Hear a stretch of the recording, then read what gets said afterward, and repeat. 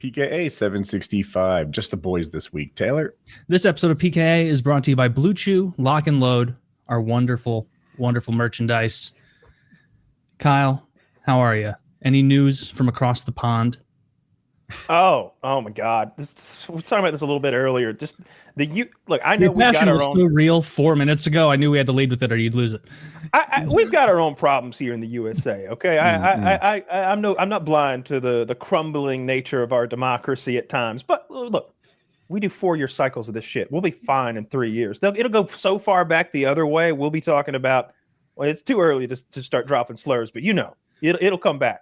But in the UK, they're never going back. They've been going the same direction for, I don't know, since 1780 or so. Like Jesus Christ, they're going door to door, taking everybody's ninja swords. I read, like they're confiscating swords. They can't. It's enough that they. I remember they chopped up all the guns forever ago. The NRA was using that footage as commercials for years. Just chop sawing over and under like fancy shotguns that only like some rich gentleman would have shot. No one would have ever like mugged you with a $8,000 12 gauge shotgun. Like that doesn't happen. But they're just like, this is freedom, chopping them up. And then I hear they're taking all the fucking ninja swords now because I guess you guys can't be trusted with blades over there. I wonder what the length is. Like, are they limiting you to 4 inches at home too? Dude, have you seen the old meme picture, probably from like 5 years ago now, that went viral? It was like the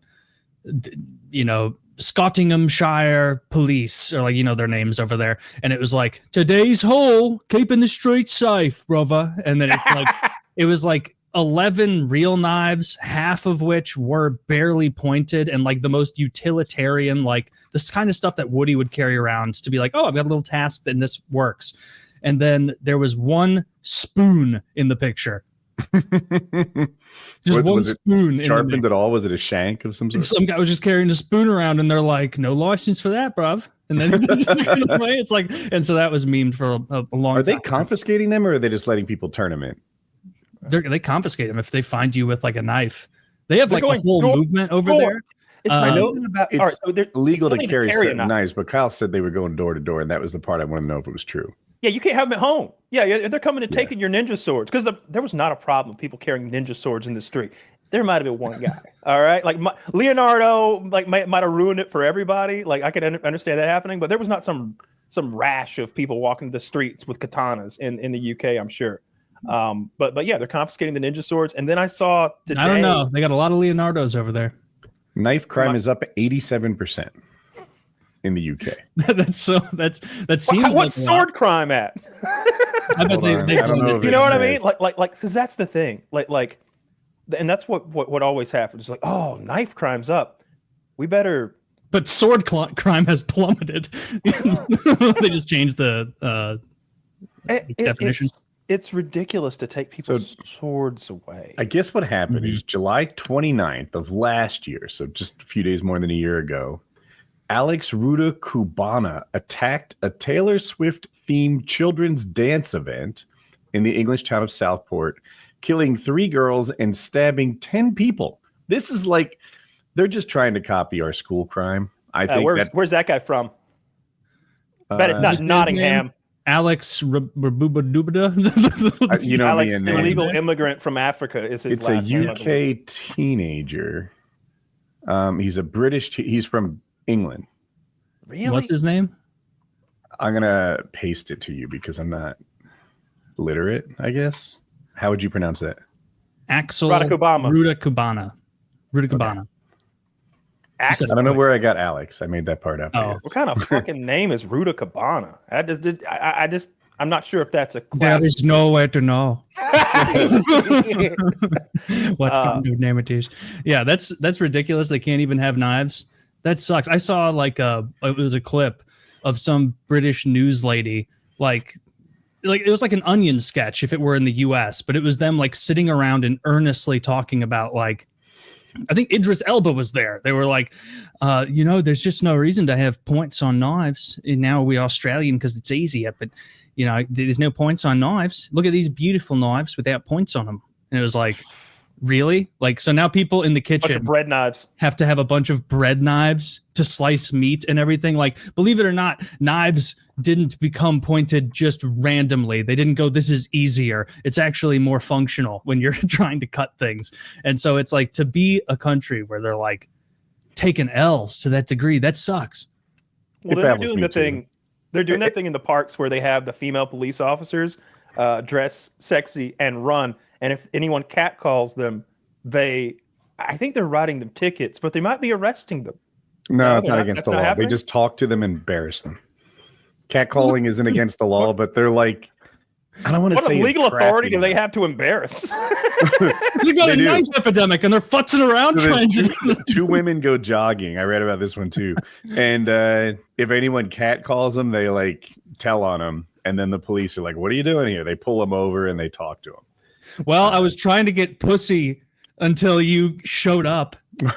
Until you tricked me. Is it illegal to have no game now? Yeah.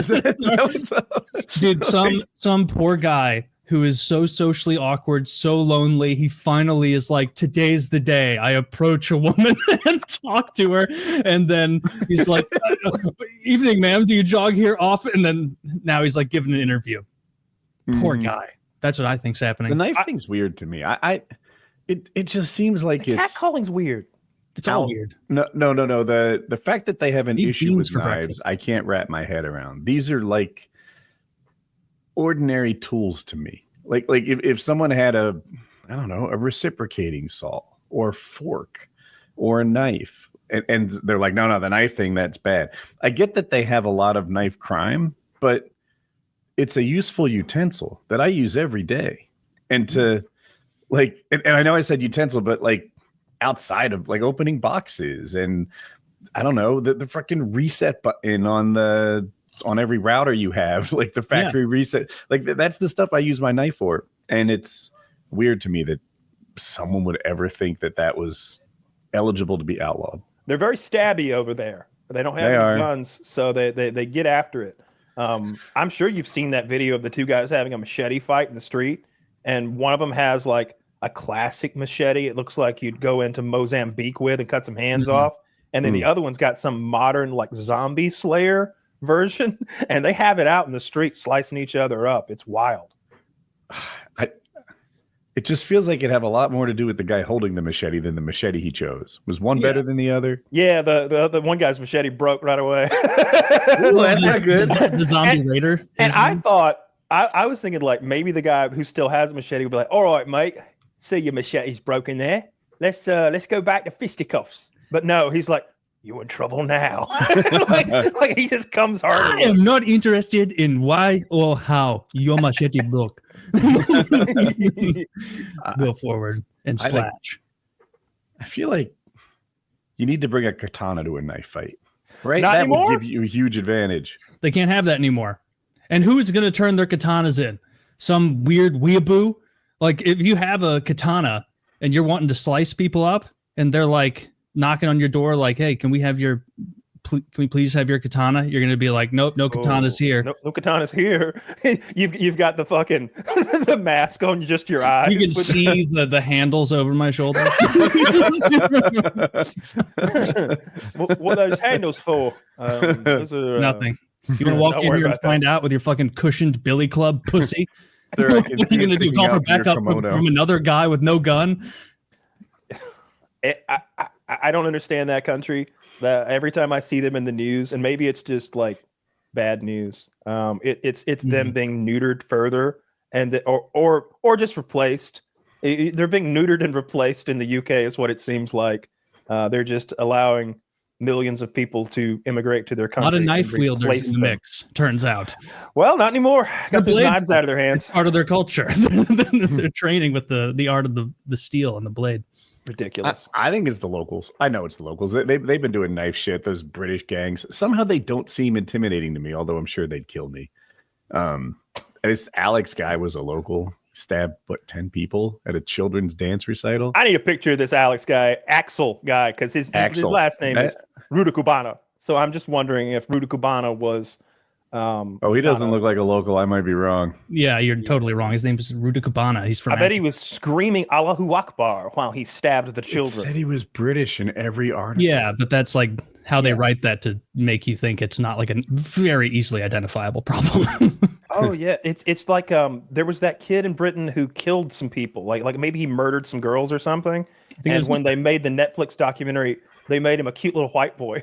Oh, there he is. That guy says, "I done it, and I'll do it again." That's a stabber's grimace. Jesus, he looks like he's a member of the Kazan Ogla. I don't know what that is. Know. Is it a group of stabbers? Yeah, the people who know. That's all that matters. Okay. But for real, he's got Kazan Ogla hair. If you're listening. Yeah. No, he was born in England. Yeah. So he's I don't know what more you need than to be born there. Like generations back to be a local. You might want to talk to Donald Trump about that one. He could straighten you out on that little inaccuracy. Kyle, this is the kind of guy that was fighting the French. You wouldn't say this if he was white. This is 1,000% because the guy's black. Yes, he was born exactly in Cardiff, Wales. Because he's black and he's from Wales. I'm saying it because his name is Ruka Cabana and he murdered children with a knife in the street. He went to the Taylor Swift festival. Such a gentle, fun place. And in his mugshot, he looks like the devil. like that's why I'm saying it. He could be green. It's not that. It's all the other things. I couldn't care less about his skin tone. It's all the other things. The skin tone just happens to be a commonality with those things most of the time.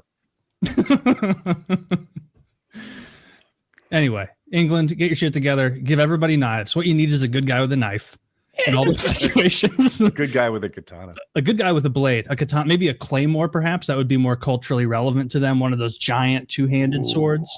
Like by Elden Dreams. Yeah, like what's his name? Braveheart. What he was swinging around, fucking people up with. William Wallace. Yeah, William Wallace taking like 3 heads off at a time. You get one good guy with a claymore, trained correctly with the claymore. He can shut that down easy peasy. Power stance and great swords. I could be convinced. Yeah, 100%. They won't let him have guns. At least like put some big galoot out there and armor and a sword. Like they already have like pretend old timey guards. It's not a difficult transition. I don't know. They should never have got rid of guns. Seems like that would solve this, right? Of course it would. I don't know why they would definitely use different weapons. That's cops. Yeah, you could eliminate the knife crime immediately. If we Their cops not having guns is absurd because I have no respect for you if you don't have a gun. What are you gonna do? Be mean?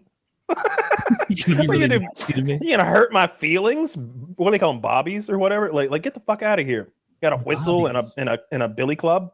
Oh, is that what they call the club? A bobby, or is that what they call a cop? I thought they were cop. I had the idea that they call them cops. They call the cops bobbies, but that may be. I think they can use the radio to get people with guns. I wonder what the response time is for that. Probably not as good as if they gave them a gun. Like it needs to be like 90 seconds. Surely that's a high bar. Right? I will disagree. But if it's 10 minutes, I'll suck your dick. They're not coming. Are you sure?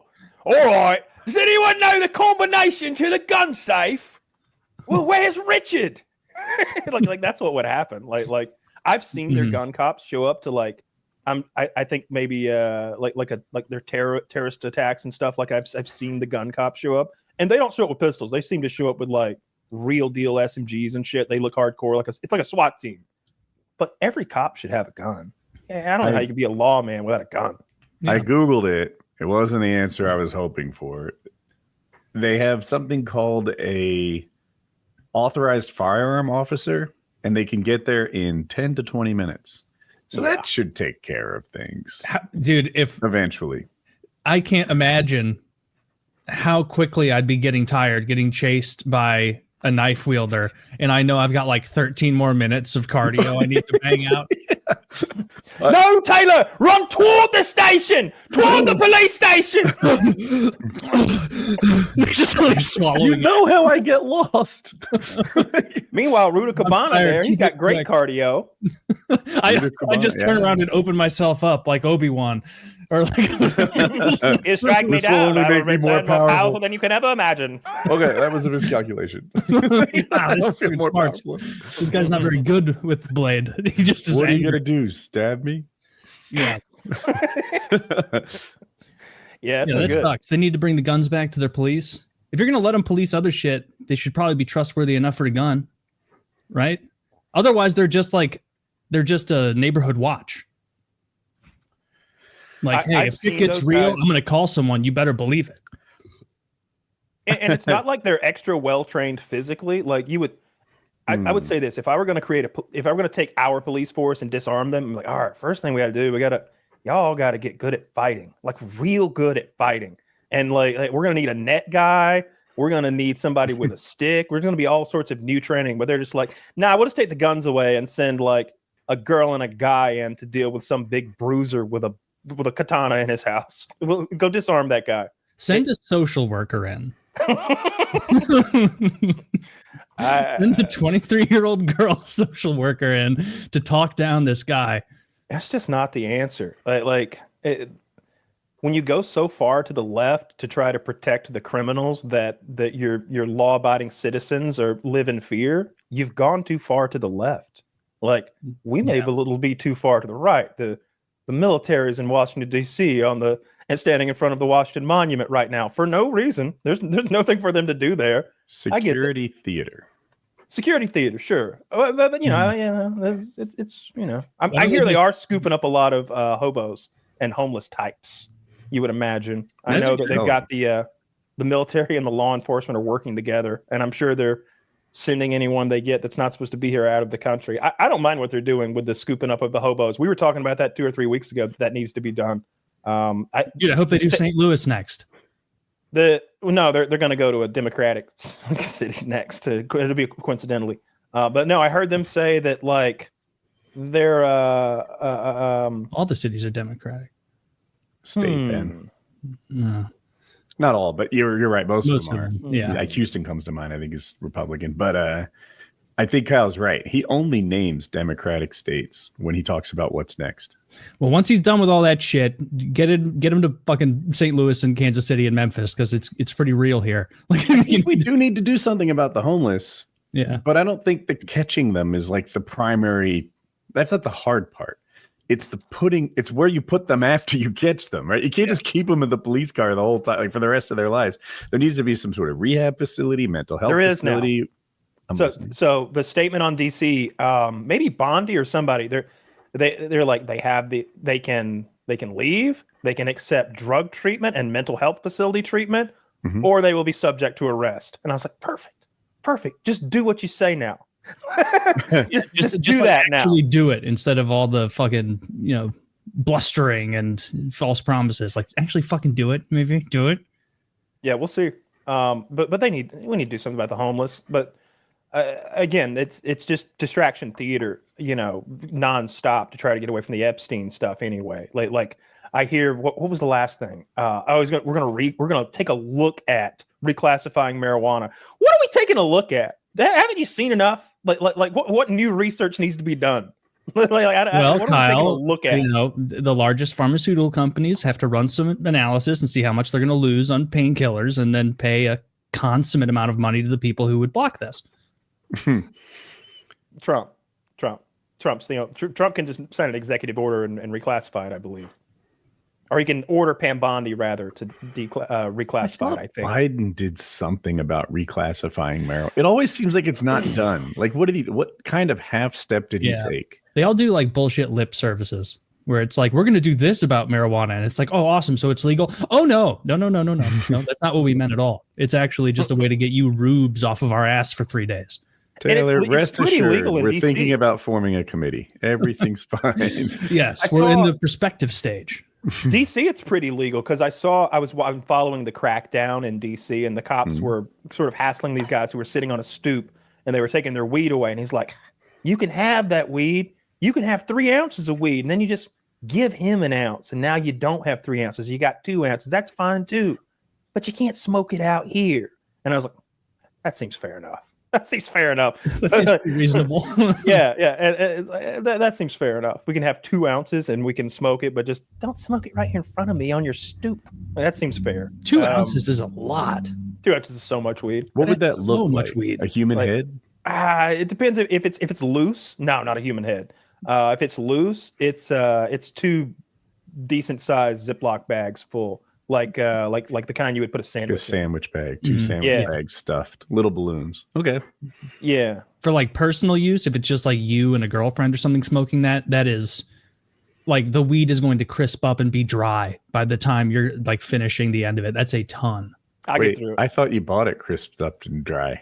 No. Hopefully it's a little bit moist. Still got a little life in it. It was picked recently, but like if you let weed just sit around for a while, like I have some weed that I bought right when weed got legalized here, like within that first few months, and I just didn't like that kind. It was like a sativa and too much of an just a sensation I didn't like, and so I still have it just sitting over there.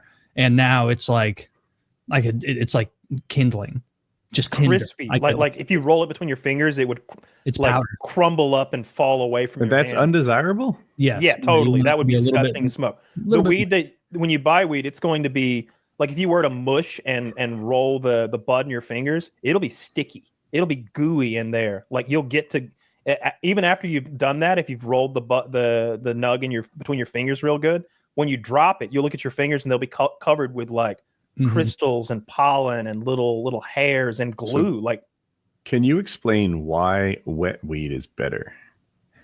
It just means it's fresher.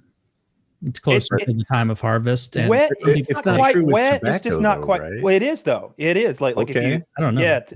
Yeah, tobacco's not dry. It's not so dry. It's a little bit moist. It's just not 100% dried out. If you dry it out completely, it's like harsh, and I don't know how to describe dry smoke because you might think all smoke is dry, but it's a wetter smoke. Like it's not as harsh. A little steam in there. Yeah, probably. Exactly. Probably. Yeah. No, you want it. Part of the process is drying it, but and curing it or whatever. But you don't want it completely dry. Like old weed, like he said, just crumbles away and it's disgusting. I've smoked some old weed before, but it's not desirable. Yeah, you want it. You heard Snoop Dogg say that you want that sticky icky. He would know. He is a subject matter expert. Yeah. He smokes more weed than anyone I know. How long does it take to dry weed? Does anyone? I don't know. I had a friend who I bought weed from. This was probably 6 years ago now, and his like hobby / obsession was growing his own weed. And every time I'd go over there, friend is generous, more of an acquaintance / drug dealer. 3 to 4 weeks. I would go over there, and he would like try to give me a tour of all the different kinds of weed plants and things every time I went to buy drugs from him. And I always was like humoring him and being polite, but I just wanted to be like, I don't give a fuck. Like the weed you grow is really good. I'm here to buy it. Like, can I have the weed, please? But he would always throw a few extra nugs and stuff in. So I stuck around for like his little explanations of like, and then over here, I've got another hydroponic set up in this closet. And I want to be like, you've shown me every closet in this house and there's no clothes. Things. What the fuck is going on in that back bedroom of yours? It's probably a madhouse of clothes strewn about everywhere. But yeah, I don't care what it takes. I just want people to grow good weed. And I would like if the names of weed weren't as ridiculous. Really? Yeah, some of them are a little too much. It's like, this would be fun to try, but I don't want to walk up to this curiously dressed dispensary woman and ask for like the molested dolphin or some shit like that. No.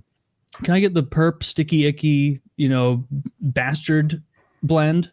I like the names. I like the names of. I like when it's goofy. It's Green Crack and Skywalker OG. Like I like that it's got silly, quirky pop culture names.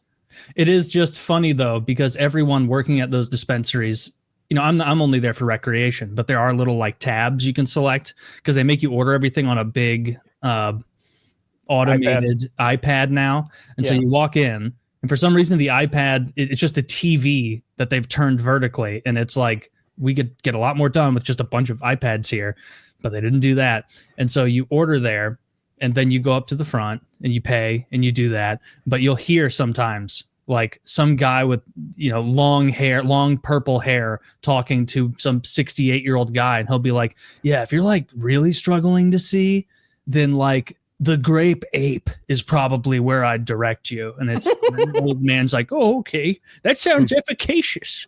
Like, it's like, that sounds so silly to be recommending people those things for real problems. When you buy lights for a coral reef fish tank, the reviews on Amazon are like, my fish grew 2 to 3 feet tall and they were way more potent than ever before. It's like, I don't. It makes my fish aggressive. That's so funny. Woody, you're sitting there scrolling like, son of a bitch. Does anyone make fish here? Like, just trying to find a relevant review. Oh, I misunderstood it first. Okay. They're using those. They're using the fish lights to grow weed. The things that would make a coral grow well also make weed grow well. But they use that's funny. Easily decoded codes. I'm trying to think what else I've seen like that, like stuff that you would inhale but you're not supposed to. They're like, oh, it got my computer so clean, it wouldn't work for days. I just laid on the floor and stared at the ceiling. My computer did. I think my computer's memory is faulty now. All those DIY drugs are ridiculous. Like, there are people who have like tried every drug and they're like, this isn't enough. I need to try computer duster. I need to try sniffing this glue. And it's like, dude, just stick to a real drug. I don't know. Kids or losers that are like making their own losers. Like losers who are helping gas and paint. And I would lean almost a bit kids to what Woody's saying. Like, they're doing whippets. Like, I knew people who did whippets because that was just available and easy at the time. Like in high school, they couldn't find beer that night or booze or weed. I think you can get anything you want. I think alcohol, for me, like when I was a teenager, and I think it's still true. My guess is it's still true that it was way harder to get alcohol than any street drug. That it would be way easier to get weed or I definitely these days nitrous oxide with the Galaxy gas or any of those like entry-level drugs than it would be like a bottle of absolute vodka. It's so hard for a 16-year-old to get a bottle of vodka. You just need a friend with an older brother. Yeah, but not everybody has a friend with an older brother who's a fucking degenerate who gives 16-year-olds bottles of vodka. Or would you give a 16-year-old a bottle of vodka? I'd be so afraid they'd go like kill someone in a car accident and Caleb's older brother did. Big time shout out. Do I keep the change in this scenario? Oh yeah, they pay you extra. Yeah. There's gonna be some money on top if I'm going in that store and coming out with the Red Dog. Okay, like I'm not doing this for free. Red Dog. Yeah, that's the cheapest beer I can think of. That's a beer, Red Dog. Red Dog. Beer? Yeah. Google. I'm pretty sure it's called Red Dog. Is it cheaper than Coca-Cola? Oh, it's got to be cheaper than Coca-Cola. Yeah. The Red Dog beer. I remember this shit. Yeah, it's got to be cheaper than Coke. Coke's expensive. The cheap beer in my day was called Peels. I don't know if anyone's ever heard of that. Peels. But the fact that it was cheaper than both Coca-Cola and water was like, what are we doing here? How do you get this low? It's cheaper than water. A 12-pack of Coca-Cola used to be about $5, and now it's $3, $3 to $5, and now it's $12. Yeah, dude, soda is so expensive. Yeah, really? I shop those deals so that I try to find good deals on Instacart and stuff so that because I drink so much soda, whereas it'll be like buy 2, get 3 free sometimes. And I'm like, I guess give me 60 cases. Like I bought it yesterday and it was $12 for 24 packs for Dr. Pepper Zero and Pepsi Zero. And if you bought 3, you got $4 off. So I'm like, all right, I guess I'm buying 100 fucking sodas. I'm hardly following. Is it cheap or expensive at this point? If you can find deals to make it fairly cheap and get back to the old prices, but if you just walk into the store and you buy a 12-pack off the shelf, it's $11 to $12, which is $1 a canned Coke. You know, I wonder why it got so expensive. I can imagine the cans got a little more expensive, but how big a piece of the puzzle is that? It's been, I mean, like everything has been going up for the last 5 years. Their profit, I think their profit margins for a 12-pack. Like that's way more expensive than even like when I go to the nice grocery store, because Walmart's way cheaper. If you go to Walmart, it's like I want to say like $4.99 or $3.99. You can get an idea of what they're doing to you by looking at the off-brand cola and what it costs, because it's like they're giving it away. It's free. It's like you said. It's like I don't know, like a 99 cents for a 2-liter versus like it's. And I'm not drinking from a 2-liter. All the delicious fizz goes away too quickly. Yeah, you leaving it around too long. You just drink straight out of that big boy. That's savage. It's going to be warm. If you had a 2-liter in your refrigerator, would you squeeze the bottle before you put the cap back on? No, the opposite. That'd be a mistake. To squeeze the bottle would give the pressure somewhere to go, like make it easier for the pressure to leave to come out of solution. So if you want the opposite. If anything, if you had a cap that allowed you to add pressure in, like that would be ideal to make the CO2 stay in solution. If there was a higher pressure, and air pressure inside above the liquid. I never thought of it like that. So I don't squeeze the bottle, but it's because I don't like the aesthetic of a squeezed bottle. It looks sloppy, looks trashy, yucky. Yeah, but we don't have any soda in our house. But if we were to, like as a kid, we didn't squeeze the bottle. But I thought like it was a trade-off, like the aesthetic hit versus the smaller volume of air to take it out of the. I wonder what the. I've never thought about it, but what Kyle, you're saying, it makes intuitive sense, so I believe it. It has to be right? Yeah, it is right. It's just a matter of like expansion and how much it's allowed to expand. Ooh, yeah, Google says Kyle's right. I wasn't sure. Yeah. Either way, you got to get cans. Then it's a one-off. Like, have you ever seen when they're doing like saturation dives? Maybe not even saturation dives. When they're just in a submersible that has a couple atmospheres in it, and they'll take the Coke and shake the shit out of it, and then crack it open, and nothing happens. I've seen that. Yeah, it's because air pressure. Yeah, it's keeping the CO2 in solution. Well, I'm going to keep buying overpriced soda. When you fly an airplane, even though you're at 32,000 feet altitude, the inside of the plane is about equivalent to 8,000 feet.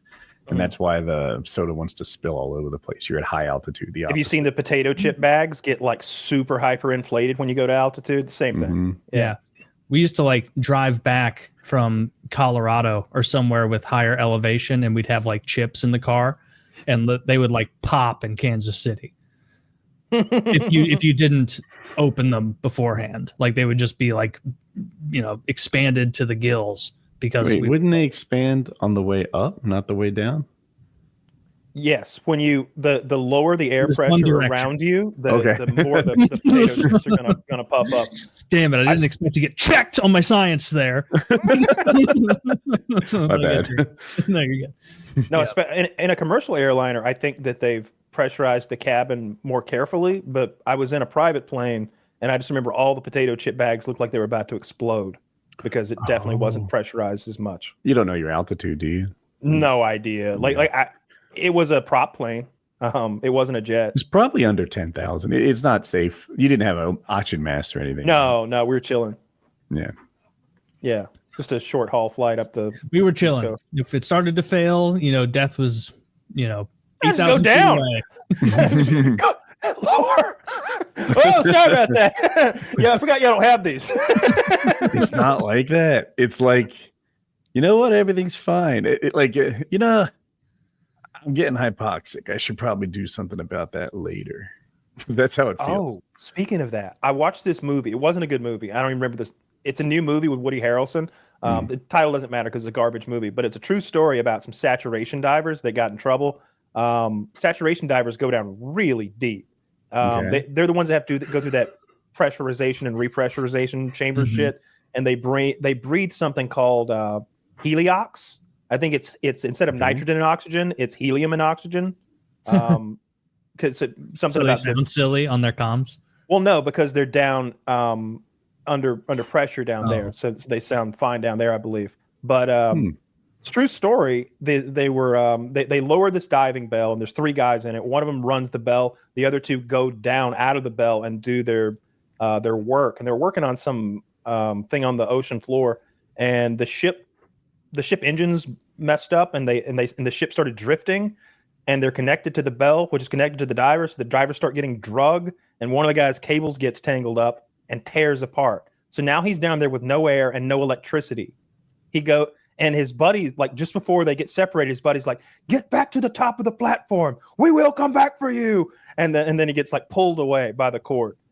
It takes him 28 minutes to get back to him. 28 minutes? No. It takes him like 40 minutes to get back to him. 28 without oxygen. He's laying there having involuntary spasms. They get him in the bell and brought him back to life, and he was fine after 28 minutes on the bottom of the floor. Was he alive or fine? He was fine and talking fine. Like they revived him good in for the him. bell. Yeah, brought him That's back way to life. cooler than what David Blaine did.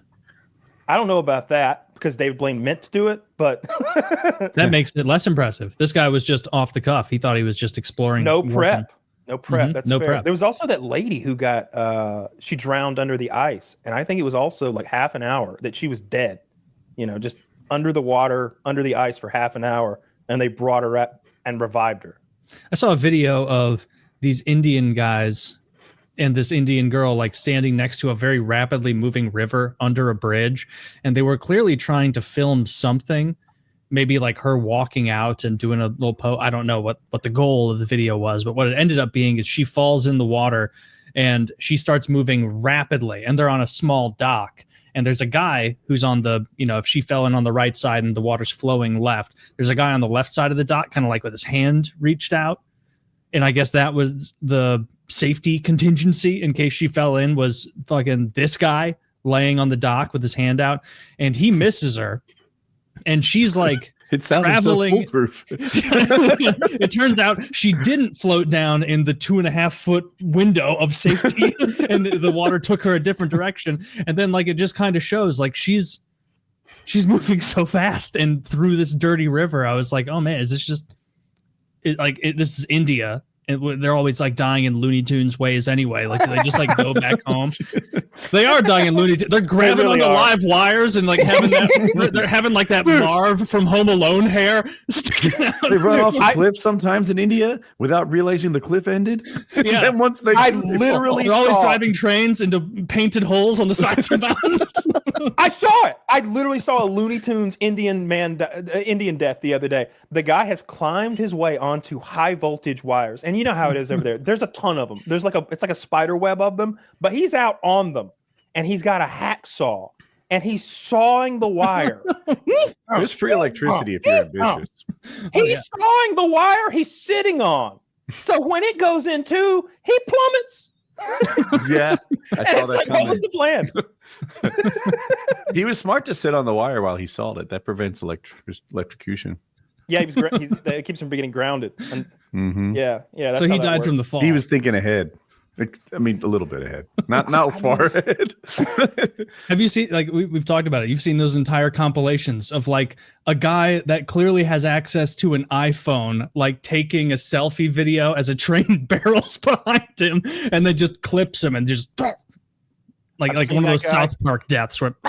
Well, I saw him the other day. I don't know if it was India exactly. It might have been Bangladesh. They were all brown and one poor. of those Indian countries. Yeah, they were brown and poor, and they were all like they were ghost riding the train. They were on top of the train, being silly on purpose. Like it wasn't poor commuters like you sometimes see. These kids were having a good time, and they knew when each bridge was coming, and they'd get low. And some of them were like getting low in like fun ways, like bending backwards with their hands out and stuff, like being chill about it. And then one guy doesn't know the route, I guess, and just doesn't duck for the next bridge, and he dies right in front of them. He hits the bridge at, I don't know, 80 miles per hour, and he's just laying there bent in half with blood gushing out of his head, and they're just like, oh, no, not again. It's like, yeah, again. Yeah, again. You're on top of a moving commuter train. Who could have predicted this? Getting hit by stuff that doesn't give is so much worse than like your memory puts it at. like ever stand up under something that's too low to stand up under? It's like a cabinet door, the corner. Why do I stand up so hard? What is excess strength in this situation? I cut my head like a month ago. I stood up under a cabinet door that was open. I was putting dishes away, and I'm like bending over to the dishwasher and then standing up to like put each thing away.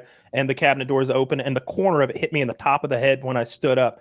I bled. I had a scab on my scalp for like a week. And like it fucked me up, and it hurt. I don't want to be a bitch every time I get hurt. My girlfriend's standing right there. I don't want to be. But if nobody been around, I'd have screamed. I think you deserve to scream anyway. If you I sort of went. I went like a girl. Oh, that one hurt. Oh, this is my manly pain. But inside, I'm crying like a little girl. It hurts so much, and it just kept hurting. I'm rubbing it, trying to make it, and then there's blood, and I don't deal with blood well, so it was like, yeah, that's how it feels to like fall on your elbow when you're ice skating. and there's just no give, and then you have to be like, I know, guys, it's so funny, right? I just have to skate really fast that way for a different reason. Have you ever fallen really hard on your kneecap or something, and it jars the nerve so bad your leg doesn't work? No, I've never fucked my knee up that bad. I was playing paintball with my dad, and I was running around like through the woods, and I tripped and fell on my knee landed on. It's a thing that you put hay bales in so that the cows can stick their heads into it and eat the hay bale without ruining the hay bale. If you just put it on the ground, they like trample on it and shit on it. But if you put it inside this thing, they have to actually eat it. And it's just made of heavy steel. And I landed on that thing with my kneecap, and my leg quit working. My leg wouldn't work. Like I couldn't straighten my leg. How long? Just 3 minutes. Okay. Maybe. Like I'm laying there. Dad's showing no mercy. He's coming for me. He's flanking around through the woods, like firing off shots, and I'm laying there. Help!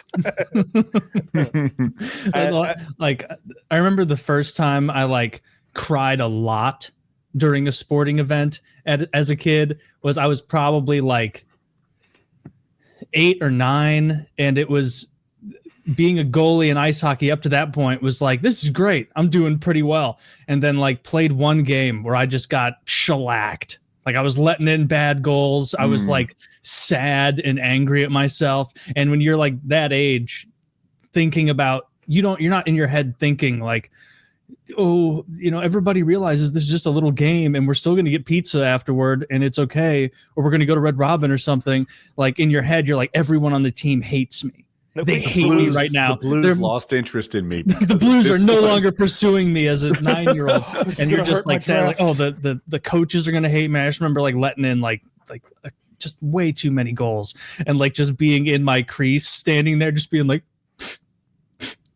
"I'd stop crying before the period ends, or everyone on the bench is gonna see that I'm crying." And so it's like 4 minutes left in the period, and I'm like, "Okay, we'll pull together." We'll pull this together. We can do this. Crying. Like 17? Yeah, this was men's league last week. Dude, as you're saying this, I'm like in my head about how it feels to do poorly in a video game on stream. Like, I'm 52. I didn't even want to be millennia. It's not that mechanically, what they call mechanically, like the actual boss fight. I do that pretty well because that's the part I enjoy the most in practice. But getting lost, I'm like, everyone knows where to go but me. I'm the only one who can't figure this out. There's 100 people watching and they all know what to do, but I don't. I've said it before, but when you're streaming and you're trying to carry on that conversation, your brain is harder. It's like being drunk a little. Like your brain is not at 100%. You're giving 25% of your brain to that, and it never stops.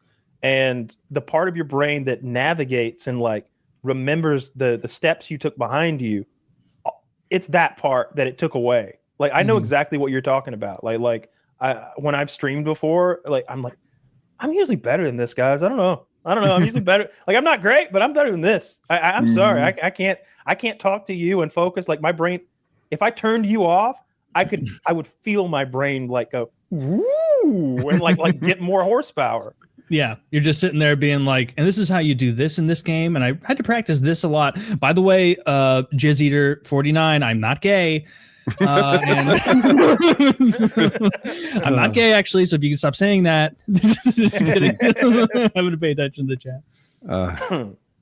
Yeah, sometimes it's rough. I was struggling on some sort of challenge run, right? So I'm doing the same thing like 10 times, just trying to succeed in this challenge. And this guy's trying to get me on his rap album. He wants me to like bust out some lines for him, and he wants to know how much it would cost, right? He's willing to pay upwards of like $12 to get me to do this. And I'm like, read the room, would you? It's hard. This is not the time to offer me $9 to do this. Offer you $9. You're like frantically dodging. There's sweat beading on your forehead. You're 4 hours in trying to beat this boss, and he's Dude, you're so right. You're just exasperated. You're like, we like to have fun here, guys, but we can calm it down with the fucking rap freestyle request. But crying in the hockey thing isn't even a big deal. Nobody probably knew you were crying. You had that mask on. You're all the way out there on the ice, isolated. It was a big deal to me. I thought I've cried on the pitcher's mound before. Oh, that's rough. You're not wearing a mask. Everyone can see. No, and I'm the center of the game. The pitcher runs the game. Everyone is looking at. No one's looking at right field, going like, "All right, what's he gonna do next?" No, it's because Kyle has this thing where he hides pine tar up near where you would think he's crying from, and he grabs that pine tar. I got pine tar in my eyes. You think you could pull it off? A snot bubble. Oh, yeah, they would know. Crying out there like a baby. Whereas I was probably like 12 years old or something. Yeah, that's an acceptable age to be crying. 12. I was very upset. You don't want to cry. 12-year-old, it might be the most brutal age to cry. You might get away with it at 22 better than 12. Dude, 12 years old, I was 5'8". And I was like, I was crying. Let's think about the brutality of your teammates in the other team. At 22, they might be like, shit, Taylor's going through it. But at 12, Taylor's a nag. He's a real Nancy boy. Yeah. It was a crying moment. It was bad. I had pitched a good game. I had pitched like 6 or 7 innings and only given up maybe 1 run. And we'd only scored 1 run. It was a tie game, and we're getting toward the end of the game, and my arm was just numb. Like it had gone numb. I couldn't feel my arm anymore. I had no more accuracy and no more velocity. And I kept looking over there at the coach, like, get me out. And he's just like, you got it. And I'm just like, you're forcing me to lose and to humiliate myself at the same time. What are you doing? But I don't have enough agency at 12 to like walk over and be like, I'm done. I got nothing left. Yeah. And he just basically lets me stay out there and lose the game for us, like actively losing the game for us. And I'm just getting sadder and sadder and crying. It was a bad day. That sucks. And the dumbass no pizza party for losers, by the way. That hockey shit. That's how I know hockey's a weak sport now. You got a pizza. You going to Red Robin after a loss?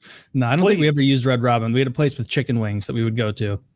They pour out they take that whole bucket of bubble gum and throw it in the trash. They'd watch as they threw the pre-sliced oranges into the garbage. You couldn't have any. We're from the South. No pre-sliced oranges. We had Capri Sun. Yeah, we're getting after it. Pre-sliced. Nobody's cutting up oranges. I remember. I remember hating fruit. The South is where oranges come from. The idea of eating fruit is not I don't know. I think that just as a whole bringing orange slices to games thing is like happened in the last 20 years or something like that. When I was a kid, it wasn't a thing. No, it was longer than that. Because I'm realizing how old I am now. Yeah. I never saw it happen once. None of the parents. Every parent brought each week a different parent would bring was in charge of the refreshments. Yep. No one ever brought orange slices. It was always juice boxes and Capri Suns and stuff like that. I remember like being on my mom's ass a little bit as a young kid because that exact same formula played out for us where it was like every parent took turns bringing the Capri Sun pouches or the Gatorades or whatever.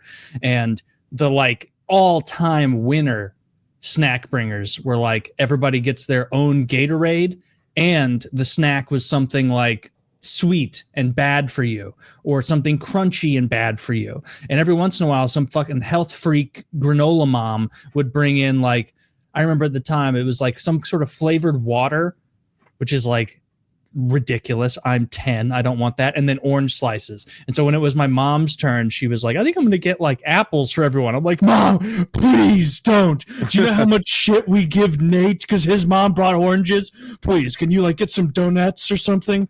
Like donuts, like yeah, something like that. And like, you know, what should I bring to drink, Taylor? So your friends like you. And it's like, oh, Gatorade. I mean, we had Gatorade in the dugout, you know, just in a cooler. We did not have Gatorade mid game. We were water only. Dad coached me most of the time, and he would always make sure there was one of those big orange igloo coolers with the spout at the bottom, full of Gatorade. We'd go and get that taken care of right before the game. Dude, I would have felt like a MLB player if I could walk up and like fill a cup with Gatorade. Yeah. We had an entire like 2-gallon bucket of that not Bubblicious, the baseball gum, the ones in the little twisty. You pull each side, and you got a Big little wad Chew. of. No, that's the shredded stuff, like the individual pieces of bubble gum, the pink stuff from that's. I don't super bubble. Oh, that double bubble shit. Double bubble, yeah, that shit sucks. You've got an infinite amount of it. As soon as the flavor loses, you just spit it out and get another one. I'm not re-chewing a new thing every 8 seconds. There's no flavor in there. We're 10 years old. What's the matter, Taylor? Your jaw weak? Is that your issue? That's what got me into the hole I'm in now. Is all those double bubble, double bubba. I think it is double bubba. And then some kids would have the big league chew because we all wanted to be like fucking Chipper Jones and put in a wad of chew in there and spit some bubblegum juice up at the plate. In high school practice, we had a pair of really cute twins who were the managers for the swim team, and they would keep the water bottles full. And if like one of the lanes emptied the bottle, they'd like observe that and put in a fresh one. And I don't know why I didn't realize like what a dope situation that was at the time. Like these blonde twin attractive women would just fill my water bottle for me all the time. And I was like, managers, they're like less than swimmers, right? Like, what was I thinking? You looked a gift horse in the mouth. Exactly. What I remember is playing hockey. Woody knows this, but Kyle, do you know those? I bet they use them in baseball too, like those green Gatorade style bottles. They didn't have like the G on it. That had the squirt bottle. Yeah, so you can like squeeze it into your mouth. Straight through the mask, yeah. I remember at a young age, they would still have those on the bench, and I was obviously goalie, and so I had my own water bottle on the back of my net. And when that ran out, I would be like scoping out on the bench to see what players were like spraying it into their mouth the way you were supposed to, the way the cool guys in the NHL did, the way I tried to, or which guys were like sucking it like a tit, just like, like it's just like drinking directly out of it. And I'd be like, all right, don't drink out of the bottle in front of John or Sean or Eric. Looks like Tim's good to go. I'm gonna take Tim's bottle, and just trying to keep track of that. Did you guys have that where they would? No, we didn't have bottles like that. We literally had those little paper cups, and you would like get yourself a thing of Gatorade and just throw it on the ground. It was a mess. Our coach gave lessons. He's like, listen, this whole team is sharing water bottles. This whole team can get sick at the same time if you put your mouth on the water bottle. You hold the water bottle a foot from your head and you squeeze it. If you get water on your face, you're a swimmer. It's gonna be fine. Like, yeah, you're making a lot of points here. Ah, damn, this guy checks out. I remember even thinking as I was like doing that in my net, where like in between plays, like as a young kid, I'd turn around and like take my glove off, grab the water bottle, and spray it in my mouth, and I'd be like, "Yeah, I'm basically Martin Brodeur right now. Like, I'm so cool. This is what he does on TV." We would have at the baseball fields, there's a concession stand, obviously, and like they're making hot dogs and hamburgers and chicken fingers and nachos and stuff. There would be enough time between innings. If you were on the A field, you could just walk over there and like I'd be in the dugout eating nachos all the time. It was great. The best player on one of my teams in high school, not my high school team, a different team, he was constantly showing up like maybe 11 minutes before the game starts, which is not enough time to like put on your stuff quickly and also be listening to the coach tell you like any info they have about the opposing team or like what strategies they're going to run tonight. And this guy would like bring in, I would stress on his behalf because I had a thing where I'm like, I'm the goalie. Like I can't be late ever. Like they can't start it without me. They can start a different player out there, but I have to be ready. And so I'd be sitting there like all my pads on, like helmet, like perched atop of my head because I don't want to pull it down yet. And it would be like, the coach would be like, Dan, we got 2 minutes till ice time. Everybody stand up, get moving, loosen up. And he's like halfway through his nachos. Halfway. And he was good enough on the team that he could fuck around. And he was the first like kid my age who I saw like openly disrespect adults like in coaching positions in a way that like I couldn't fathom. I was like, that's a good way to get hit. But like the coach would be like, Dan, your pants aren't on yet. Can you put your hockey pants on, please? We're about to, everybody stand up. Come on, Taylor, lead the way. We're heading out. And he'd be like, oh, fair enough. He would say that. He would like do a little Indian style head wag and go, fair enough, as if he was like being asked for like a huge amount of responsibility. Score without trying. I could smell how drunk he was during games sometimes. How old was he? We were like 16. And so like I would like make a save and he would skate up to me and he'd be like, hell of a save, Taylor, hell of a save. Good job. Like hitting my head too long after the save. And I'd be like, Dan, please, can you score? We're tied 3-3. And he's like, we'll see. He scores the next shift. He's like, it's because you asked me, Taylor. Is that a true story? Yes. Like he was a total fuck around guy. And he was, but like you can. I didn't know anybody who had an alcohol problem at that age. He had a brother who was like 8 years older than us, and bought him whatever he wanted, and it never impeded his game. He was always great. So there wasn't a lot of that going on when I was a kid either. Like there were some adults whose houses you could party at for sure and like have beer openly, but I don't remember. There weren't any adults buying it for us. Like I had the one guy. I was the hookup through Chuck. The homeless man who worked for my dad. Like those were some of the, I remember every liquor trip I ever took with Chuck because they were all memorable. It just being like, what do you guys need? Like taking a list, like, all right, Goldschlager, like an Aftershock. That's disgusting. Okay. Aftershock. 12-pack of Dos Equis. All right, I got it. And then just going and picking Chuck's ass up and be like, Chuck, you want to go to the liquor store? Hell yeah, man. Can I get me a little something? I'm like, of course, Chuck, that's the deal. And the best was when Chuck is holding a soggy 6-pack of beer. You know, it's got that cardboard and it's so soggy that the handle broke in his hand and the whole 6-pack hit the concrete floor of the liquor store and exploded in front of the management.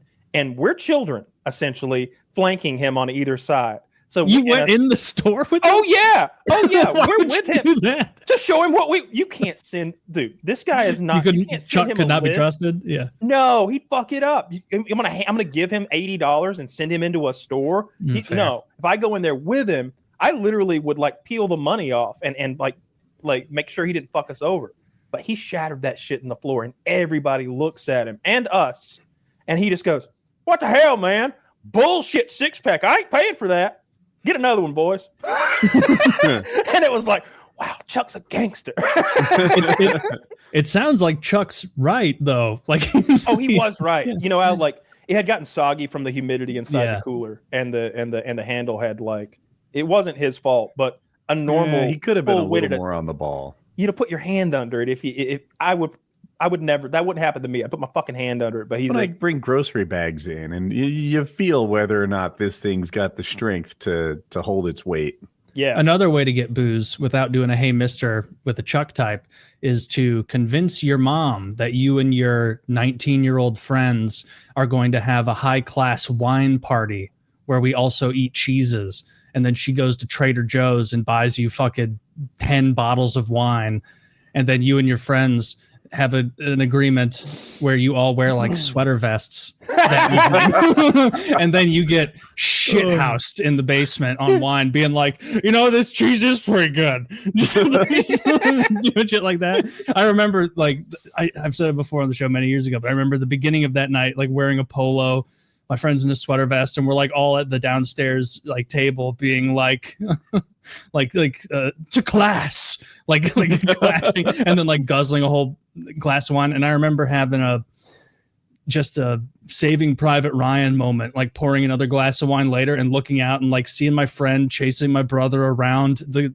pool table. Like no one's wearing their sweater vests anymore. Everyone's trashed. The cheese is long gone. And I'm like, there's just nothing even vaguely classy about this. But that's what you need to do. You just trick your mom into doing that. I don't think my mom would have gone for that at all. She drank a little. Like there would be beer in our house, but my parents would drink like 1 beer or 2 beers. Like it would never be like, I never seen my mom drunk. I've seen my dad pretty drunk, but even then, like well within control and having a normal conversation, just having a good time. So they weren't going to, I never asked my dad to buy me alcohol. Maybe he would have if I had like sold it as some sort of like, yeah, these girls, I'm going out and going to see them. And like Bridget's going to be there and Caitlin's going to be there. And it'd be great if I had a bottle of alcohol. I'd be the guy. Like I probably could have sold that, but I had Chuck. So I didn't need to do all that. Chuck was the man. Chuck was the man. R.I.P. I'm assuming R.I.P. Oh yeah. I paid for the funeral. It was Yeah. Yeah. Alcohol in my house was so frowned upon. It was on the level of like crack or meth or Really? something. I remember my aunt married a husband who did really well. And we're at their house. I think we had gone crabbing that day or clamming or something like that. So there we are in her the bayfront house looking at the water, some sort of crab bake, whatever. And my aunt had a beer and my father's like side-eyeing her like this fucking slut. Can you believe this? In front of everyone, a beer? like he would never settle for a woman like that. That was the vibe. Now that's odd. To be like judging some lady relaxing for having a beer. Right? And it's like, I don't know, overlooking the bay at like a crab bake, like that's beer time, right? Yeah. She's not driving down the road, taking him to school. No. Have a good day, kids. Was he like bigoted? You want a little snort for first period? Was he bigoted in the type of alcohol? Was he like, beer is boorish and low class? Like if he had seen her with a glass of wine, would he be like, I don't think so. I think all alcohol was just below him. Like, what about Jesus? Nothing. He was all about turning that water into Was wine. Jesus a slut too? Well, the wine, it was just wine at every meal. His first miracle was literally people being like, this party sucks. They ran out of wine. And Jesus is like, hold your horses, folks. And then he zaps all of it into wine. And then everybody keeps partying. Yeah. Yeah. Why they think Jesus was wrong for keeping the party going? Take that up with him. I think he was right. I'm sure he's spoken to him about it since. Yeah. Yeah, we didn't have any. We weren't like I said, there wasn't a lot of drinking at our house, but we didn't think any less of it, or I never did, or wasn't introduced to that sort of idea. Now, definitely people who were drunks and people who were always drunk. That was a bad look that we wasn't condoned. And that even as a kid, I'm grandfather and the genesis of the anti-alcohol in my family. Yeah. I had the similar situations with the abusive alcoholic grandfathers, but it didn't sort of delineate down to a hatred for alcohol, more of a caution around it, I suppose, with my parents. Okay. Yeah, that makes sense. Seems like a better way to handle it. I remember suppose. like my parents and their friends would drink, but it was like similar to you, rare that I would like see an adult as a kid like hammered. I can only think of like one friend's mom that would always get drunk. And like I didn't understand what that was at the time because I was very young. Like I always just thought like, oh, fucking your friends are coming over. They have those kids our age. That's awesome. Like we can hang out and do this and that. But she was always drunk. And so I guess that's something that like Kyle's family would have frowned on. But I just thought she was like a really friendly lady. It did not bother me at all. Well, it depends where they're always drunk. Like if you're always drunk, it was like at a barbecue. Like, yeah, that's fine. Like that's when you get drunk. I'm talking about like my dad had friends and they would come to visit like his farm and like shoot the shit and just kind of sit around like the shop, you know, just drinking, and they'd show up drunk. Like the one guy would show like I've talked about him before. His name's Ricky. I was at the gas station one day and it was raining like hell. And I was like, hey, Ricky, how's it going? Like, not much. I'm like, what are you doing today? Rainy days like this. This is exactly what he sounds like. Rainy days like this. I like to get a case of beer and just ride. And it was like his hobby was drunk driving on rainy days. You sold that well when you said, how's it going? And he said, not much. Yeah, that guy was great. My dad is kind of weird about weed because I know that like that same guy, Ricky, has like I guess it's a band. But it's like him and his buddies like get around like play their instruments and one of them can sing. And my dad loves that shit. He plays the banjo and the guitar and the fiddle, and he likes to sing. And he'd go over there and play with them and be like, they get out that wacky weed and get to puffing and everybody gets weird and I got to get out of there. I asked him a few years ago, like, did you ever smoke any weed? And he told me this story about being at some woman's house and he's like, she got out some kind of big old pipe. And I'm like, it's like a bong. He's describing a bong to me. He's like, she got out this big old pipe and everybody was puffing on it. And I said, well, I didn't want to be the odd man out. So I took a little puff on it too. I started feeling scared. I'm like, I got to get the hell out of here. He like described like trying to drive home and like stopping for way too long at stop signs and stuff, waiting on them to turn green or something, and just having a hard time. How long are you high if you smoke pot? If you've never smoked it before, like it can be an incapacitating sort of event that might last an hour or an hour and a half or something just from smoking. So someone who doesn't do it, smokes, does too much, they don't know what they're doing. Hour and a half later, could drive? It might be if you've not, it's probably a few hours till you feel totally normal again, especially if like it's not like your dad took a little hit of a joint, which would be a very reasonable way to like try it the first time. Taking a bong rip for your first time is probably going to be hellish because you're not used to that amount of smoke entering your lungs, so you're already just kind of agitated based on that. And then you're going to go from 0 to 100 in 5 seconds. Like, whereas with a joint, like you could take a tiny, like we've stood in joint circles where like, even once you're done, you don't have to say no thanks. You can just take a little baby, like a little bitch hit, and like keep passing it around. You don't have to like chief it like Cheech and Chong. The first time I smoked was a bong, and I had a really awful experience. Like I was having visual hallucinations. It's possible there was something in that weed. We bought it from the black guys that lived like downstairs from us. Like we were on our second floor balcony and they were on their ground floor balcony, and the smoke was coming up, and we're just like, hey, we buy some of that? And the next thing you know, we were smoking it upstairs out of a water bong. And I was 18 or 19, and man, I had a bad experience. I didn't smoke weed after that for like 5 years. I was like 25 or 26. It's a horrible way to experience weed the first time. I'm curious. So thinking of both a joint and a bong, compared to a vape, are they, or how do they compare in terms of like that painful throat sort of coffee irritant part? So the vape is so cool. And I mean, in temperature, like it's dialed in perfectly to not burn you. Whereas with a joint or like any kind of rolled weed, you puffing, like the harder you puff and the longer you drag, the more heat you're building up. And like, if you're not a smoker, you might inhale too quickly or too wrong, or you might go straight from it to your lungs rather than creating like a puff of smoke in your mouth that you I did the vape inhale. in Colorado. Like I've done that a little bit, but it was unpleasant. Like on they vary. They all vary. Like some of them, there's so many different kinds of vape liquid and so many different kinds of vapes. Like they're all going to be doing different things, and taste a little bit different. And like so many. Oh, is it? I don't know. What it is these are my nicotine vapes, and they're all on 1 or 2%. So I just got you're like dual wielding them. Well, I know that at any moment they're each like I'll probably go through all of them tonight because they're literally on like 1% each of like liquid left. So like I've just got all 3 of them there. These are weed though. These are like THC P and THC. Not A, because that's illegal here, but something else. I don't know. Are they the gas station variety? Like, was that where you get them? No. No. Sorry. Why don't you get them from a gas station? That's scary. Because they sell them there. I go to a smoke shop or I order them offline. I don't trust the gas station vapes. I don't know what's in there.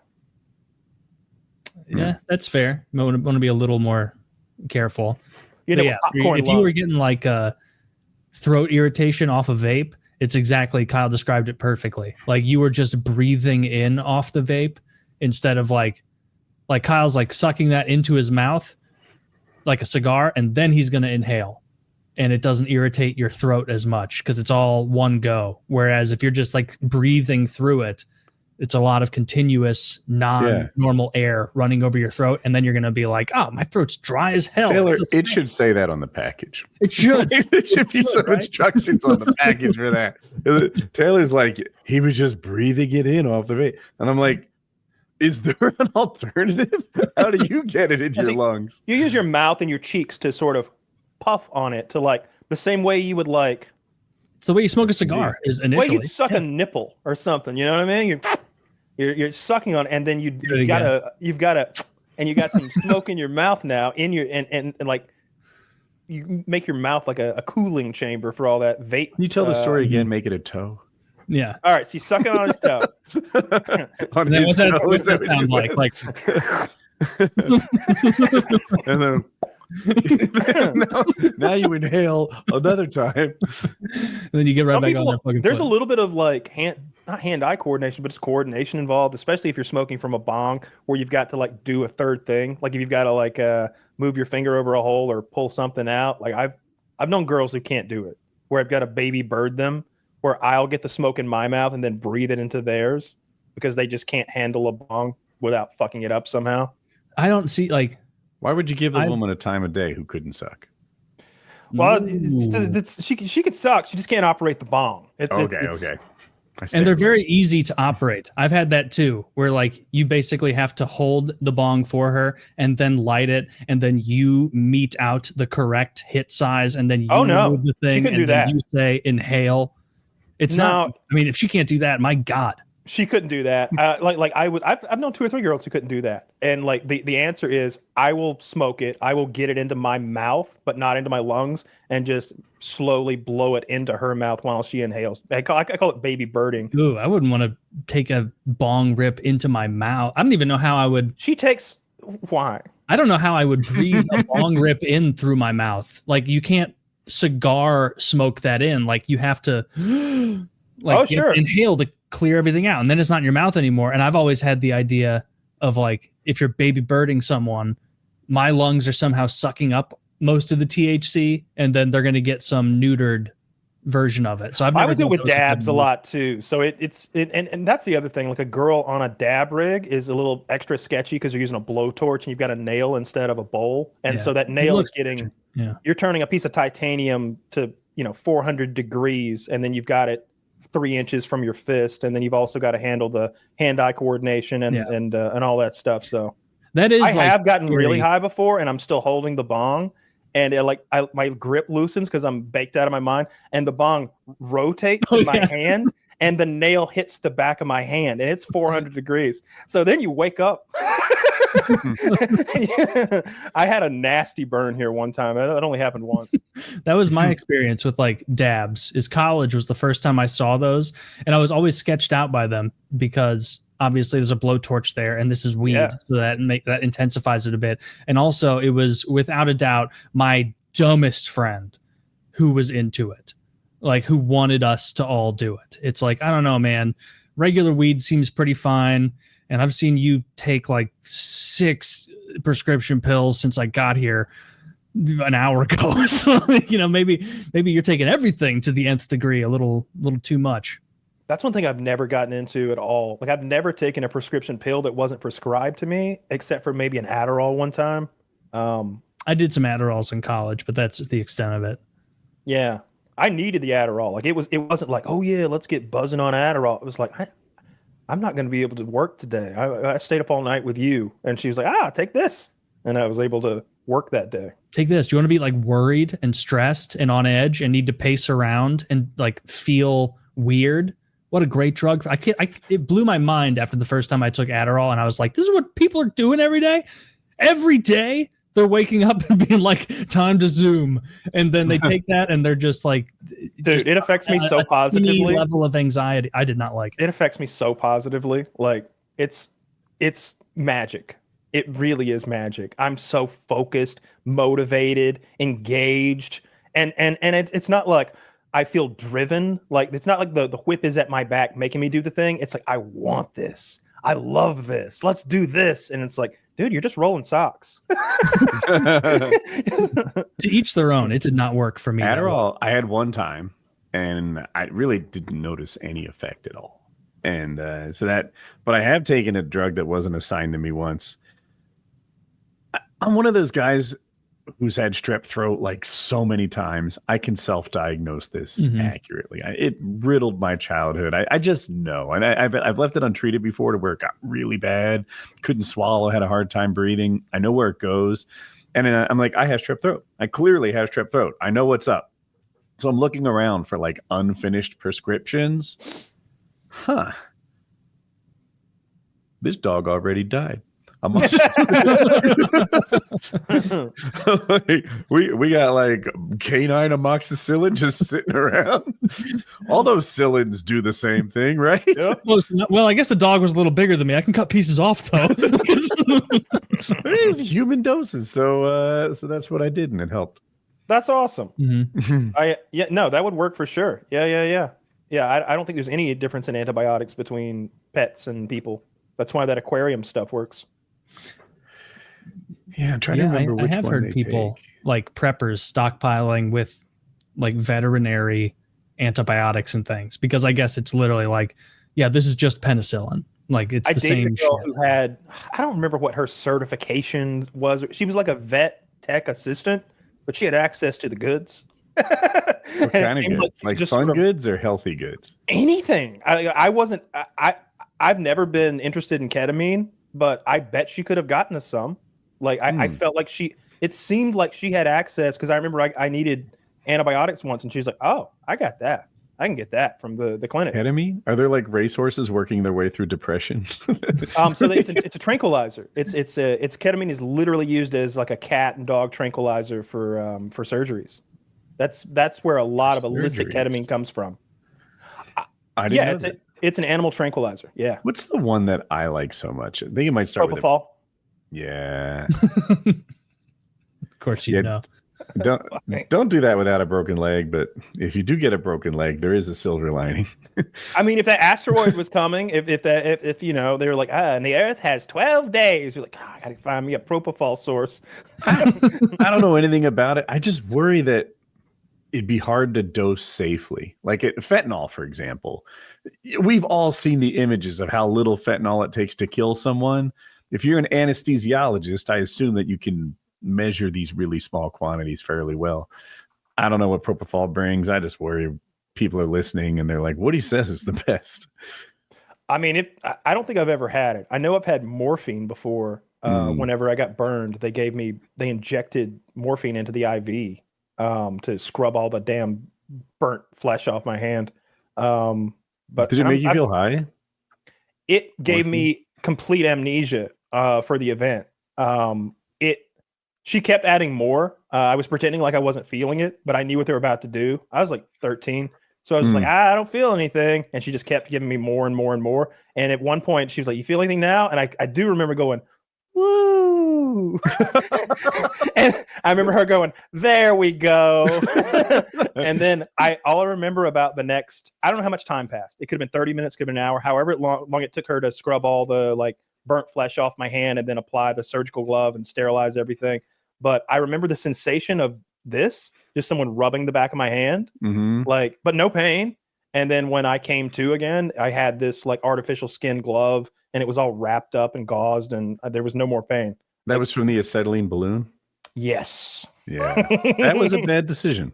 That was one of the stupider things I've ever done. That was outrageous. That was just So were you holding the balloon or did you have it on a string? Or all right, here's what happened. So I was always getting into stuff as a kid. And so there's things that you might think of as an innocuous item, but I wasn't allowed to have them or they weren't allowed to be in the house. Balloons were one of those things because I would turn the balloon into a water balloon and I'd hit somebody with it. And you must have been fun to parent.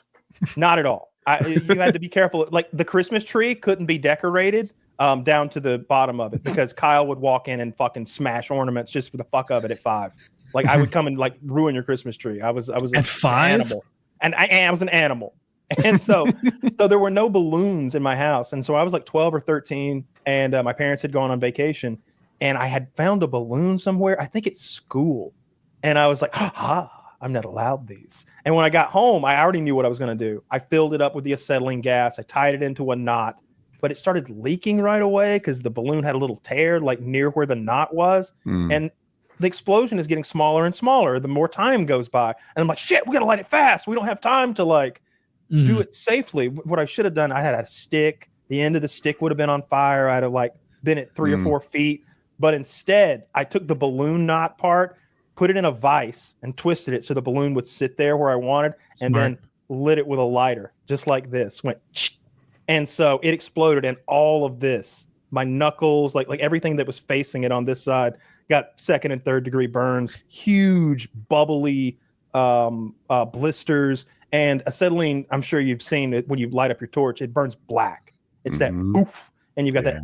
Everything's blackened. I look like a blackened fucking piece of chicken or something like that. The whole back of my hand is black. Why were there such strict balloon rules and nothing about acetylene? That's insane. That's psycho. We just had open available containers of acetylene, and they're like, no balloons, Kyle. What's going to do? Lock up the because you're gonna blow into them and then go I would, I'd make water balloons and I'd hit people with them and I'd do stuff like that. That's just harmless fun. Nobody wanted to play though. It was going to be like you're just going to get beamed with a water balloon and you on your way to school. See, this contributes to my argument that you would have had a lot of fun with a couple bros.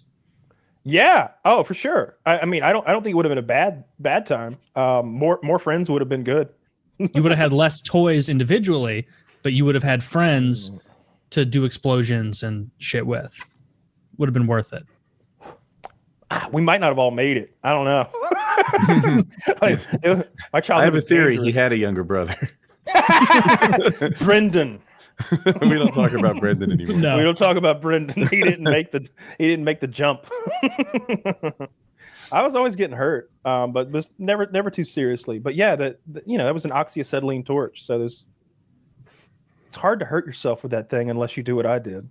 Yeah. Well, I mean, another good way to hurt yourself is to use it to cut metal and then grab the metal.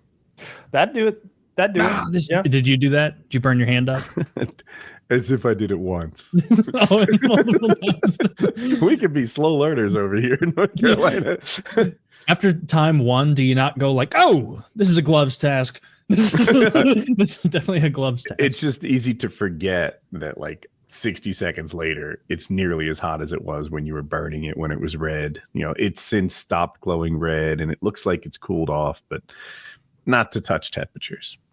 I looked up years ago what it would cost to like rent and correct me if I'm wrong. Isn't it an acetylene torch you use for cutting metal? Like that's oxyacetylene. Oxyacetylene. Yeah. And so I was looking up like renting one of those because I bought my power rack from Titan Fitness when they were like not as highly reputable as they are now. Like they were sending stuff incorrectly to people's house. Like I bought a short power rack for my basement. And they sent me a long one. And so like it's literally in between supports. Like it's so high.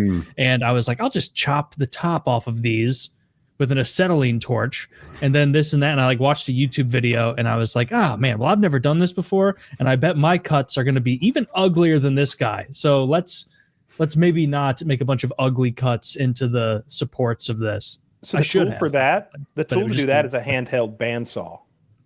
Then you can make a really link to cut through that thick steel. To cut through, yeah, absolutely. The tool for that is this handheld bandsaw. You can rent one of those really cheap, and you can't fuck that up, and you won't burn your house down. Crazy. How does that cut through this like thick ass steel?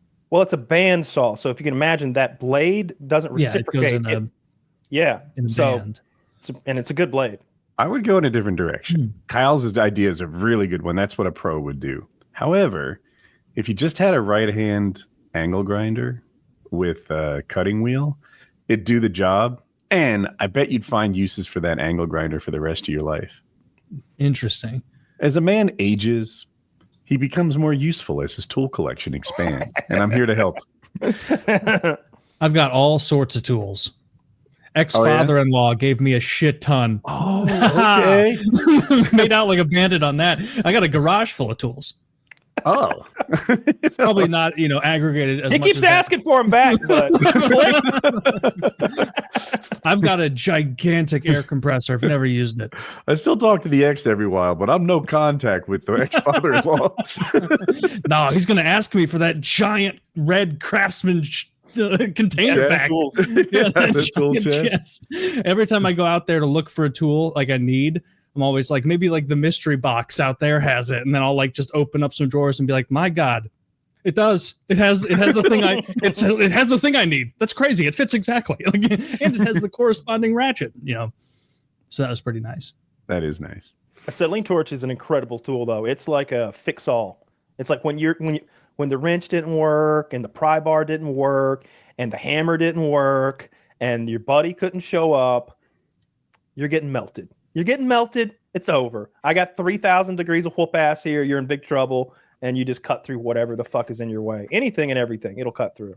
It's gonna look bad though, isn't it? Like gonna beat up and drip down. It's not a little gonna bit. look great. It's gonna look ugly. Yeah, we're trying to get things. Yeah, it's not a precision tool per se. It's like I said, it's like fuck you, I win kind of tool. Even if you're good with an oxyacetylene torch, the cut will look bad. It needs to be cleaned up with a grinder. Yeah. But again, anything, nothing stands in the way of that.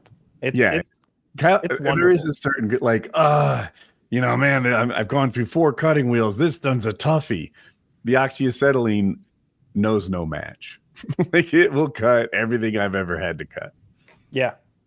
And it's fun. It's fun turning a piece of steel into liquid and watching it go away. Do you wear one of those cool welder masks while you do it? I usually wear some goggles, like just a smaller or even tinted glasses. Sunglasses work pretty well, like if they're dark enough. But there are like welding grade sunglasses that are a little darker than they look like. You look like a blind guy kind of, or maybe like Arnold from Terminator 1. For something like that, because it's bright enough to sort of give you that blindness, that temporary, like it's too bright to look at. Like you don't want to stare at it too long. I gave myself, this was a few years ago now, so I was like a real adult doing this, and this like bug got in my house, and I just got it in my head. I like smacked it out of the air using the I go like this, but I was using a towel to snap it, and I snapped it out of the air, and then it fell on my carpet, and I just wondered, like I had this super high lumen flashlight, and so I was like, can I just kill it with a super high lumen flashlight? You melt the carpet. Well, I didn't hold it that long, but I did get this giant high lumen flashlight. I just kind of leaned it on the carpet, and I was just like looking at it, and I was like, I think he's already dead. Okay, well, I guess he's not moving at all. I think I must have killed him with the towel snap because he's not moving. I did that for like 90 seconds. And then like I looked around my room and I just had like a dead spot, just a bright red spot in my vision. And I was like, oh my God, I'm going to have to, if this is permanent, I'm going to have to hide this for the rest of my life because someone's going to ask, how did you get the blind spot? And I'm going to have to ask or have to say, I was trying to fuck with an already dead bug in my living room, and all it did was get it really hot because I got a paper towel to pick up the bug and its remnants afterward, and I was like, oh, that's a hot bug. It's really I can just see Taylor being like, well, you see, I had a staring contest with the sun. That's my cover story. I don't want them to think I'm stupid. Yeah, I don't want them to think I'm a fucking idiot. Got your cones and rods all messed up. That is my, aside from the fast food reveal picture of Trump, my number one favorite picture of him is Melania with like the special glasses looking at the eclipse, and him just kind of like they caught him like in a moment where he like squinted up at him without any glasses on, and that's hilarious. Just everyone's like, "Hey, wear this, dumbass," and he's like, "Not for me." Just looks right at the sun. Those lights will melt your carpet, though. I know because I turned a 2 million power candle light or 2 million candle power light on one time in the back seat of my dad's truck, and it had a button so that you could leave the trigger depressed. You like pull the trigger and then you hit where the safety would be on a pistol, and it locks the trigger in place. And I actually left it in the back seat face down, and it just melted right through his back seat by the time we got out of Hardee's. Damn. Yeah, that sounds like a much more powerful light than what I was incredibly using. Powerful. Yeah, I want one of those flashlights. There's a subreddit devoted to flashlights. I'm on it, of course. And like these guys buy $600 flashlights. They come, they're so excited. It's Christmas, and they compare them against each other. But I can't rationalize the purchase. So the one I had was like the pistol grip one that's cheap. So it like plugs into your the lighter thing in your truck. And those are like $60 or something like that. I have used those incredibly expensive ones. When I went up to Texas, that guy who's a 100 millionaire, he had those. And they're big and they're ridiculous and they're heavy. And it's like, this is well made. What do these cost? And like you said, they're like $500 or something. Mhm. When you turn them on, they turn the Texas wilderness into daytime. It's a pure white light that like mimics sunlight. It's like, what the fuck? The dude on the subreddit, like Show some this, of them throw Zach. a laser almost. It's almost laser adjacent, the kind of thing. And some of them have this huge, like, wide arc, and it turns the mountainside into daylight, like you said. I want to see what this Show that picture, Zach. Pull it up for everyone, because this is the kind of flashlight that seems so up your alley, Woody. Like, I know your interests in things, and this is. I would love this. I know the smiles and the joy it would bring you to have such a bright flashlight to be able to show off. Yeah, wow, the picture is a guy texting his DoorDash driver, I guess. And he can't find his house, and he says, "Look to the sky, follow the beacon." And the guy says, "What? Oh my God, I see it." So follow the beacon. That flashlight, it's a Noctagon K1 with a W2.1 emitter. It's $90. It's not too bad. That's pretty good. Crazy. The one I linked here is 2 million candle power. It's $60. Like those are crazy bright. We would use those for hunting. I don't think it's technically legal. We wouldn't use it for deer, but for varmints, you're allowed to spotlight them. But it's not supposed to be that bright. I think there's a candle maybe. I don't remember what the limit was, but they specified how many candle power you could use against them. But it was like, come on. They lie about their candle power numbers in the marketing. I've seen YouTubers who go through and like check. They lie about their laser wattage, but the other way.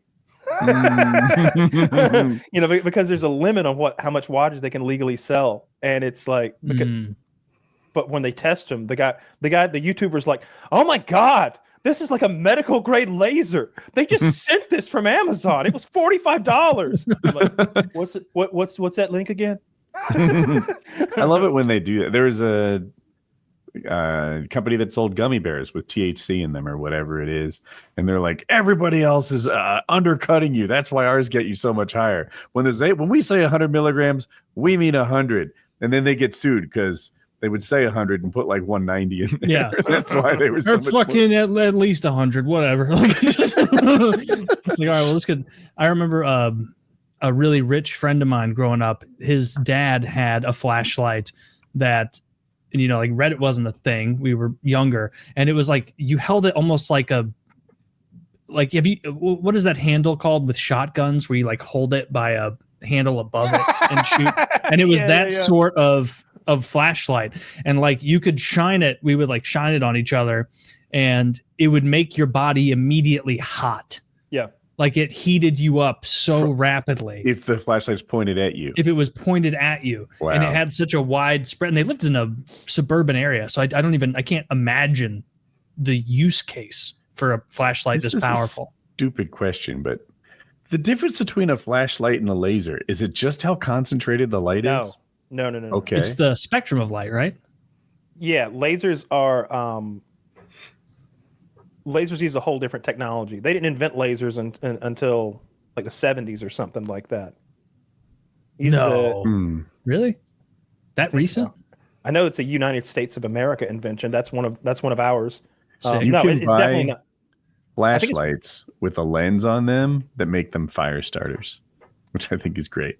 Oh yeah, some company sent me some flashlights one time, one of them they sent. They're like, this is the world's brightest flashlight, and it would start. You could start newspaper with it, like up close, but it was useless. Yeah, those were.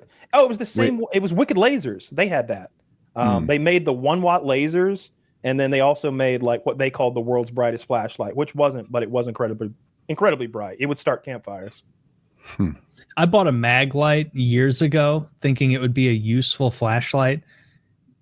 Those are the worst flashlights I've ever seen in my life. I had a small thing like half the size of a credit card on my keys years ago that was brighter than a mag light. There's the biggest dead spot in the middle of it. You turn that thing on the top to adjust the power and the scope, and it's just you may as well be wishing for it to become more bright. They just didn't keep up. They were good lights in like they were comparatively good lights, like in the 80s. You get a big one. I've seen a guy need car jack, a jack stand. You know, like you'd put under an axle while you changed a tire. Sure. He was changing a tire on an off-road vehicle. And he used a mag light as a jack stand, and it held up his car while he changed the tire on it. That's the quality to which they were built. But if you want something that shines light, like I got one in my pocket that's brighter. Yep. Yeah. Seems like you could just replace that other function of the mag light with, as the Simpsons would say, an inanimate carbon rod. Well, look at that. That's of course. Yeah, of course you have a flashlight on it. You can use it as a tool too, though. You know, it's sturdy enough to use as a hammer or as a weapon or any number of things. And like what he said, it's really hard. Better though. It depends. You might be somewhere where you're not allowed a weapon, but you are allowed a flashlight. Are they going to start confiscating flashlights in the UK? Does it take us 130 or an hour and 34 minutes to check your brightness there? Let's check your brightness. It's got, hey, that's a 4-watt bulb. You don't need. Give me that. This could make someone see colors, you know. Close. My best effort. I'm trying here. Oh, I loved it. I really appreciate the effort. That was a Welsh accent, I believe. You were close, though. Yeah, that was. You talk up in English, want to just say you're Welsh. That's perfect. I'm trying to join in. Yeah. I love it. I wish you'd jump in with accents more. Yeah, that is. I mean, they can't even have knives. There's no way they're going to give them bludgeons that kind of function as a flashlight. Like that's probably within the next couple of years they shut that down, right? Some dude's going to drive through a Christmas parade and then hop out bashing people with a mag light. Then they're going to be like, sorry, none of our residents can have these anymore. Just got to squint. Outlawing knives to me feels adjacent to outlawing like hammers, thick sticks, stuff like that. I'm like, what do you, come on. Anything can be a weapon at some point. It's like you're getting rid of something that is so functional. Like it was probably the first tool. Like what was a tool that would probably predate that? Like some guy, maybe a hammer. Maybe it was hammer, then knife. Some guy was like, hey, I put a really sharp shell on this stick, and now I can cut things. Right. It was like, off the races. I noticed that when I use the side of the hammer rock, it cuts. Yeah. I'm onto something here. Yeah. There's no excuse for it. Our poor UK brothers, we gotta fight for them. I just Googled, like, are flashlights legal in the UK? And it was like, well, most of the time. But it was like, if the flashlight could be considered tactical or perhaps used as a bludgeoning weapon, it may be considered to be offensive and confiscated by authorities. That's fucking bullshit. Fucking nanny state times 1,000. What a bunch of pussies. That is gay. You can't have a big flashlight. That is so embarrassing. What? They need to take their rights back. Their knife rights, their flashlight lights. Whatever happened to England has been one of the greatest falls from grace and power in human history. Like the Roman Empire didn't just snuff out like that. Like it took thousands of years to go from its height to like the Byzantine thing. And even when it split, it was two powerful things still. Yeah. It wasn't embarrassing. It still had the Holy Roman Empire. But the UK has went from an empire that the sun can't set on because it spans the globe. They owned all of India, all of America, Canada, and they had their teeth sunk into South America to some extent. And now it's just an embarrassed island with a couple of territories scattered about, and they can't have flashlights and swords. That does. You guys gonna be walking around with that little candle with the little little lens on top. Oh, it's so embarrassing. That is. It's all. I mean, because British Empire might be number 2 all time. I'll take our. I think it's number Rome. 1. I think Roman Empire is number one by every metric that matters. We've looked at this before, and Mongolia is number 2, not Rome. The United States of America could beat the Roman Empire and Mongolia at the same time. Yeah, but we're comparing their empires on like on. You have to do a gradient where it's. That's not how I do it. So whatever the newest empire is just the biggest. Woody's list is just chronological. Well, it was the Americans and the British and then the Spanish and then the Portuguese. Yeah, that's embarrassing though. Sorry, UK. I mean, we've got our own little fascist thing going on right now. It's a little embarrassing, got to admit. The Trump's meeting with Putin in Russian Alaska this week. We got flashlights though.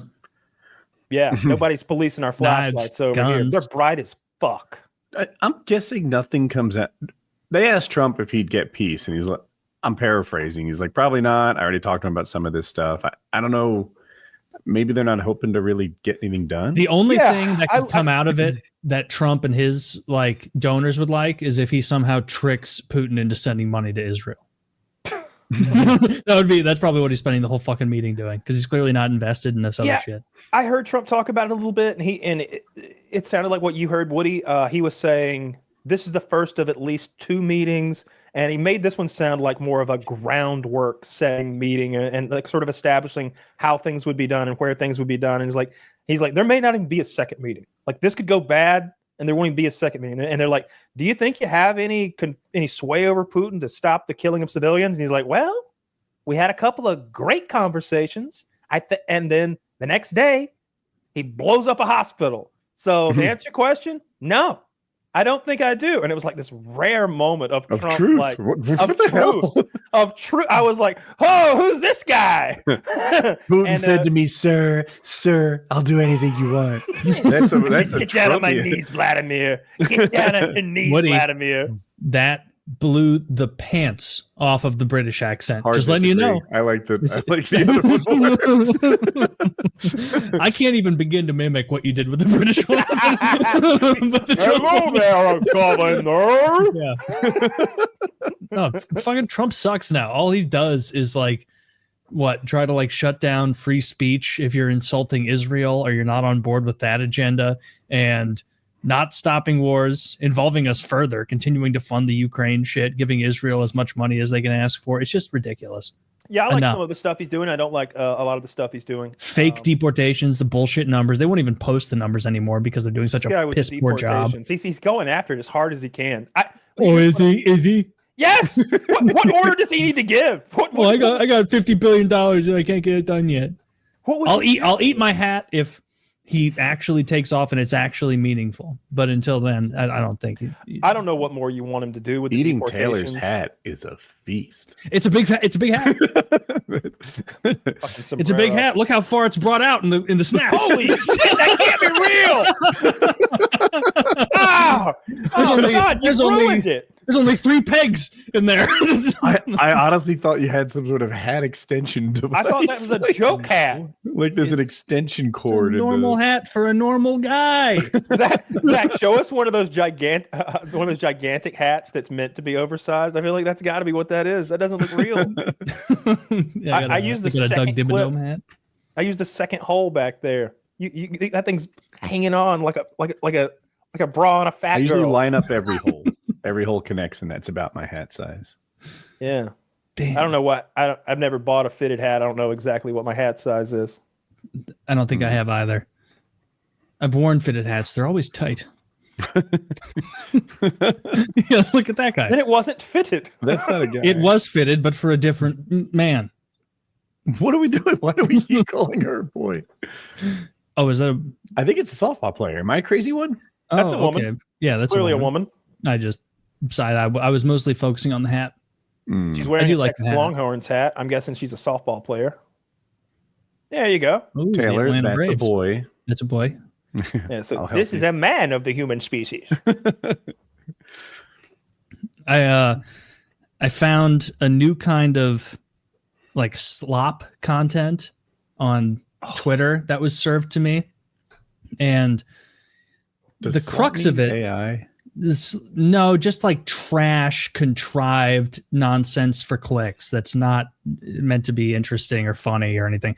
And it's this guy, and I got served 2 of them the same night, and it was the same guy, and so I'm convinced obviously it's like his channel, and his whole shtick is like going into, first of all, it's under the premise, the cover of like social experiment, but one of the videos is he goes into a restaurant, and I'm convinced he and the waitress are in on it because it's this horse shit, and then everyone else in the restaurant is just trying to enjoy their fucking pizza at California Pizza Kitchen or whatever, and this waitress walks over, and this guy is like doing T-Rex retard hands, and she's like, what would you like to eat? And he's like, oh, what I want to eat is a pizza, and then like it shows like little cuts to like the people around eating, looking at him like, what the fuck is this? And then the waitress rudely is like, are you drunk, sir? And then he's like, no, I have a traumatic brain injury from being in the army. But can I get a fucking Sicilian style thin crust? Like that kind of thing. And like the waitress is being rude to him. And I guess the whole experiment, quote unquote, is seeing if the aggravated diners around them will step up and be like, this is an old one. Stop bullying this guy and let him order pizza. And of course, it's just bothering people. I just saw it. No, okay, so this is I'm sure that this guy on the internet's doing it brand new, but he's copied something from, I think John Stossel did that. It's one of those like Dateline, like nighttime news programs where they do an undercover thing like this. Like they'll have somebody like go after an interracial couple. They'll have someone be incredibly rude to the waitress and like throw her money on the ground. There was one where maybe someone didn't have enough money when they're checking out, like they're buying groceries and they don't have the money, and the checkout girl is like, "You couldn't figure that out before you got up here and wasted everyone's time, you poorie." You know, like just the meanest. That's understandable. Do a little math, figure it out. Yeah. don't make me. I'm not here for it. I prefer the term brokey. Yeah, brokey. But it gives the people who are in the hidden cameras, of course, but it gives those people in line the chance to be like, "Hey, no need for that. How much is it?" You know, and like pick up the tab for the person and like be the hero in the money. I saw another one with the same guy later that same evening. I haven't seen any more of these. It needs to serve me more of these on Twitter. And it was this guy, same dude, also doing T-Rex retard hands. And so I think it's an excuse for him to like pretend to be like that, really. And he's in a gym and he's like reaching up like this, trying to like get the bar for a lat pull down machine, but his fucking T-Rex hands can't get it. And then it like zooms in on some like gigantic black guy in the background who's lifting, and he's like, oh man, he's looking at his face. He's just probably thinking like, oh man, this white guy needs some help. He's gonna hurt himself. And so he walks over and like helps him like latch his hands. And instead of saying like, hey man, maybe this isn't the workout for you. Maybe push like, day, huh? Yeah, let me pull that down for you, and you can hook your little retard hands over the top. Then you can do that. And he's like twitching and doing the retard, like seeing like he has cerebral palsy, and it's like, who is this for? Who is that? What is the content for? Like you're showing what a great guy the nice black guy is for feeling so uncomfortable. He had to like loop this guy's hands around the lat pole bar thing. You know, I'm going to disagree with you here. This doesn't sound like slop. This sounds like good content. I like. It's all made up. The guy's not retarded. So says you. I can tell. I think everyone involved will be Of course, he's not actually retarded, but the real thing is that the black guy helped a strange, retarded white man do his lat pull down workout. Why is this guy setting up bizarre scenarios to show the kindness and to show the kindness and humanity, and also to get clicks? I'm gonna go pretend to be homeless and bother people, and then when they buy me a sandwich, I'm gonna go, "You're on Taylor camera. It means you're a good guy." That's ridiculous. That's insane. That'd be so funny. I do it for a day, and I realize the amount of White Castle sliders I can get, and I just stick with it. Yeah. Apparently, like, you can do pretty well panhandling. Like, beggars make out. Like, if you're a good beggar, like if you're in a good area and you've got a good scam, they do well enough. Like, I've seen a few of them where they catch the beggar going back to her Mercedes. She's been over here begging at the entrance to Walmart, like, no money, no food, 3 kids, help whatever you can. And she's like folded her sign up, and she's getting in her $80,000 car and leaving. And I've seen a bunch of people do that. The morning radio show out here when I was like 20, and I'd listen to it every day going back to work, they would do this thing called Torture Tuesday, where they would make one member of the crew go do something awful, like out in the world. Like they'd strap him to the roof of a car, or they'd make him bungee jump. And one time they made him beg. They made him be a beggar under a bridge or something. And he's like, I've made $85. He's like, I'm making more here than I do at work. It's like he was making, I think he had to be out there until he made like $200. and he did it before the morning show was over. Like he was making out. It's crazy. That is crazy.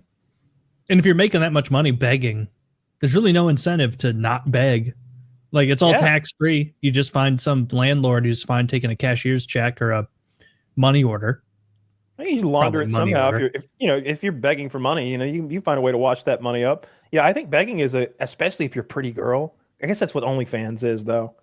Yeah, it is what it is. I keep seeing those like OnlyFans success stories on Reddit. The girls will be flexing. They're like, first month, $900,000, and it's like, what the fuck? That can't be true. Yes. Have you ever seen the like, I saw some graph of like the breakdown of income, and I think it's like the bottom 80% of OnlyFans girls make borderline zero money. All right, so that's deceptive though, because like the hot ones make a lot of money. Yeah, but they wouldn't be in the bottom 80%. I wonder. There's a lot of uggos, and there's a lot of dudes, and there's a lot of OnlyFans accounts that aren't even explicit content. Like lots of, like I know fighters that have an OnlyFans, and it's them working out. It's like it's showing you and jujitsu techniques and stuff like that. There have to be, most of the accounts don't even upload content. Most accounts are probably customers, right? Like, I'm not sure if that's. I think it was like a graph of creator accounts. Like if you're not a subscriber, like. And even then it makes sense. Like the bottom 85% are going to be making very little. And then you'll see the amaranths at the top making like 1.5 million a month or some bananas amount of money. Way more than that. I believe you. It gets to crazy amounts because they're paying you set your subscription amount, right? It's not like Twitch where each sub is $5 and you get 2 of that or 3 of that or whatever it may be. Like you can make your subscription fee $50 a month. Or $20 a month. A lot of those girls, it's 10 or 15, I think, or 20 even. I don't know what Amaranth's is, but she has. I think those people are making like $50 to $100 million a year, like crazy money. Like almost incomprehensible amounts of money for and Amaranth. Like I don't follow, but every now and then I'll be like, wonder what she's done now. Like, have we gotten to the point where it's gangbangs? No, there's not even real dicks yet. like she's just Who's getting the naked. one that did graduate to like Belle Delphine? That's who I'm thinking of. She's still doing well. Yeah. Oh yeah. Doesn't she take off from time to time? Like take months and months off and come back? I don't follow well enough to know exactly, but I believe that she has done that before. I remember Finster saying something about that. But I use a site sometime called, I think they took it down, but it was like Coomer. It was like Coomer.su or something. and they had a bunch of OnlyFans. You could type in whatever OnlyFans model you wanted, and then the content was there for free. It was basically like, if you go there now, it's going to check your browser, and then it's just not going to load because they changed the domain. And I don't know the new domain. .su is the top level domain for the Soviet Union. No, it's still up, Kyle. Good. Okay, so type in Amaranth and go to creators. You're overestimating my spelling. I'll get you there. Up in the top, you can click creators, and then Amaranth is just, if you type A and then M, Amaranth will pop up. Like it'll automatically feed you. Oh yeah. I went to her OnlyFans page, but they don't show like followers here. It says 1.72 million likes. Maybe a like site is a follow. So where Woody is, he should be able to see how many, like who's popular there. I think Amaranth's number 1 or number 2 on that website. 12 months is $89.94, 50% off. That is a good looking woman. She's really pretty, but I'm watching, like, you can see this much on the beach for most. Oh, well, I mean, I don't know. Let's see. Do you see her profile picture on this site? Click on that. I've definitely seen Amaranth use like dildos and stuff and do all sorts of like suck dildos and fuck herself and stuff. Oh, okay. Yeah, good times. Big time shout out. Keep raking it in. Amaranth is the real one. I mean, how could you? I don't think I'm alone in this. She's just that's a perfect woman, right? Like that's a good looking lady. She's pretty. Wow. Yeah. I don't know. There's a contrarian of me that's like, no. What about? Actually, this looks perfect. Like totally perfect. Every inch of her looks perfect. Kind of just a perfect human being there. Those big old fake titties. I don't that know. had to be an expensive. Or I'm just looking at the profile pic of her. I don't think those are fake, buddy. Oh well. So far be it from me to malign the OnlyFans. In that picture, I think she's lifting them, giving them a fake look, and she's not letting them hang with gravity. Mayhaps. Wow, that's a good picture. Mayhaps. What's hers cost? Oh, free? Oh, there's a trial. Look at that, free. They might be fake though. Yeah, a trial. That means free. Regular price $15 a month. Yeah. Or 12 months for $89.95.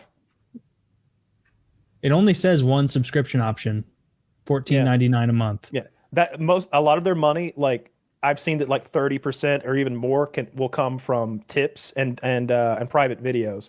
So the public content might be fairly tame on some of these girls, but they will have depends on how big they are. Some have bots, some have managers or whatever, but they'll get into your DMs or you'll get into their DMs and they'll be like, new videos out. This time I'm like triple dildo fucking my ear, $89 flat to unlock. And that's where they're making, again, like a big chunk of their money, depending on the girl. I just know I saw LilTay. Wasn't she that like little girl rapper for a while? She started an OnlyFans when she turned 18. Like the moment she was 18 years old, her OnlyFans came online. It was like a few hours over 18. Yeah, When was this content taken? Is what I need to know. Oh, it was bullshit though. She put her Instagram content on there and ripped off all the pedos for like $1 million in a day. Like she made like $1 million in a day. Like she reposted Instagram stuff. Yeah, it was all just like her regular, like there wasn't anything lewder than she'd already done. Like she was just like, oh, OnlyFans is up. I'm legal, boys. And then I think it was like a $985,000 she made in a day or something crazy like that. Damn. Got a cool mill off of, I guess, reposting content. Yeah. How much OnlyFans takes? Let's see. I don't know.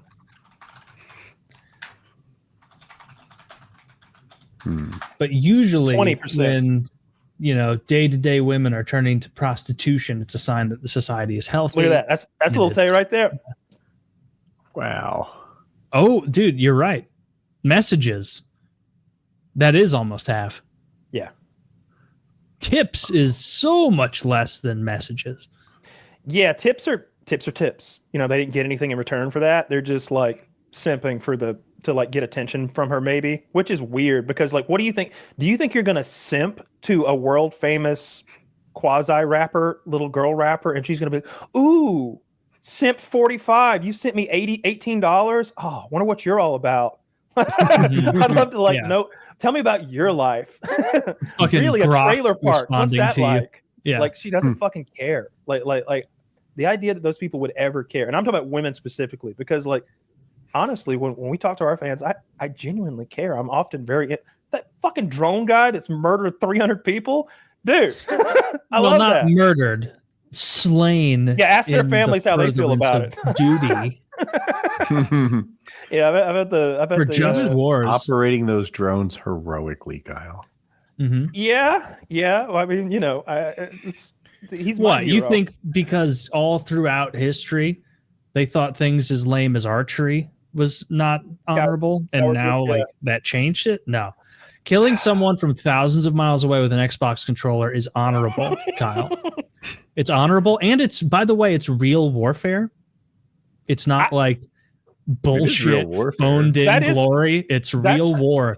It's not at all nonsense. Yeah. That's modern day warfare. That's what it's about. Dude, if you got 300, I could get 180. Like, he's fucking kidding me. Come on. Like, I'm sure he would say if he were here that like he's not skillful in any meaningful way. Like he's not like, it's not like he's one of those drone pilots. You ever see him race drones when they're doing all the crazy maneuvers at high speeds? It's like, I don't have the reaction time for that. What the fuck are you doing? Like it's like pod racing. It's like, how can you control it that accurately, that quickly, make those maneuvers like that? I don't think he's doing that. He's hovering at whatever 13,000 feet with a Reaper drone and just going different skill set, like one of experience, one of like knowing how to lead it. I don't know. I think there's zero skill. I think he literally is Really? like, I think they're like, all right, you're gonna fly this route with the thing, and he's like, click, click, click. All right, it'll do that now. Do you see anything down there? Yeah, the camera's on this guy. Okay, kill him. And he just presses the kill button, and it kills him. I don't think he's aiming. I don't think he's like guiding it in. Like I think he's just saying fire, and it's doing everything for him. I don't think there's any skill. Not to take anything away from that guy. Like I'm glad he killed all those funeral participants and wedding parishioners and such. They were baddies. They literally were ISIS. They literally were baddies. ISIS goes to weddings too. Yeah, and sometimes they're 6-year-old girls eating from a buffet at a wedding. Future. There's no way to tell. The breeding age. Okay, yeah, they were going to make 6-year-old. Well, I guess over there may have. That's when an Arab woman is at her most fertile, around the 6th or 7th year, I think, something like that. They only live to 10. They're like Great Danes. That's what I heard. That I was reading on Traeger. As soon as they get those big tumors on their front, it's time to put them down. Oh, speaking of big tumors on their front, have you heard about the fucking tentacle-faced rabbits out west? Yes. Yeah. Oh my God! They're warning people not to touch the tentacle-faced rabbits out west. Now I knew that already instinctively. Yeah. Also, I would have seen that and I would have gone, no! And I wouldn't have touched it. Have you? Zach, but this isn't new. Like rabbits get this weird, I think it's a fungal infection, and then it causes these like spines to grow out of their face. Sure. I remember seeing something about this years and years ago, before this current thing. That one on the right may have been the same picture I saw fucking 8 years ago. 10 the years one ago. on the left is the picture I saw recently. Yes, me too. I want to shoot it so bad, put it out of its misery. They should at least clip them. Clip them? Do you think they're hard or that they're like? No, I think they're soft. Yeah, I bet they're like almost like a felt tip marker. Yeah. I imagine like little monkey fingers. What if they all moved around? Like if they were doing stuff. That would I would hate that. But we should kill these rabbits anyway. Like knock them out of their misery and make sure the other rabbits don't get whatever the fuck this is. Would you eat that rabbit? No. How much would you eat that rabbit for $10,000? No. Me either. I'd be so scared. I'm pretty sure it would like give me that shit. I'm scared that my dick would like start doing that.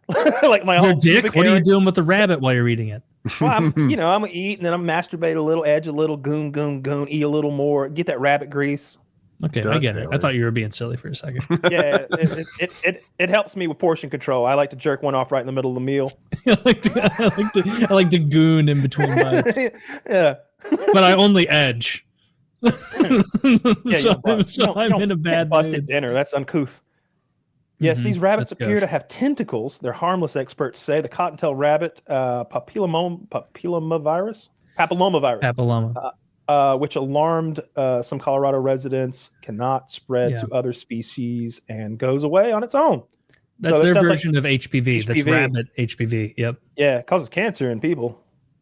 I bet it causes cancer in that fucking rabbit. That's worse than. Yeah, but they don't live long enough to like die of cancer. You would. It turns out HPV is like seemingly the least intense of the animal HPV. Like, can you imagine if you got that shit and like you had stalks growing out of your like lower abdomen? Zach, see if you can find some really like fucked up human genital warts. Don't show us any of that.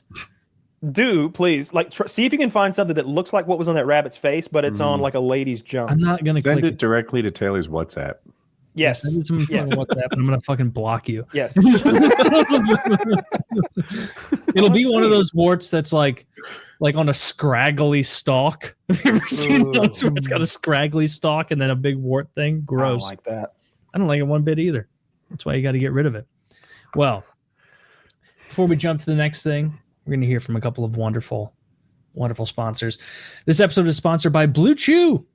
Let's talk about sex.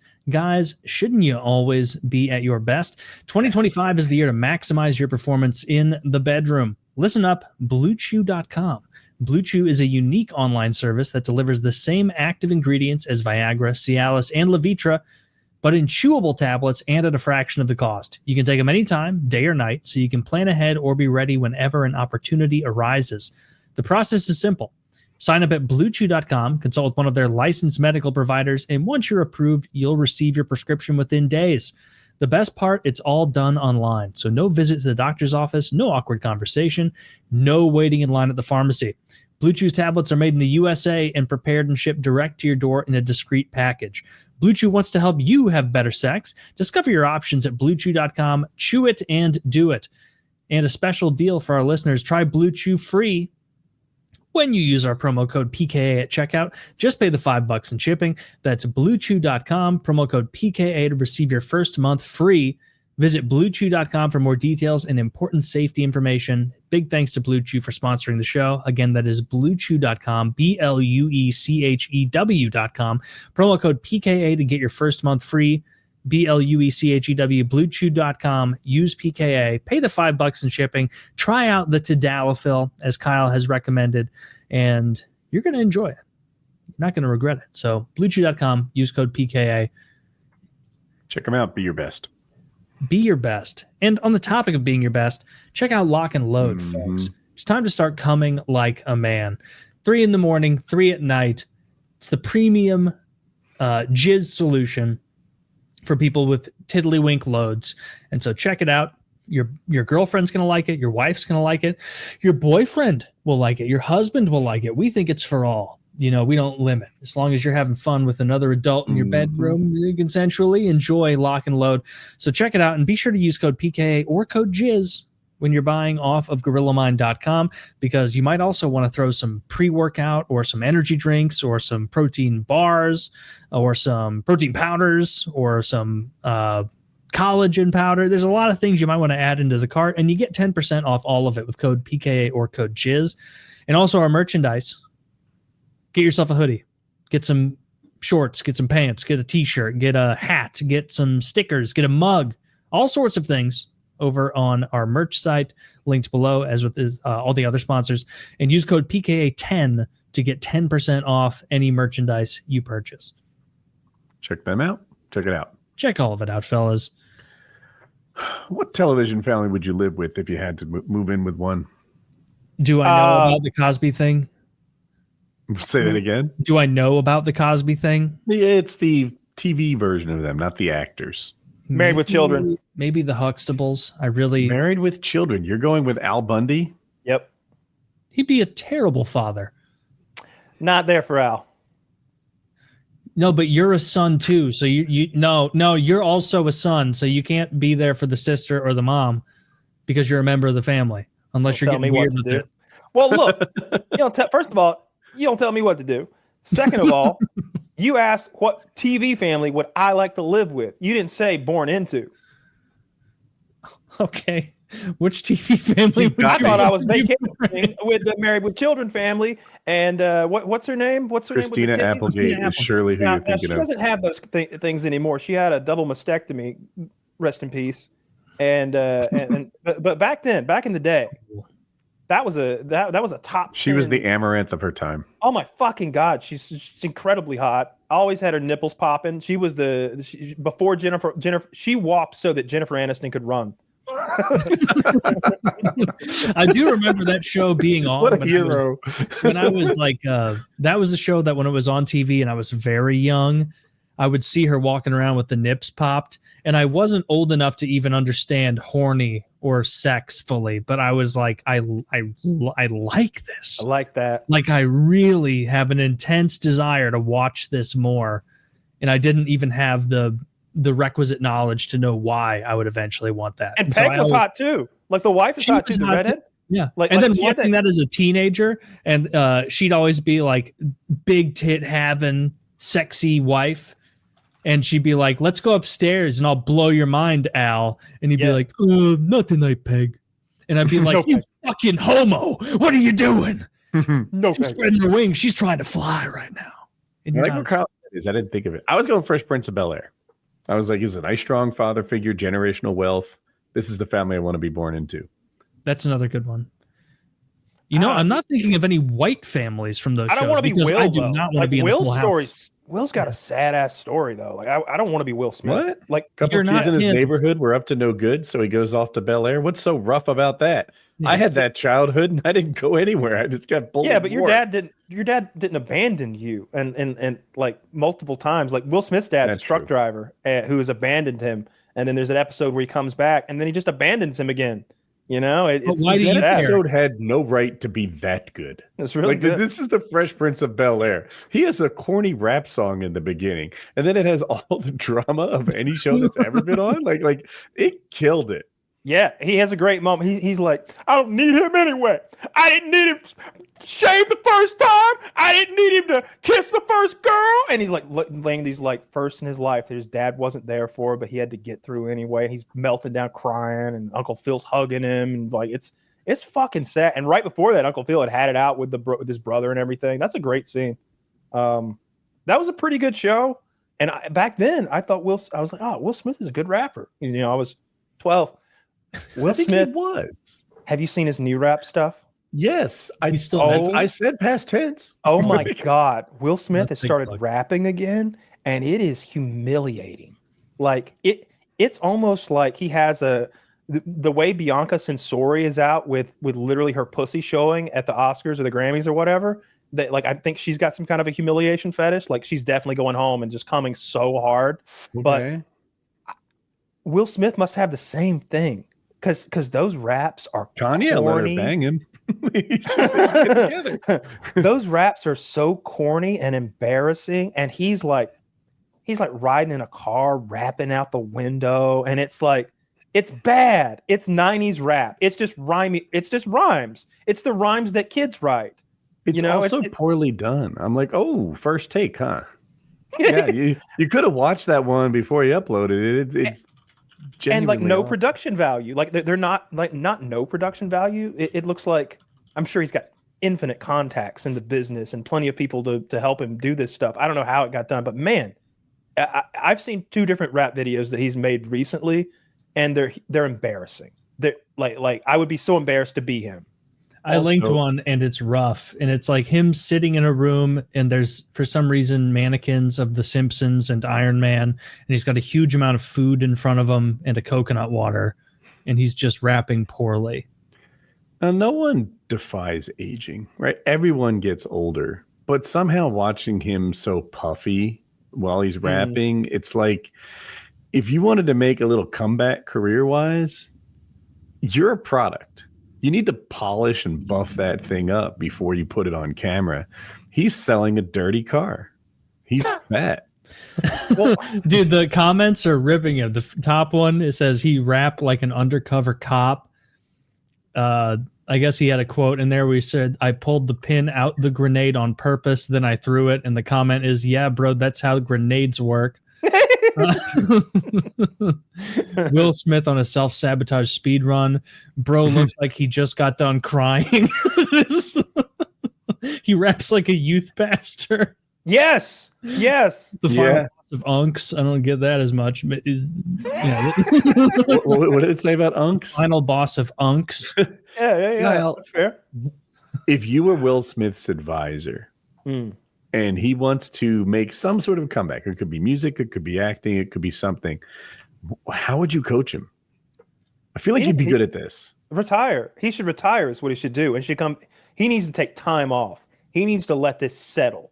He can't come the same way that like Mel Gibson sort of did, although I think that was just the Jews getting together and keeping him out of movies for a while. The same way that people who have these that Kramer did. You got to take some time away and let people simmer on this thing and forget it a little bit. But there's no like come right back to it without Chris Rock signing off on it. You know what I mean? You would have to do something with Chris Rock where you guys joked about it, or you like let Chris Rock hit you back or something.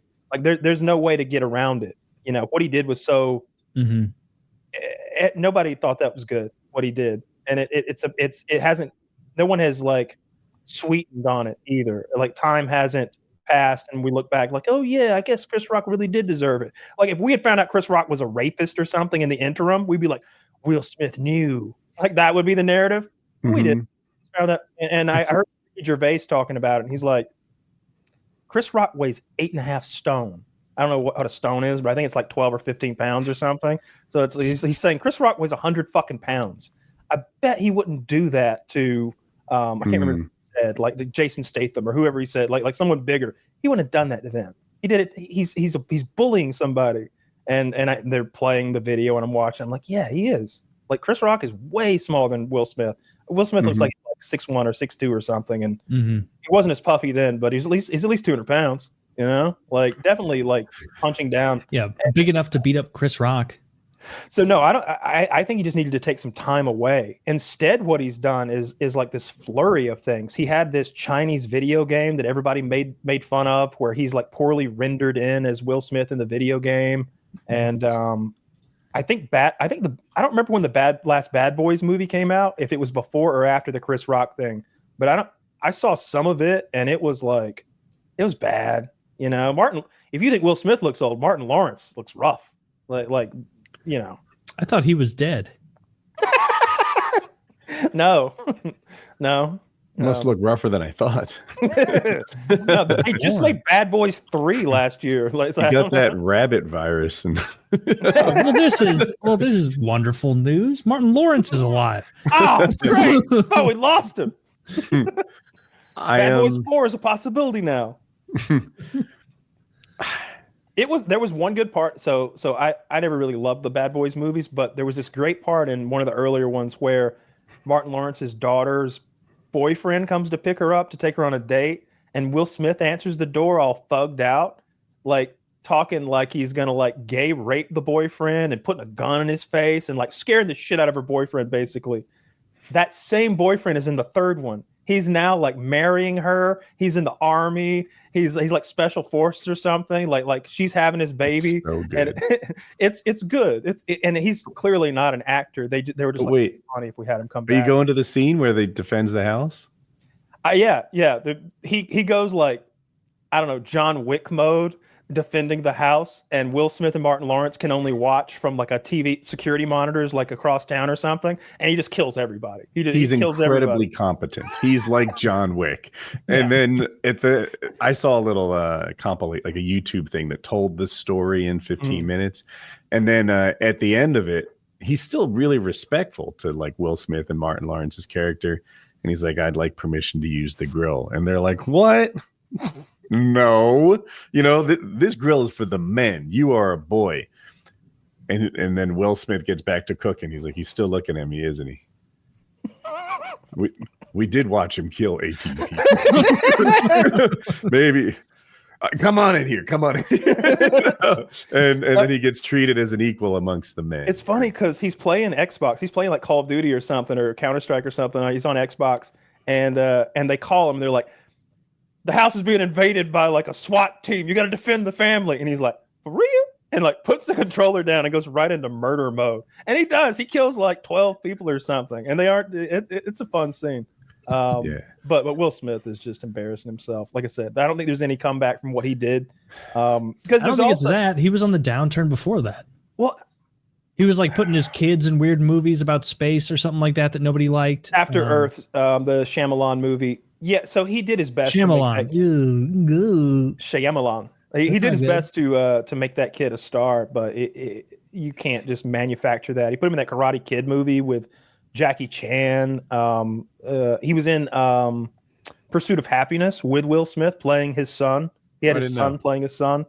And that movie is great because he's little enough that he's not self-aware. Little kids can act well, but they hit this wall at like, I don't know, 10 or 12 or something like that, where they become aware of what's going on and how big this is, and that people see it, and they get in their own heads or something, and they stop being able to be naturally in the moment the way that a lot of child actors are. A lot of them happens to adults on camera. If you ask me to read lines, that would happen to me. I don't deliver lines like a real actor. Mm-hmm. But I don't know. Maybe if you rehearsed, maybe like, you know, you wouldn't. If you tried, you probably might do a little better than someone who doesn't spend 5 hours a week on camera, but I'm not as good as the people who are good at it. You ever do any plays or anything in school? No. Yeah, I did. Did you? Even though you did a winter sport? When I was in 6th grade, I was 12. Mm-hmm. We had a big school play, and I don't remember what made me want to go out for one of like the main parts in it. I think it was because a lot of the girls were doing it, and that was a way to like be around the girls more and like make friends with them. For the same reason that the year prior to that, my stupid fucking music teacher was like, all right, everyone, we're doing singing for choir, like, and we're going to do this in front of all your on grandparents' day in the fucking chat. And I remember her being like, all right, if you're a soprano, go on this side. If you're like a lower voice, go on this side. And I feel like I was the only boy in the class that got this, where it's like all the girls are on one side, all the boys are on the other side. I'm already pretending to sing. I'm not singing. I'm just opening my mouth. I'm not making noise ever. And so I stayed on the girl side. Get out. No, I did. How did you pass as a soprano? I just went like, you want to see like my high voice? I went. I went like that. I just faked the whole thing. It's so high I couldn't hear it. Maybe when I was younger. She didn't know. And so I just like pretended. And so I got to be around the girls that whole time. And then the play, the 6th grade play, which was a big deal the next year, because my school, it didn't cut off at 5th grade. It went all the way to 6th grade. And so I kind of like entered middle school at 7th grade. And so like I was at the top of that hierarchy, and they like needed people to go out for different parts. And I played like a director, like a Spielberg type. And so I had like a really intimidating thing I had to do where like the entire auditorium we were doing it in was full with grandparents and parents and things at the time. And everybody else got to start up on stage where they would like start doing their lines and everything for the play. And I was the only person. Part of my character, I had to barge in from the back of the auditorium and then walk as though I was like analyzing it for a set, for a film, for this play. And I was so nervous about that. And I did better than I thought I would, because I was still young enough that like I didn't fully, like grandparents and parents I didn't recognize those as like individuals who are judging me. I just thought like, oh, these are all grandparents and parents. These are like barely people. Like, and I just forged ahead and did it. I was never a theater kid, but I had a lot more fun doing that play than I thought I would. I should have done more plays. I always had great. And all the girls, dude, the girls are obsessed with the plays. They were obsessed. They loved the theater guys, even though most of them were gay in high school. Did you get any attention from the girls for being in a play? No. No. I was an awkward 12-year-old with fucking thick glasses. I got no positive attention from the girl, other than like maintaining the small friendships I had with them. But no, there wasn't even the whiff of anything more than that. Every play in elementary school, I did this. I had the same role. I was the announcements. I was the welcome to our Beauty and the Beast tonight. Thank you for coming. And then I would do the outro at the end. I'd be like, thanks for everybody. Thanks for all the parents showing up tonight. Make sure you drive safe. And like I somehow they gave me that role every time. Like I hate somehow every time. You didn't have what it takes to cut the mustard as a star. See, here's the bullshit though. Like I'm thinking back on this while you were telling your story. I was bringing up some memories that I hadn't accessed in a long time about the plays from elementary school. They just the teacher picked who she wanted for each role. So we did Beauty and the Beast, and she just picked people who looked like the characters. She picked Chad was going to be Gaston because he was the tallest, best looking kid. He was the cool kid who could do backflips out of the swings. And Lindsay was going to be Belle because she was a cute little blonde girl. And I remember like I got in big trouble for this. And you got to keep in mind, I couldn't have been more than 10, but we were at the lunch table and this big black guy said like he wanted to be in the play. And I was like, you can play the Beast maybe. You're the janitor, sir. Yeah. I told him I told him he had to be the Beast in Beauty and the Beast because he was a big black guy. And like he was too stupid to understand that I was insulting him, but the teacher overheard it. And I remember in the office when she was telling the principal what I had said, she was like, luckily Brandon didn't get it. I remember that well. She's like, thank goodness Brandon didn't understand what he meant. It would have hurt his little feelings. And I remember thinking like, little feelings? That guy's huge. Little feelings. I think some white lady adopted him and he's playing football now. I wonder if he hit like 9th grade and was like, wait a minute. He was in jail by then. I'm serious. All the black kids I went to school with had like two paths, and it was mostly jail. They almost all of them went to jail by the time I was 20, and like long-term jail for assault and robbery and attempted murder. Jeez. Like, yeah, like the one guy, and like, this isn't a black people thing. It's just a criminal thing, but like no forethought, just action. Like this guy, no planning. He was owed some money by the other guy, probably for some weed deal. We're talking about like $80 or something. And so him and his buddies roll up on him on the street. The guy's with his girlfriend on the sidewalk. They kidnap him off a sidewalk. And keep in mind, this isn't the mob. This is some idiots in like our country county. They kidnapped him off the street, and they got him in the car, like 3 or 4 of them, and they beat him up with a hammer. Like they rough him up with like a hammer. And one of them's got a gun too, a machine gun. They have a machine gun and a hammer. So the girlfriend, of course, goes, 911. Yeah, my boyfriend was just kidnapped.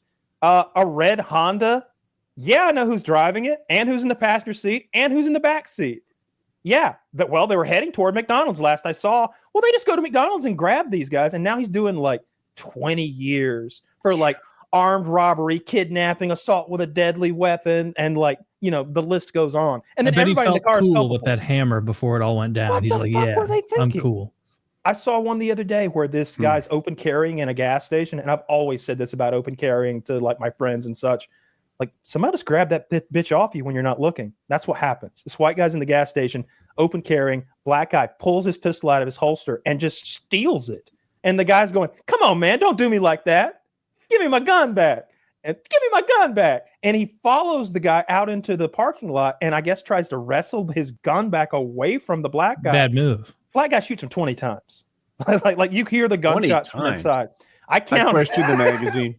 He had just stolen. Most. He had stolen the firearm. He wanted to test it out. He had an extended mag. Yeah, you could hear it in the parking lot.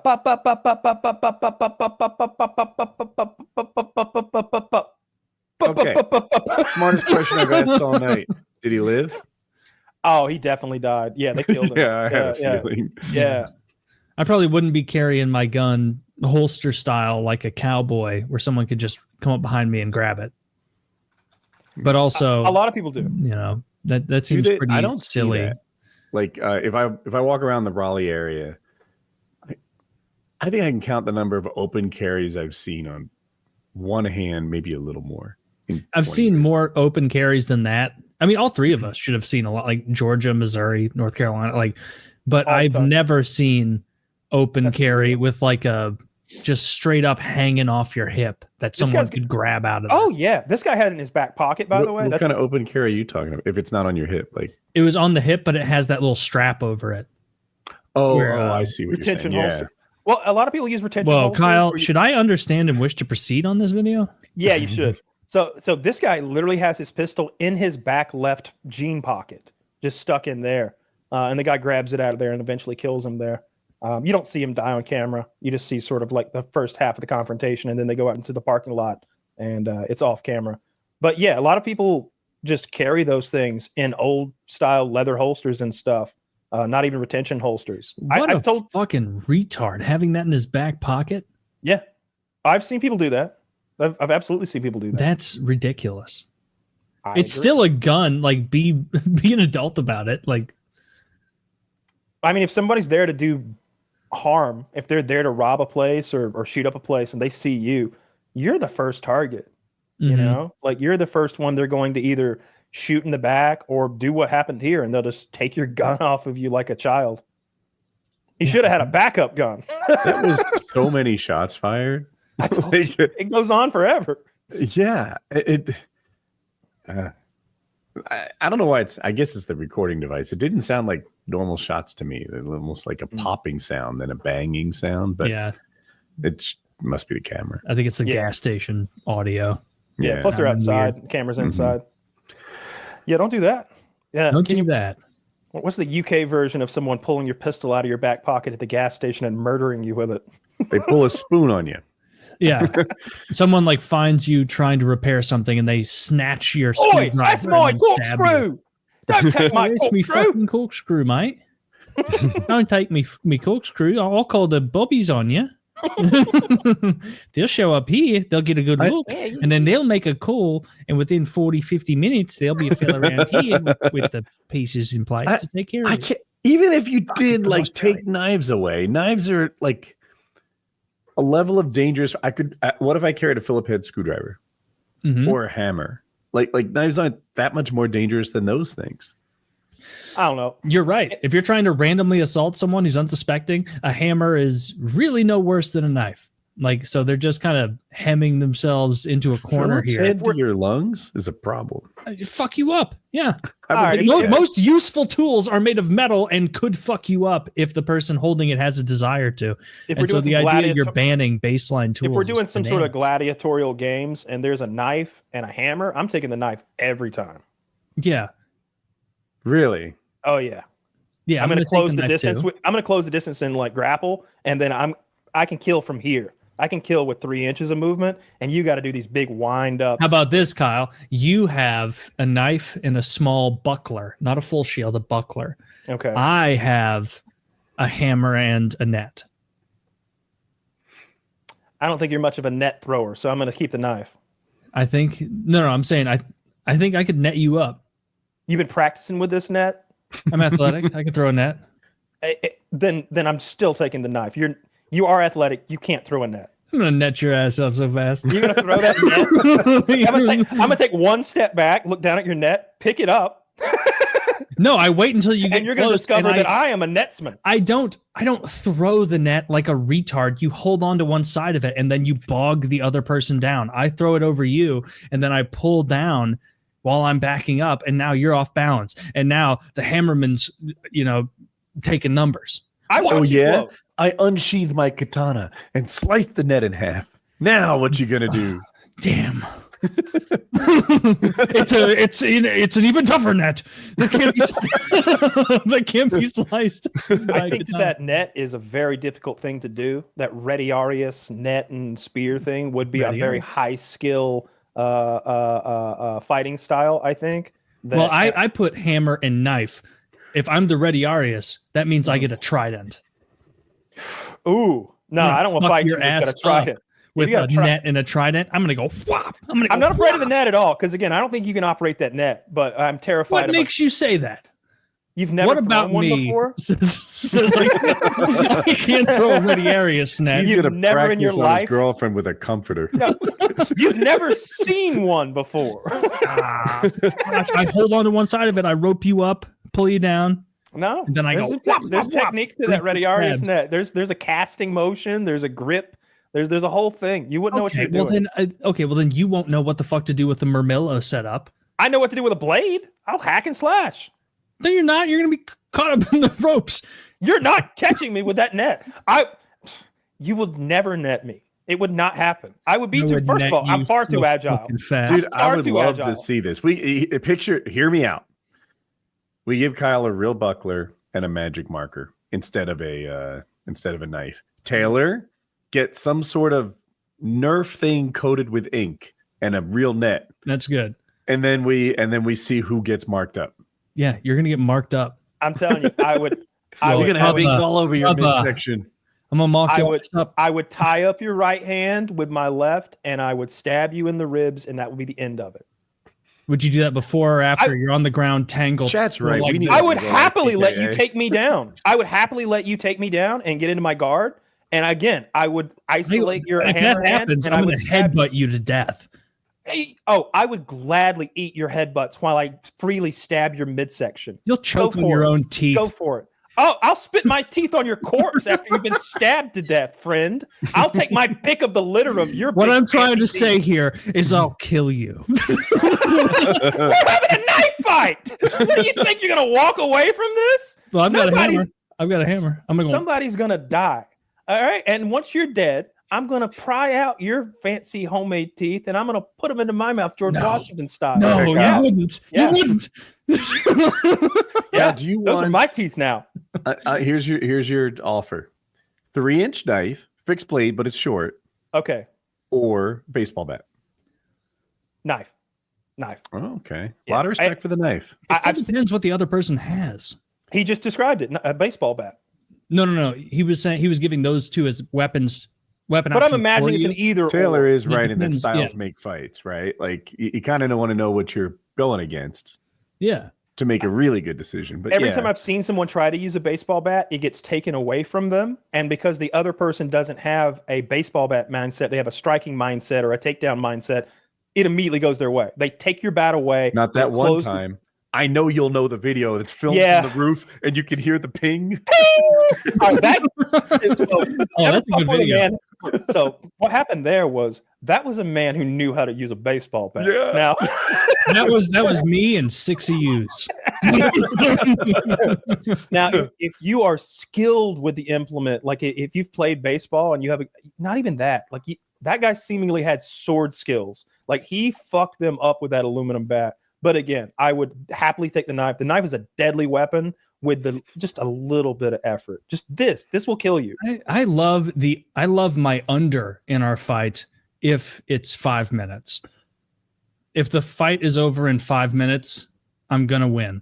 No, because that means we went to the ground. And we're going to the ground immediately. In 5 minutes. I can't imagine you guys using these weapons and lasting for over 5 minutes. We're going to the ground immediately. We're going like my no, because we're both like Western 21st century guys. Like we're gonna be pussies for the first bit. Like like we're gonna throw my knife and run away. Kyle, that fucking smarts, man. You need to think about your decisions. You gotta be like Aragorn. You gotta like bat it away. Yeah.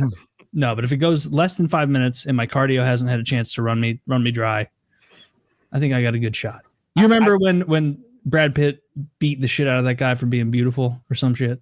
Yes. You want to destroy something beautiful? I'd destroy something beautiful. Jesus Christ. I've got that knife and you're not taking it away from me. You're not getting it out of my grasp. And are you going to use the knife to pry the trident out of your belly?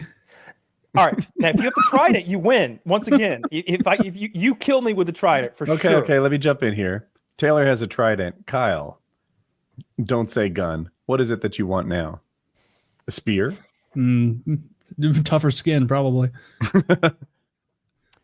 A spear and a shield, like a great shield, a phalanx type shield.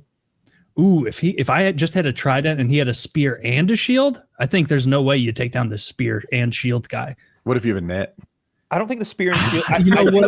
I've been talking big, but I'm not that confident in my net ability. I'm telling you, worrying him trying to do the net will be a hindrance to him. Oh, what if I have 2 tridents coming at you? Just spinning in circles with them outstretched now. I think that if I had a shield and a sword, I could deal with the trident. If I feel like if I could get inside, again, you got to get inside and close the distance. Like if I had like a centurion sword, like a gladius type thing, and a round shield or something. But if he stabs me, I feel like I need one of those teardrop shields that goes down and covers my legs, because I just imagine him stabbing me in the shin with that trident, and I'm not tough. I'm going to immediately scream and fall to the ground, and then he's going to be like, he's going to be poking me. What would be funny in our fight is you're coming at me, I stab you in the leg, it starts bleeding an enormous amount, and I'm like, you're laying there screaming, I'm like, like throwing up. I would be too. I might pass out at the sight of my own blood. I told you it's embarrassing, but like I came downstairs. This is maybe a year ago now. But I think I had, for whatever reason, a blood vessel had broken in my eye, and it looked bad. It didn't feel like anything, but my girlfriend was like, so the white of your eye was very red. Yes, it wasn't just red. It was like, it looked like I'd been in a car accident. Like there was like blood in my eyeball. And my girlfriend was like, oh my God, what's wrong with your eye? And I was like, nothing as far as I know. And I run to the bathroom around the corner and look. And just the shock of seeing my eyeball full of blood. Oh, dude, I got lightheaded and dizzy and pale. And like I had to, she was like, you just turned so pale. I'm like, you freaked me out. I was fine. She should have broached that differently. I thought I was having like a brain aneurysm and I was dying or something. Like I turned so pale and clammy, I almost passed out. It's so easy to make fun of, but I guarantee, like if I had an eye blood vessel burst, I would also have like a short period of panic looking in the mirror, like after this tonight, or like, I've never seen it before. Does this mean I'm going to die? Does this mean like something horrible has gone on inside me? And now this is step one. It was like the whole thing was just like a spider web of blood. And it wasn't, obviously it wasn't, my eyeball wasn't bleeding outwardly, but it was blood on the inside. Yeah, that freaked me out a lot. I'd seen those, of course, but I'd never experienced it. It didn't hurt. It was just scary to look at. But yeah, I think the knife is a very good weapon compared to almost every weapon. And I think most people overestimate how effective a baseball bat is because movies and TV shows always, like, the lady grabs the bat from behind the door and like knocks out some 250-pound guy with one swing. It's like, why didn't you just put his hands up and catch it?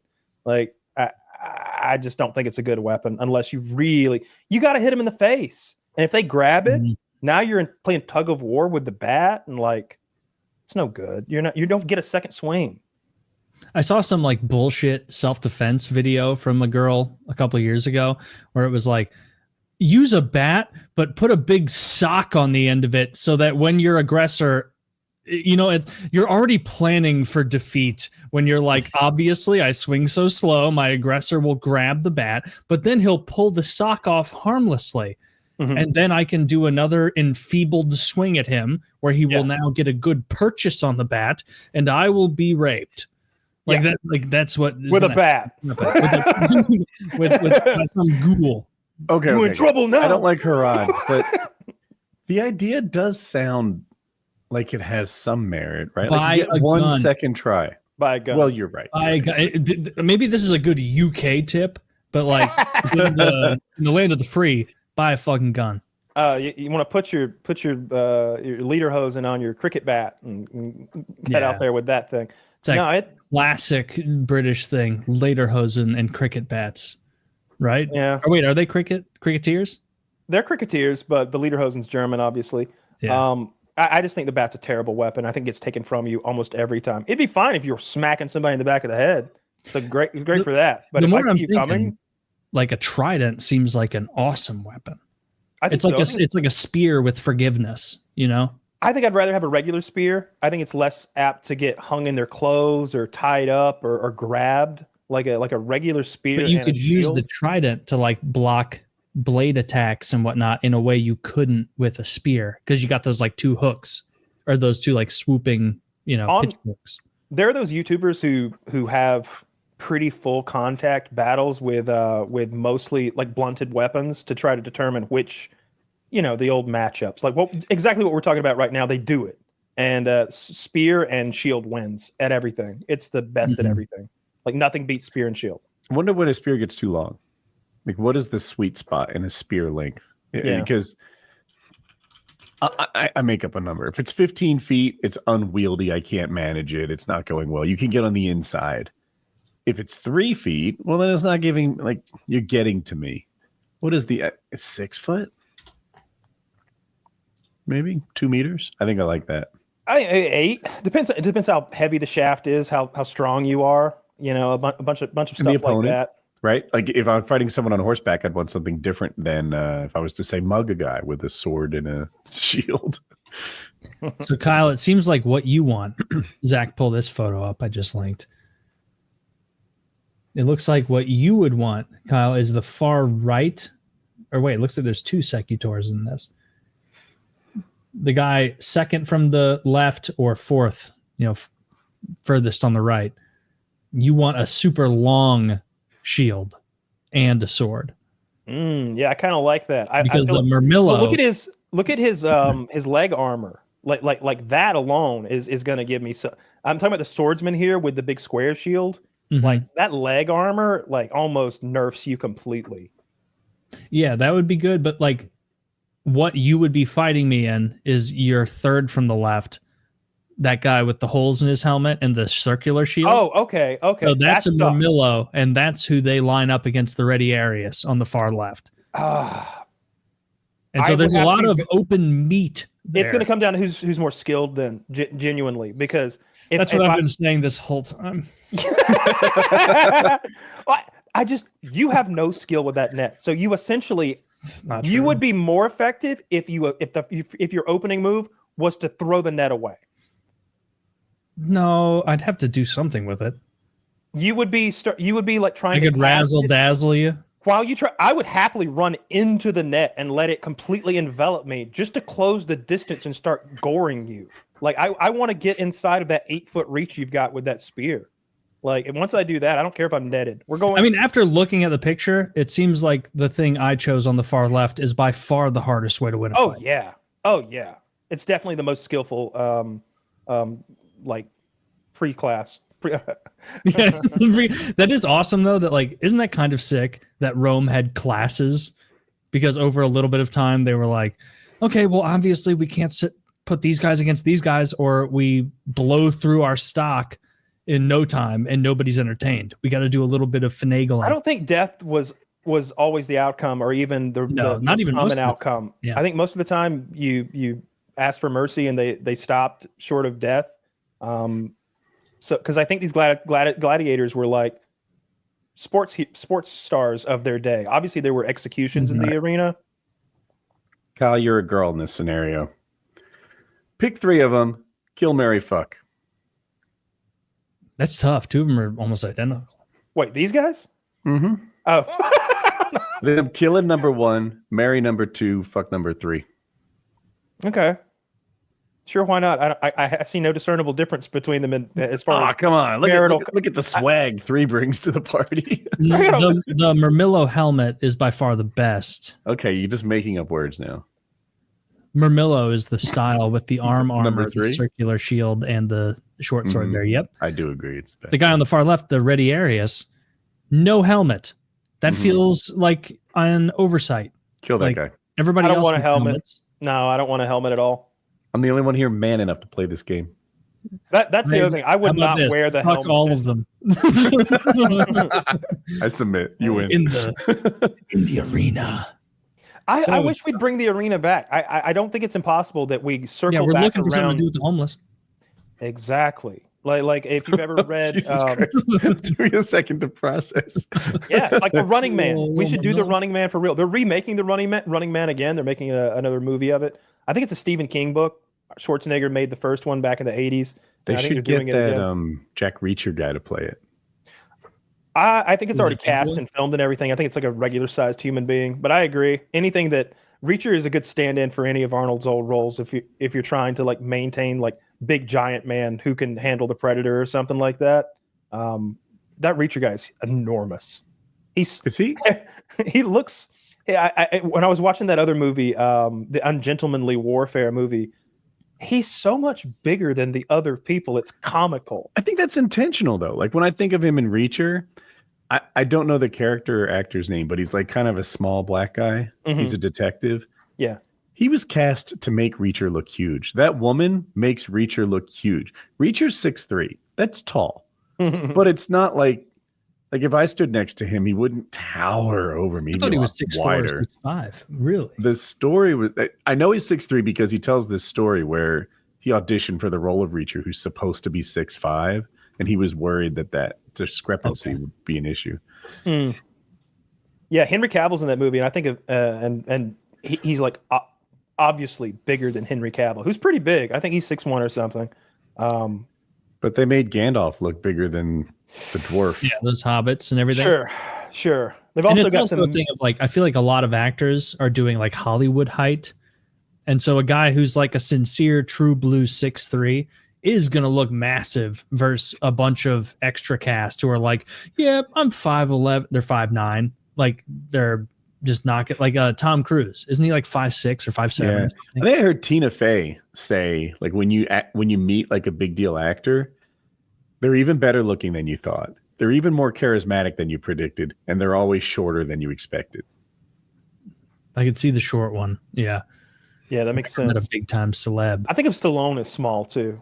Like how tall is Sylvester? Definitely not small, but short, right? Like he's broad as a fucking barn door.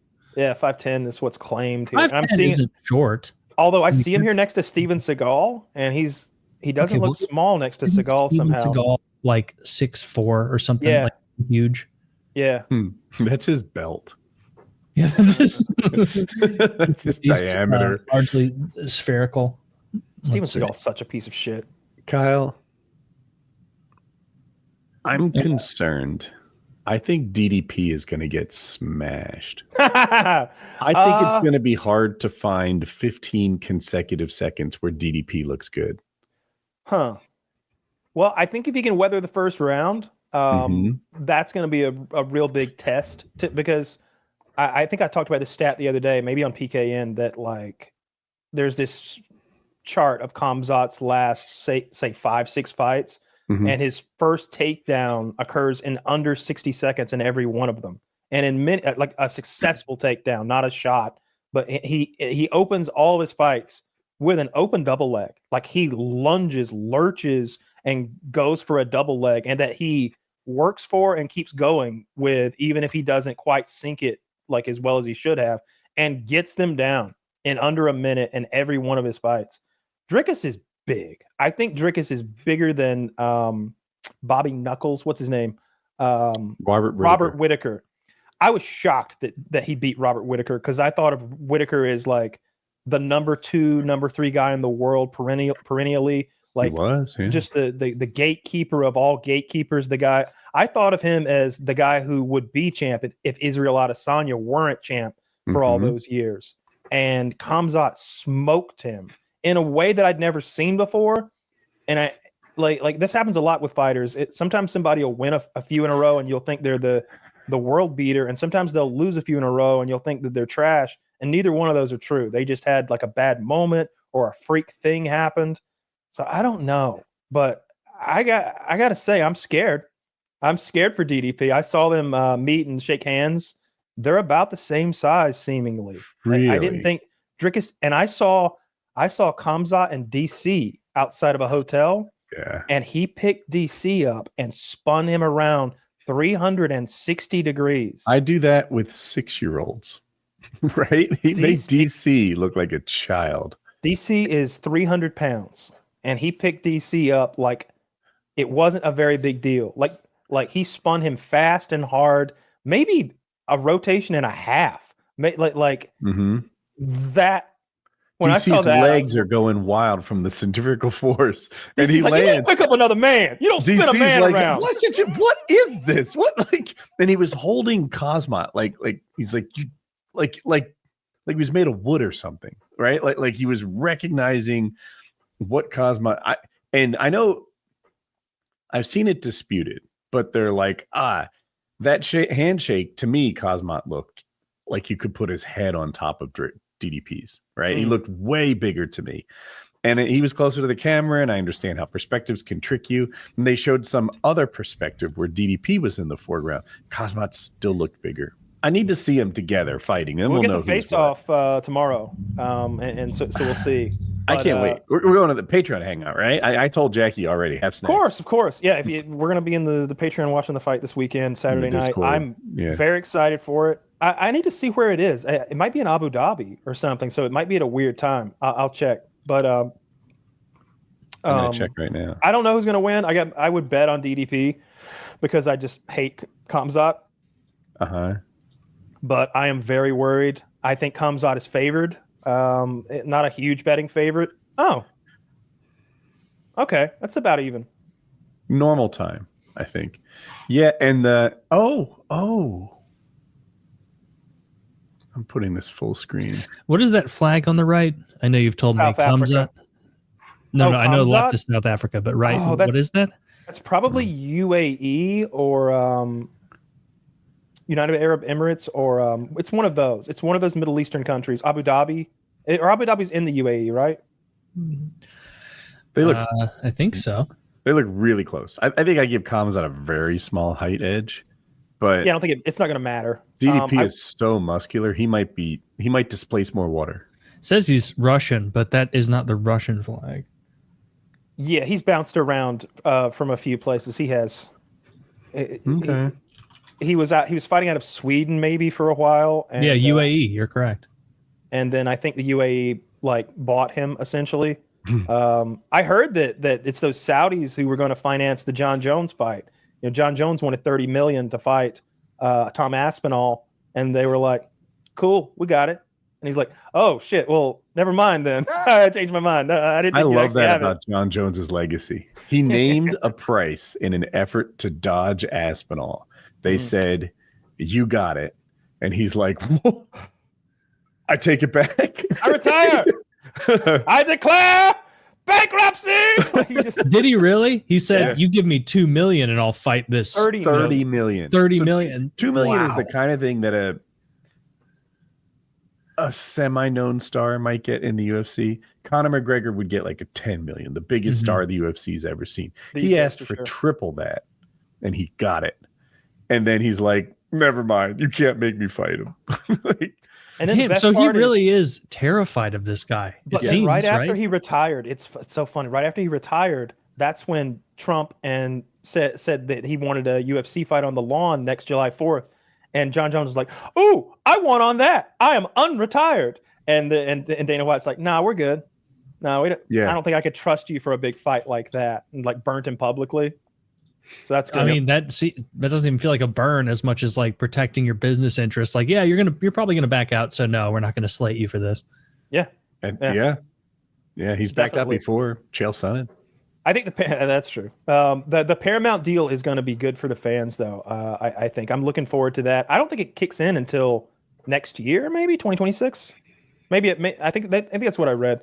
7.7 billion, 7 years. Paramount Plus, if you don't already have it, I think is like, I think the junior version is $8 and maybe no ads is 12. I really don't know off the top of my head. I have it. I love it. It's got all the Star Trek stuff and some other shit I watch.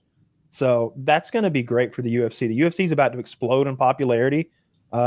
It's not because before, if you wanted to watch and you weren't going to steal, which I think is a pretty big barrier to entry to a lot of people. They don't know how to steal it or where to go, like what sites. It is a little sketchy. They're not in the Patreon. They're not in our Patreon. I've only ever stolen UFC stuff. Yeah, I've never paid. They don't know how to do that. So this is going to be huge to have, especially the 4 fights a year that I'm sure will be great cards that will be simulcast on CBS. It's going to bring a whole bunch more people in because before, like I said, you had to be an ESPN Plus subscriber at $12 a month just for the privilege of giving them $80 for a pay-per-view. And I mean, I'm a big UFC fan, but no thanks.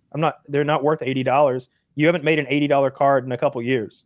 Like maybe once a year there's a card that I'm like, oh yeah, that's $80 worth there for sure. Yeah, you got a Night of Stars, but they don't do that much anymore. I can't remember buying a UFC card and feeling like it was a good use of my money. The closest when we watched it at the movie theater, that was good. That was like $12, and I felt like it was well spent. Of course, but it's 60, 80 at home. I always am like, now the $80 is gone. It's over, and it just didn't feel like a good buy. Especially every single one of these Aspinall highlights and finishes I'm watching in these compilations feels like he's trick shotting people, like KOing them. Like he's not.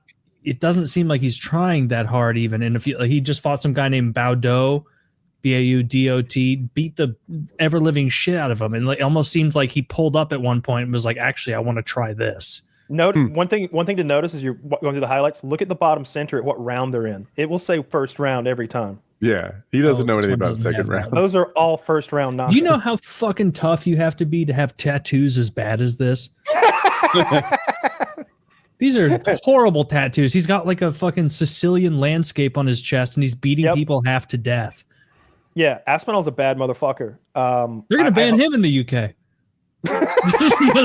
he's a potential danger. How are they letting him walk the earth over there? Yeah, they can't have a flashlight too bright. Taylor, scroll down. There's a column for what round the fight was over. It's like one, two, one.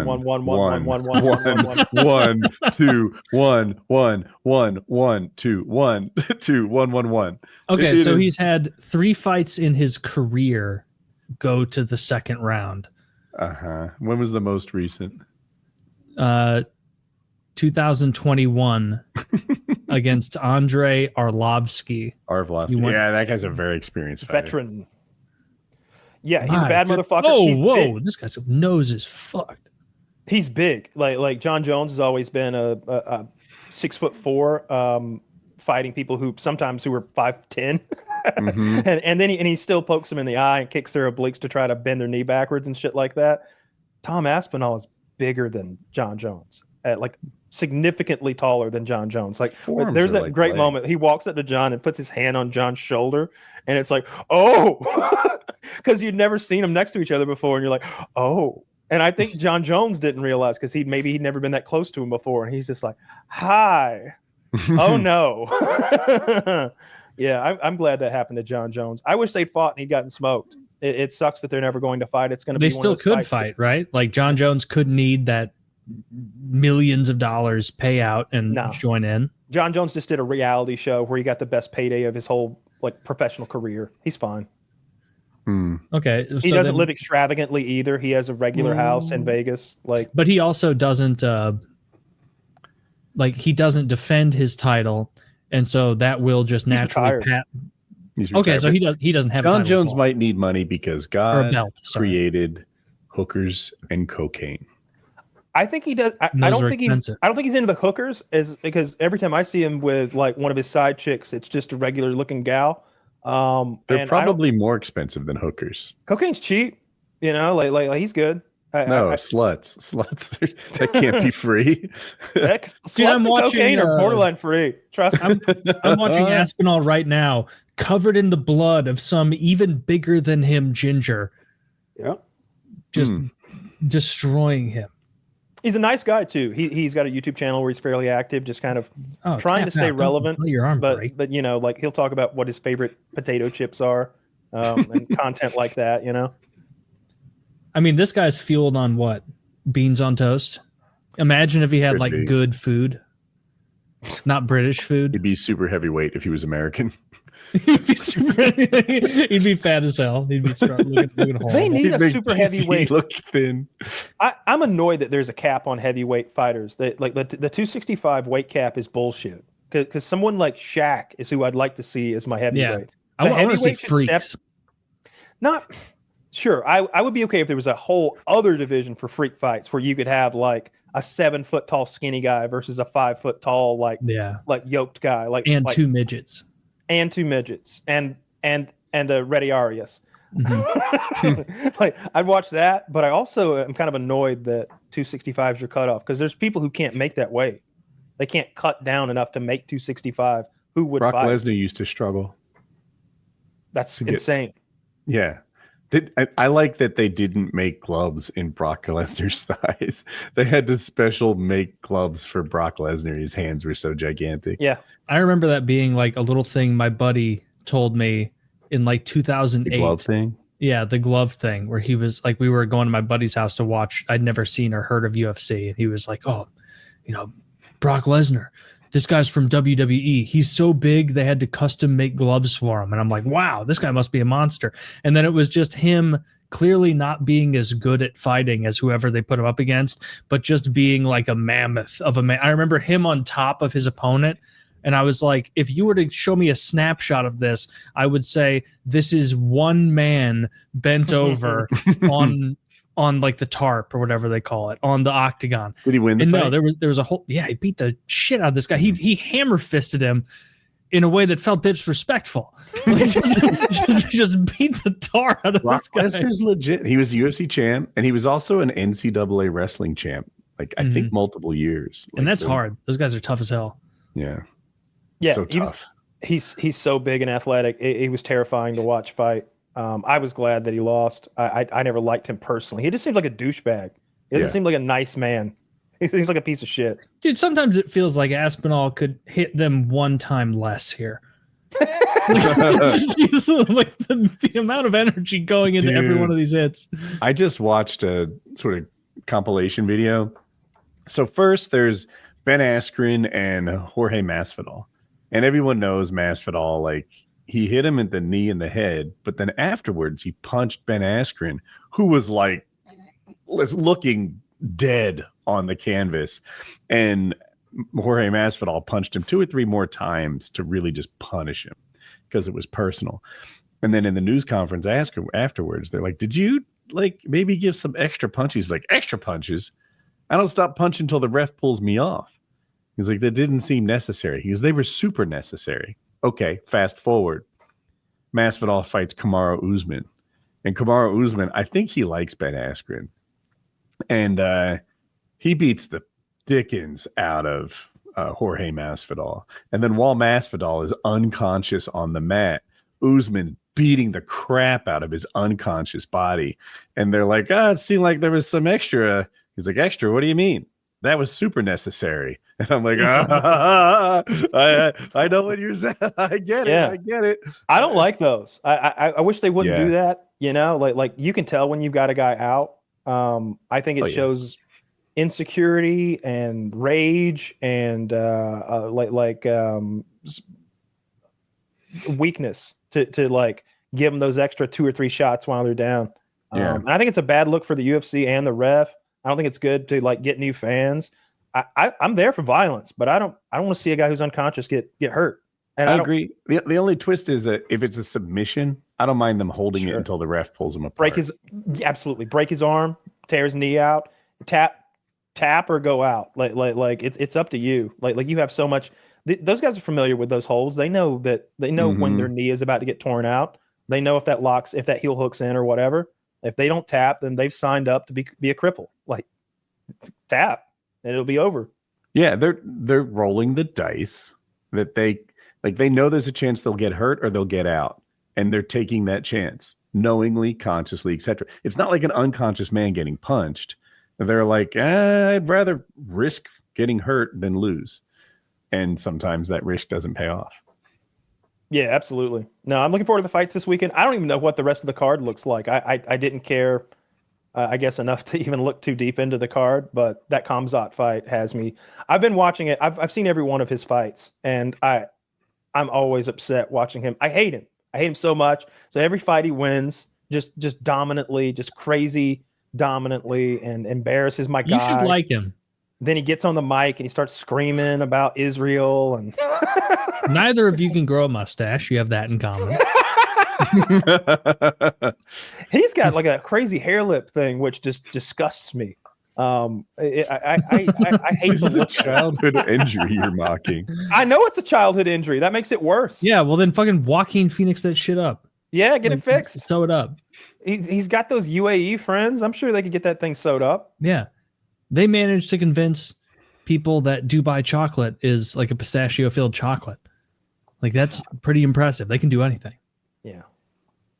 I see that more and more, by the way. Like I want to say, I brought that up months ago about the Dubai chocolate, and I see that on Reddit regularly now, where they're explaining that is what's going on. And I also see more about the porta potty girls.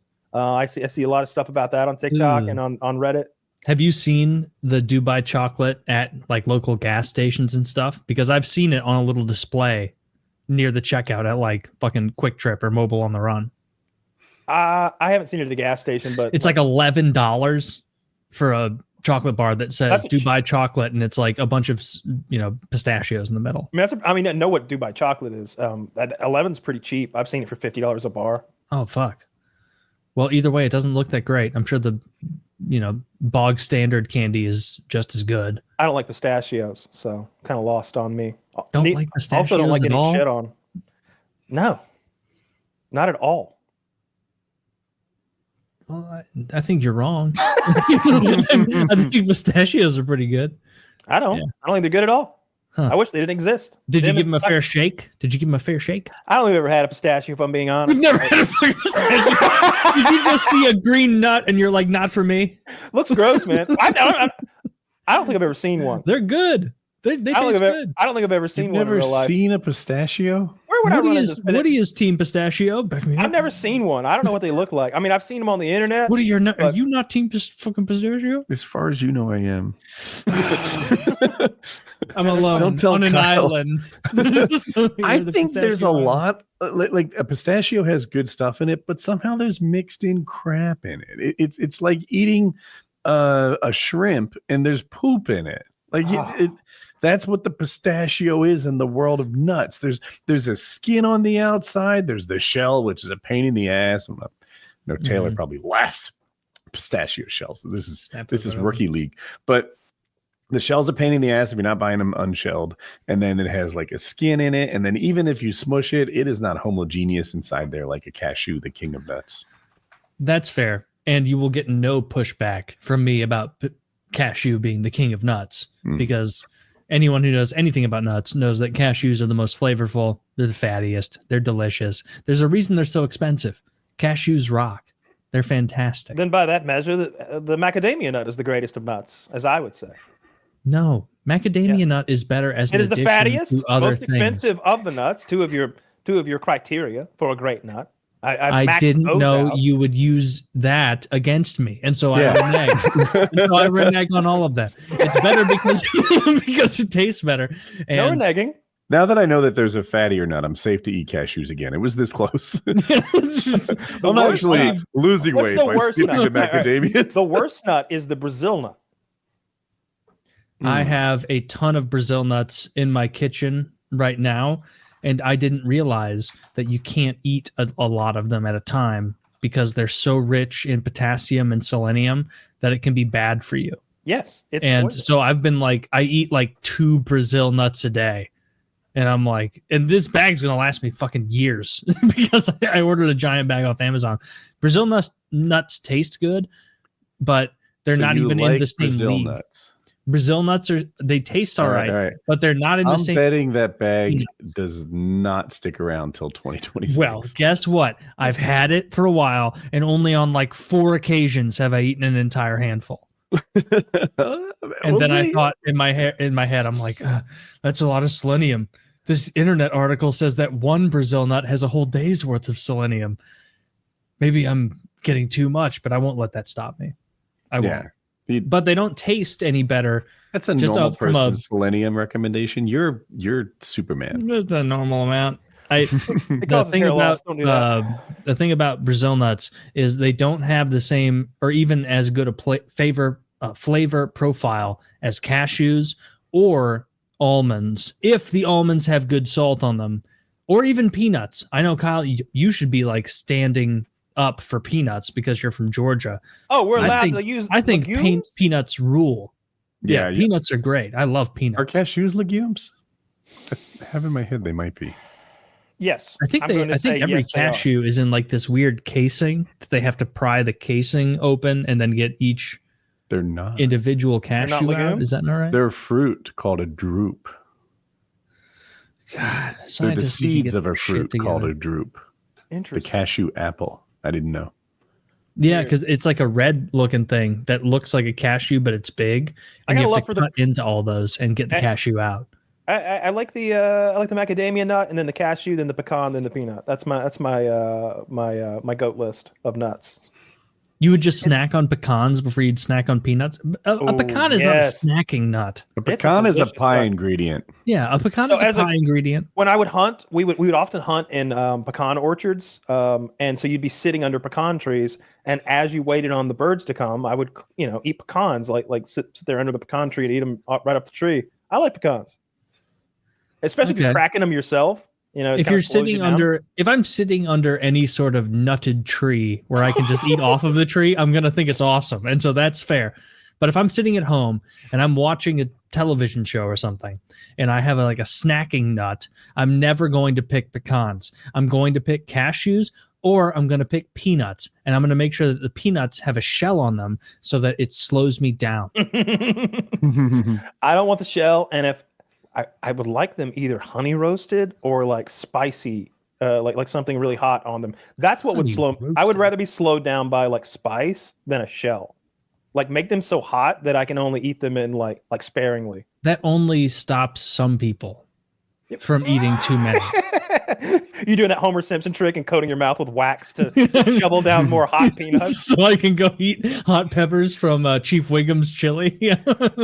they're cultivated by the insane asylum patients of the dark island of Diablo or some shit. It was great. That was the episode where they made him clean, where Marge is like, you have to clean the house before you go out. And he's like, Marge, it's a chili cook-off. And he's dancing around in his fucking cowboy boots.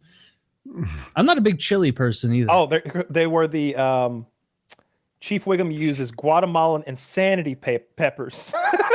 That is the episode as the merciless peppers of Quetzalcoatlanango. That is the episode where Homer takes so many spicy peppers that he hallucinates, and then Johnny Cash is the fox in the desert, and he is the voice. Yeah, the coyote. He's the coyote. Yeah, his spirit guide. These peppers are described to have been grown in a jungle by inmates of the Guatemalan insane asylum, and they are exceptionally hot. that they're grown by the inmates of an insane asylum is a very funny bit of lore that they add to that. Dude, early Simpsons rules. It's the best cartoon show ever. Oh, I wanted to talk about King of the Hill a little more because I know you didn't like it so much. I looked at the Rotten Tomatoes. Everybody loves it. They're calling it the greatest animated revival of all time. It's gotten really good viewership too. It was like 6 or 8 million views per episode or something like that. Something good.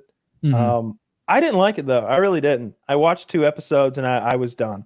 I didn't like a lot of it. The voice changes are kind of, that bothers me. Like Dale doesn't sound right. Like you said, Khan doesn't sound right at all. So like I'm not gonna watch the rest of it. I'm checked out. Kind of a shame. It's a shame that actor died because that voice just doesn't sound right. And then also like Peggy doesn't even sound right. Like Peggy doesn't sound right. Well, they sound old. It's the same thing the Simpsons have gone through, where the voice actors, like through no fault of their own, that's how time works. They just get older, and so they can't do the voice in the same way. And that is definitely a factor. Mike Judge, who does the voice of like Hank and a number of other characters, he does a better job keeping it together and like tighter. But I don't agree with the reviews saying it's awesome, but I also don't. It's not as bad as I thought it would be. Like I watched the first episode and a half or so, and then tweeted out like, this shit's fucking soulless trash, awful.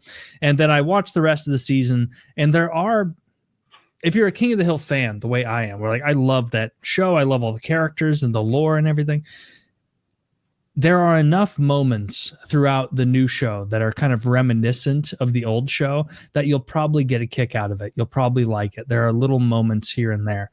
But as a whole, Khan is gone. Dale is gone. John Redcorn is now gone. Boomhauer doesn't sound right. Boomhauer doesn't sound right. That's another Mike Judge thing where like he's the voice of Boomhauer. He doesn't do as good a job tying it in. You know, be damn plain old indiscernible, man. Kind of talking funny now. Understand? Fucking hard to say. You know, a lot of people talking about how I know like that. Dang old man, the whole joke was we couldn't understand what you were saying, man. Yeah, now you kind of can. Now I don't understand every fucking word you say. Joe, I'll give some. So as a whole, not nearly as good as the original, 9 seasons of King of the Hill, even excluding those slightly later ones that they came back for to make. Not nearly as good as that. If you're looking for that, watch the old ones. But there are moments where particularly Joseph is great, Hank is great, Bobby has some redeeming moments. The character I really dislike, that I feel like they did her dirty, was Connie. Like, Connie is totally unlikable and she sucks in the new episodes. Like, why make her that unlikable?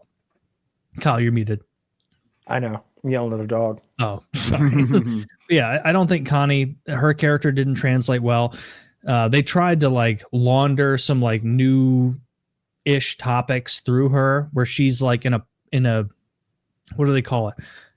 A polyamorous ethical relationship where she's basically just getting dicked down by a bunch of guys and pretending it's not weird. And she tries to present that to Bobby, and he's in his same Bobby Hill 12-year-old voice being like, that's weird. Like that kind of shit. You're a whore. Okay, you're a fucking whore. But I'm going to tell your dad. And she couldn't tell her dad because Khan is gone. Khan's gonna honor kill you now. That'd be great. Khan is gone. The hilarious voice that was Khan Supanusenbone is gone because of some and it was woke shit that got rid of Khan. Obviously, it was death that got rid of Dale, and death that will in the future get rid of John Redcorn because he did all his voices for this season. Yeah. But man, they really dropped the ball on a few things, but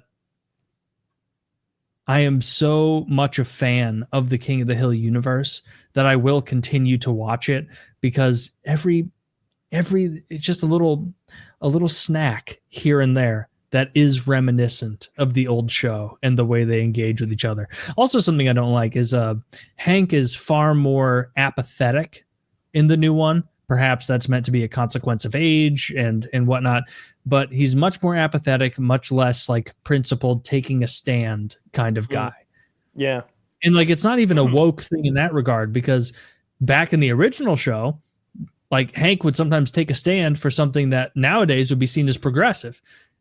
It's more about him not taking a stand anymore the way he used to. Like, he's not asserting that personality. And, you know, he's supposed to be like 65 now or something, I'm sure. A show that has been doing well and is reviving is South Park. Like they hadn't done a season in a couple years until they got their Paramount deal straight. And now, so they usually do an episode a week, but they did that first Trump episode and they took a week off. And I think they took the week off maybe to let it, like you would a good YouTube video, to let it grow and let it sit out there and be the thing. And they've done it again the second week for the same reason, I think, because it's because they're rich as fuck and they don't want to make an episode every week. That's why. Well, I mean, it's in their. I don't know about that. I think they.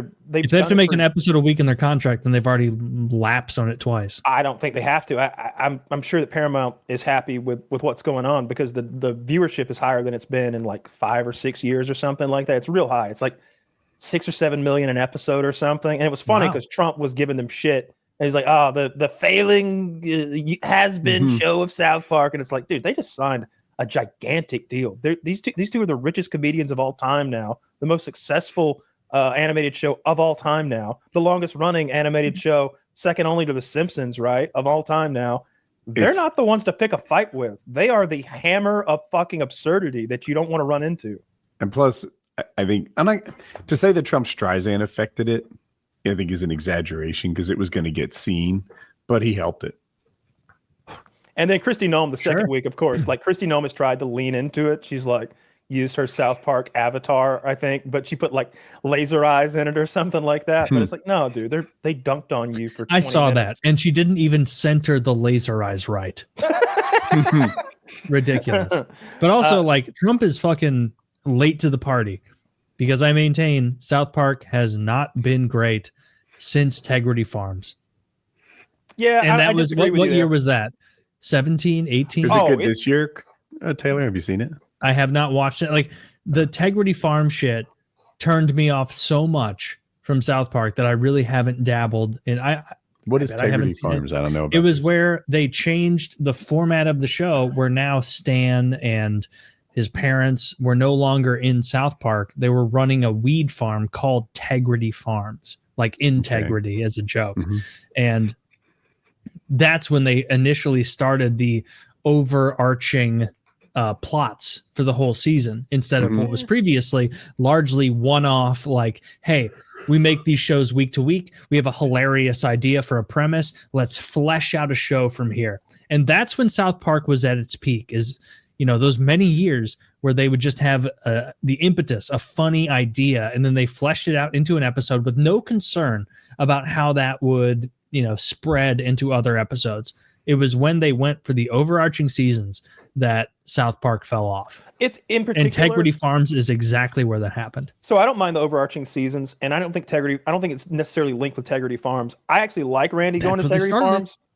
What I don't like is that when they had all that contract stuff between Paramount, Comedy Central, and maybe Viacom, the parent company, or whoever, and they were doing those specials. So what they did, Woody, is instead of doing like a whole season, they would give them these hour-long specials, and they often centered around Tegrity Farms, and that I didn't love. Okay, there's like 4 or 5 of those. There's a pandemic special. There was the woke special where they replaced the guys with like black and brown women, and there's a few different ones, and I didn't love all those. There was the streaming one.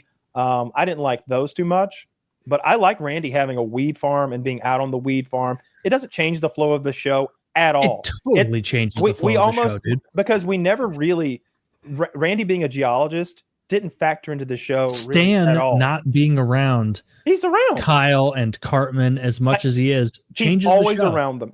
He's always around them. Him being out on the farm didn't change any of that at all. They come to the farmhouse and they play Warhammer 40K. I watched the Tegrity Farm season and it sucked.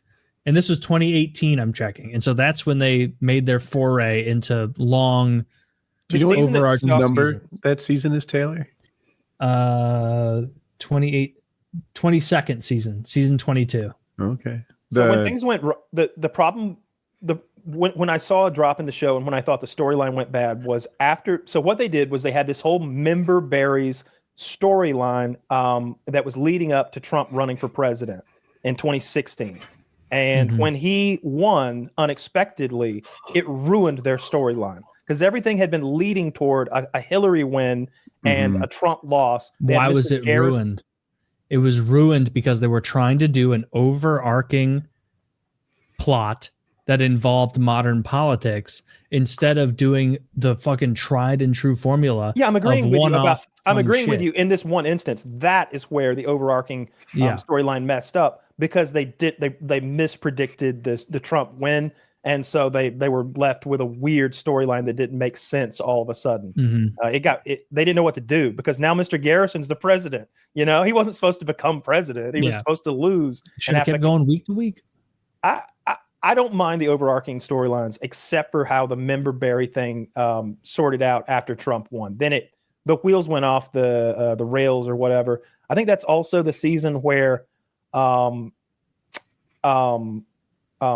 dad is like an online troll named Skank Hunt, and he's just saying the most awful things. He got that the lady has like a double mastectomy, and he's like he's making these jokes about Doctor Where's My Tits or something, or like he makes fun of this woman who had a breast cancer so much she kills herself, and it becomes this whole thing. That season was bad. I didn't like that. I don't mind the overarching storylines though. I'm not saying that there are no funny moments. Obviously, they're funny guys. There are funny moments in South Park still, I'm sure. It's just that formulaic change that happened, I guess, in 2018 has lessened the show for me. Like after I watched that Tegrity season that Tegrity season in 2018, 6-7 years ago, I just kind of lost interest. It was like, these aren't the characters I fell in love with. This isn't the structure that I think is a winner structure. I just don't like it. I like it even more than the old episodes because I feel that's crazy. I feel like no, you're biased. Watch Scott Tenorman Must Die. Watch Canceled. Trust me, you don't. I watch so much more South Park than you. Like I probably watched 30 episodes this week. Like I watch a lot of South Park. The old episodes are fucking fire. I go back and watch the whole thing through. I've seen it all many times, and I'm telling you, as we've grown up and matured, our favorite characters, or my favorite characters, used to be Kyle and Stan. And Cartman to a lesser extent. I really liked when he went really off the rails evil. Now it's Stan's dad, Randy. It became Randy as the audience matured and grew up and became men and older men. All of a sudden, I identify more with Randy than I do an 8-year-old foul-mouthed kid. You know, so like I like the Randy episodes. I like that his story gets to open up and expand, and he's got this weed thing going on. I like the weed stuff. That's I like fine. Randy I like Towley being in there a lot. Tally I can hit or miss, but like Randy is a hilarious character. The old episode where Randy feels the need that he has to fight every single other dad at the little league games, or otherwise he won't like be a man or something. That's like a great example of a Randy heavy one-off episode. That's hysterical. That's one of my favorite episodes where he has to fight the Bat Dad. I love at that the very end. That's hilarious. Oh, I can't remember who's Bat Dad's voice. Bat Dad's voice is a celebrity, I think. Who voiced really Bat Dad? I am the Bat Dad. Yeah, it's Diedrich Bader. It's the guy who does. I'm Rex. And under Rex Kwon Do, you're going to learn the 3 tenets. It's Rex Kwon Do. In my 2 years in the octagon, I learned all. It's that guy. He's Bat Dad. That's funny. And see, that was an excellent episode. It's just when they feel the need to tie in a lot to. They're getting shit. to. Did you see the Japanese toilet episode? What where Randy goes to buy a new toilet called Old Blue, as he calls it, has like given up the ghost. His old toilet has like a wooden seat that's screwed on and it's all hanging sideways. He buries it like a dead dog. He's like, Old Blue gave us all he could, and he goes to get a new toilet, and he's like, are these all the toilets here? He's like, well, these are all the American toilets. What do you mean? Well, we keep the Japanese toilets in here. He pulls out like a key card. Would you like to take a look? Well, I suppose. And like swipes a card and they go into like a palace of like decadence that has the Japanese toilets. And he's like, would you like to try one on for size? It's like, oh, could I? And he has this whole scene where he has like a fantastic shit and he has to take out a loan to bring home a Japanese toilet. And like, I like that episode. Everybody's coming over to shit in his toilet. That's funny. There's some good ones. I think you should give it a chance. It's on your Plex, by the way. All this stuff is on Plex. Maybe I'll watch. Ever since Integrity Farms, it hasn't been the same. That is the moment. That is their an episode of South Park sound like taking out the garbage. I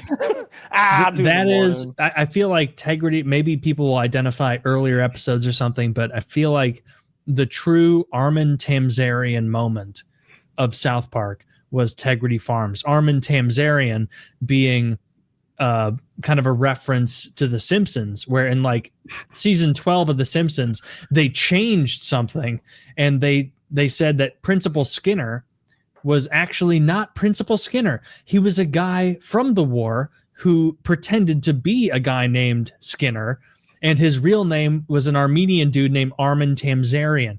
And a lot of people watching The Simpsons at the time said this was kind of that watershed moment where they no longer they jumped the shark. Exactly. And so that's what I see. And that was like, give South Park credit. 30 years ago. It was 8 seasons further in their run than The Simpsons when they had their real Armin Tamzarian moment where they jumped the shark. And they jumped the shark with Integrity Farms. And it's never been the same. I don't like some of the specials, especially like those Paramount 1 hour long specials that are self-contained. I don't like some of those. But I like the episodic stuff, and I don't think Integrity Farms messes it up. I like because you didn't lose anything. You just got a new thing. It's not like Randy had these storylines about being a geologist where he was finding mole men under the ground, or he was like predicting earthquakes that were going to make the mini mart fall down, and we need to do X, Y, or Z. He was just, I'm a geologist. That's what I do. I'm a scientist. It's like, okay, moving along. But now he's like, I've got a weed farm. I'm in competition with this black guy across the road. He says his weed's like street weed and then people are buying it because he's black and nobody wants to buy from a white weed seller anymore. And I like all that shit. It's not that there aren't funny bits. It's just that the show doesn't scratch the itch the same way it used to. Well, I like it a lot. I think like Family Guy. This isn't unique to South Park. Family Guy has fallen off for many, many years. You go watch old Family Guy. That show's fucking hysterical. It's really, really funny. I know you guys aren't as big on Family Guy. I am. I've watched so much of it. I feel like it was always kind of just bullshit, and it still is bullshit. It's funny. I don't think it got much less funny because it never was that funny, and it was never funny in a way that was difficult to make funny. All those non sequiturs, all those cutaways. Like, you don't need good writing for that. It's just bit. That's fair, because Family Guy does have an easier formula to maintain. It's just that the formula itself becomes worse. Like if you pop on a current Family Guy, the jokes are worse, the cutaways are worse, the bits are worse. Like it's just not. I'm sure the reason Family Guy isn't very good anymore is because Seth MacFarlane must have stepped away. He's not nearly as invested in This project. Yeah. Do you watch the Orville at all? That's his new show. It's been hit or miss. I didn't even hear what you said. So Seth MacFarlane he's a huge Star Trek fan. He's actually in an episode. He did a little a cameo in an episode a long time ago. And I think he always wanted to be a regular in a Star Trek show, and that never happened for him. So he made his own Star Trek show called The Orville, and it's better than most Star Trek. It's pretty good. It's funny. It's kind of silly. It's very silly. It's silly. It's quirky, and it makes fun of a lot of Star Trek tropes. There's a robot character. There's a Klingon type stand-in character. And there's lots of the robot character doesn't understand practical jokes. So as a practical joke, he surgically removes a guy's leg while he's unconscious. And he's like, ha ha ha, I have removed your leg. And he's like, where's my leg? There's 4 seasons of it. I think they've been canceled twice already and revived back. But I like it. I think it's pretty good. And it's definitely got if you like Seth MacFarlane, like if you like Ted, and if you like his like smarmy, smart ass sense of humor, Didn't like Ted. You didn't like. I love Ted. Family Guy though. Wow, old Family Guy is hilarious. I love Ted. I thought Ted 1 was amazing and Ted 2 was garbage. But I like Ted 1 a lot. I thought that's one of Mark Wahlberg's best roles. What would your top 3 be of the adult animated series? Like, Simpsons, Family Guy, American Dad, Futurama. I don't the like whole mix. I don't see. I don't like Futurama or American Dad. So it's kind of easy for me. I really like Family Guy. I really like. I mean, as South a kid, Park, obviously. As a kid, it's of course South Park. As a kid, I was super huge into Simpsons, but I just haven't watched it in probably 20 years. Like not since I was a teenager or something. I don't think I've watched an episode even. Maybe like a full episode, sat down and watched it. I don't think I have. Do you mean of the new episodes, or you haven't even like sat down and watched like a season? Like you haven't watched Mr. Plow in 20 years? I don't think so. I think maybe I watched. It's crazy. They're so funny. I did watch a couple of. I like the episode where Homer gets that new job with the Bond villain guy. Yeah, and he's like Homer, and if it's not too much trouble on the way out, if you could kill a few people, that would help me out tremendously.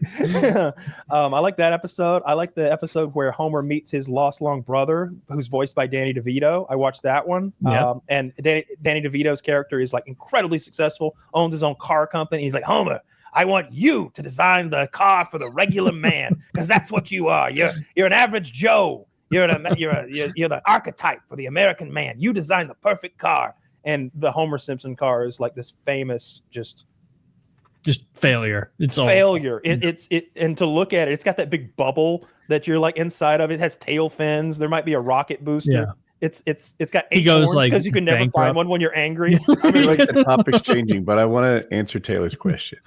Number 1, best animated show, Invincible. Number 2, best animated show, Bob's Burgers. Number 3, best animated show, What If on Marvel's. Bob's Burgers over Hilarious. Simpsons? Er, Easily. Or early Simpsons? I wish they could be close. Early Family Guy? Smashes them. Bob's Early Burger. South Park? Bob's Burger fucks and dumps any of those shows. Oh, You don't like Archer? I like Archer a lot. Archer's pretty good. Archer is a show that was Archer doesn't awesome stand for up very 3 long. seasons, and then went off all the writers sure. on Archer clearly were like, we don't want to write about this ISIS group anymore. We're going to have him like get concussed every season and write about fantasy worlds. And it's like, all right, well, I don't care anymore. Yeah, they put him in a coma for like 3 or maybe even 4 whole seasons, and they did every season was a different coma dream he was having, where all the characters were in completely new settings and they were all doing completely different things, and it was a fantasy that he was having in his comatose brain. Hated all that. It's what drove me away from the series. But prior to that, the reason they got away from ISIS was because of the terror group ISIS, which I thought was bullshit. They should have just written it in the show. They should have gotten confused with the terror group ISIS, and they're like, make a joke out of it. This has always been her name. They just came up with this, and hey, this is bullshit. We're gonna take on ISIS. That should have been in the show. Archer should have fought ISIS. Yeah, if they were ISIS v ISIS, no one would confuse them with ISIS. Yeah. Yes. And also, Archer, that's the guy from Bob's Burgers. Of course. Dude, he doesn't How can even you change tell? the voice. He's like, this is my Bob's Burger voice, and this is my Archer voice. You've seen him do that stand-up, right? There was an episode of Archer where he's like he's a stand-up comedian. He's done that literal bit that you just described. He goes, so first I'm going to do an impression of Bob from Bob's Burgers. Hi, I'm Bob from Bob's Burgers. For my next impression, Archer from Archer. Hi, I'm Archer from Archer. He did that. I think his name is John Benjamin, something like that, the voice actor, which that must be fucking sick to have a voice so epic you can just talk and be multiple characters that are memorable. But Woody, I got to say I'm blown away by the Bob's Burgers placement That show that is list. outstanding. That show is laugh out loud funny in a way that the other ones are like they're corporate machines. Bob's Burgers is an upstart. It has soul. South Park Season to me 5 of The Simpsons is not corporate. It's hilarious. It's so great. They got good. I couldn't even name a single episode. Cape Fear. There's a Not ton ringing a of bell. the Cape Fear monorail. I don't remember. Okay, monorail. I know. I don't know if it's season monorail. 5 or anything, but that's iconic. This seems more like a Shelbyville kind of idea. No. No, you tell us your idea, and we will vote for it. Where their mayor is just a Kennedy. That's great. You know that's Conan O'Brien, right? He's the monorail. He's the guy who does the voice of the him? monorail man. He sings the song. Many years ago now. I don't know. Good for Conan. He That's was at some. They did some like Simpsons anniversary show or something. I just remember Conan O'Brien was on stage singing the monorail song like with full gusto. It was great. Just doing a live performance of it. I had no You idea. almost forget those guys had talent to get the job. Yeah. Sometimes I am blown away by how talented Hollywood people are. And then you watch like Star Trek where they do the musical episode. And it's like, shit, 2/3 of these guys can sing. And then the other third is very nervous right now. Yeah. That's funny too. They're doing what I did. Just mouthing. They all have solos. They can all dance too. Whenever there's an episode that requires dancing, suddenly you're like, holy fucking shit. Like there's an episode in TNG. Yeah, they're where, gay theater kids. Of course they can. Yeah. Beverly's tap dancing like at a like professional level, teaching Data to tap dance. And Data's a machine, so he immediately, and it's like, wait a minute, Brent Spiner knows how to tap dance too, because he like mimics her moves perfectly. And it's like tap is hard. Like if you like, it's very technical. Like it's not like a waltz where you can just kind of like feel your way through it. It's tap. Like you can hear if there's a mistake, and they're both incredible at it. Recently on Strange New Worlds, they're doing the tango, and it's like perfect. When you realize that they're all gay theater kids, like Taylor pointed out, like I was watching Game of Thrones behind the scenes stuff, right? These are badasses, right? Guys who serve on the knight's wall, the guy with the flaming sword, the guy who lusts after Brienne. I don't know their names anymore. Sure. And then you see them like at the trailer, all singing and cracking jokes and like just being gay theater kids. And it's like, right, I forgot. They all break into song together. Yeah, just stuff people do. It's ruining my immersion that I would have bullied them. That's why I appreciate the actors that aren't acting at all. Like Danny Trejo, he's just, where do I stand? Yeah, stand right there and look ugly. Gotcha. Yeah. He has the same gusto whether he's promoting Axe body spray or a brand new movie, and I like that. I like Danny Trejo. He's literally an ex-con. He was in San Quentin, I think, doing time. And I think he got started being as a boxing coach. Do you feel like he alphas you? Me? Mm-hmm.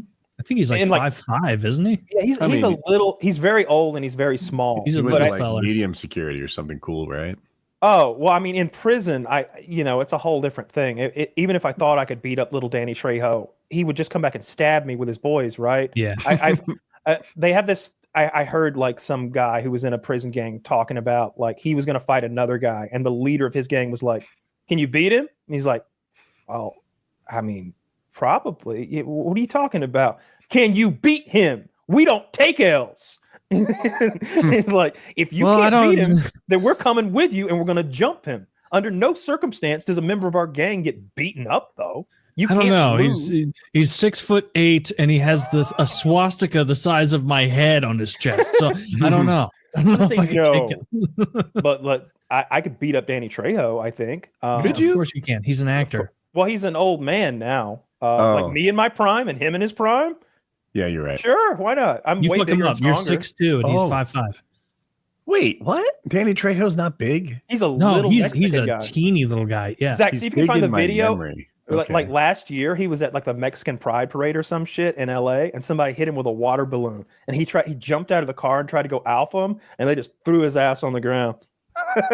Yeah, they Cat Williams. Yeah, he's an old weak man now. Like he's an old tiny weak man. You know, like he plays a movie tough guy, but he's smaller than Tom Cruise. It's the same way. Like if Joe Pesci tried to fuck with me in real life, I wouldn't even waste the effort of a punch. I would just move him away.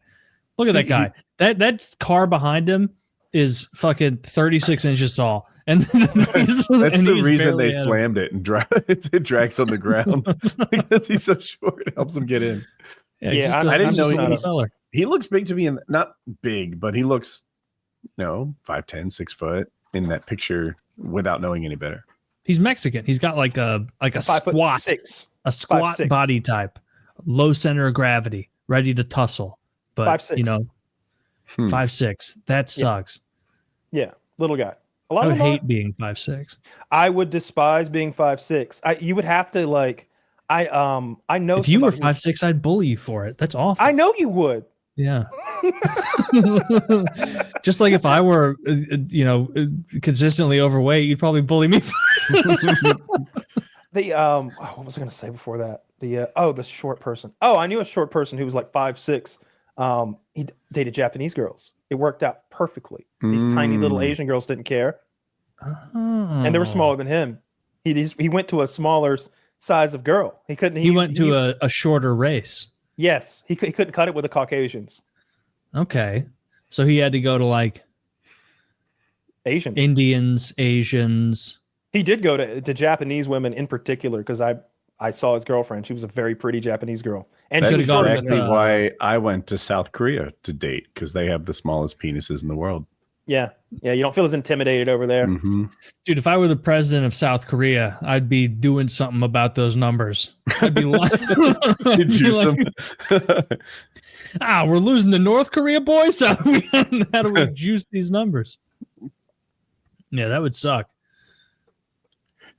No, I'm glad I'm not short. I specifically remember the moment as like a teen or a child or whatever, where I was like, good, we're not going to be short. We've crested the hill. Like maybe I was like 5'11" or something. I was like, all right, everything on top of this is just frosting. You know what I mean? Like because there were Not kids me. that I had a friend. My friend was short. Two of my friends were very short, like 5'6", 5'7", and we're all the same size in elementary school. Yeah. And then by like high school, it's like, damn, you're not gonna catch up, are you, man? Fuck, you're always gonna be that small. Damn, I would suck. Because you could tell girls preferred taller guys, and like when you hug a girl and her chest is right here, like I don't know, I feel like they like that more, and I like that more. I'm not opposed to a taller woman, but clearly being taller is just better in every way. It's why those guys go through that incredibly painful leg chopping surgery. I like a taller woman, but I have to be taller. You have to be? If it's a relationship thing. I don't want to be in a relationship with a 6'1", 6'2" woman. Really? And she wears heels too. She's gonna wear heels though. When you go out, she's putting heels on. She's going up 6'3". Now it's strangely kind of hot. When she puts her arm around you, she's like big brothering you a little. Like every now and then. I don't. Now you've talked me out of it again. Like as you walk into a restaurant, like she kind of puts you in that arm lock a little, like big brothers you. Like, oh, just kidding. Come on, honey. Yeah. Right, she's kind of into pegging. Yeah. Now I'm back in the mix. When I did put on height, it happened so fast I stretched out. And I had this body type where you could see like every rib, like a malnourished dog. And I was like, I just got a different problem now. I'm still not sexy. I had a friend that grew in height so quickly, he got stretch marks on his back, like long ways. Oh. Usually you get them like lengthwise down your body, but he had them horizontally from his back skin stretching up and down. It was crazy. He was like, I don't know, we were all roughly 5'9", 5'10", in like 8th grade or whatever, and then like we came back like a year later and he was 6'2", taller, because he was much taller, 6'3", like he was tall and like goofy skinny. It was crazy how fast he exploded. Some of us have those stretch marks on our love handles because we just grew too fast. That's that's just musculature. That's all that is. That's just when you do enough crunches and your abs really start getting big, you doing get some those stretch hanging, marks on your love handles. Oblique things probably. Yeah. Those are my obliques. Those aren't love handles. What are you talking about? That's all muscle. Touch it. No, don't touch it. Don't fucking touch it. And let me prep my breath before you touch it. Let me flex real quick. Yeah, I'm glad I'm not short, because it really would bother me. I feel like I'm so shallow that if I didn't have that going for me, I'd walk into rooms and be like, everyone's looking down on me. Oh, I bet. What are they talking about over there? Are they talking about how short I am? I'd be so in my head about it. That would suck. Like worrying about being bullied for your height. Yeah. I don't like it.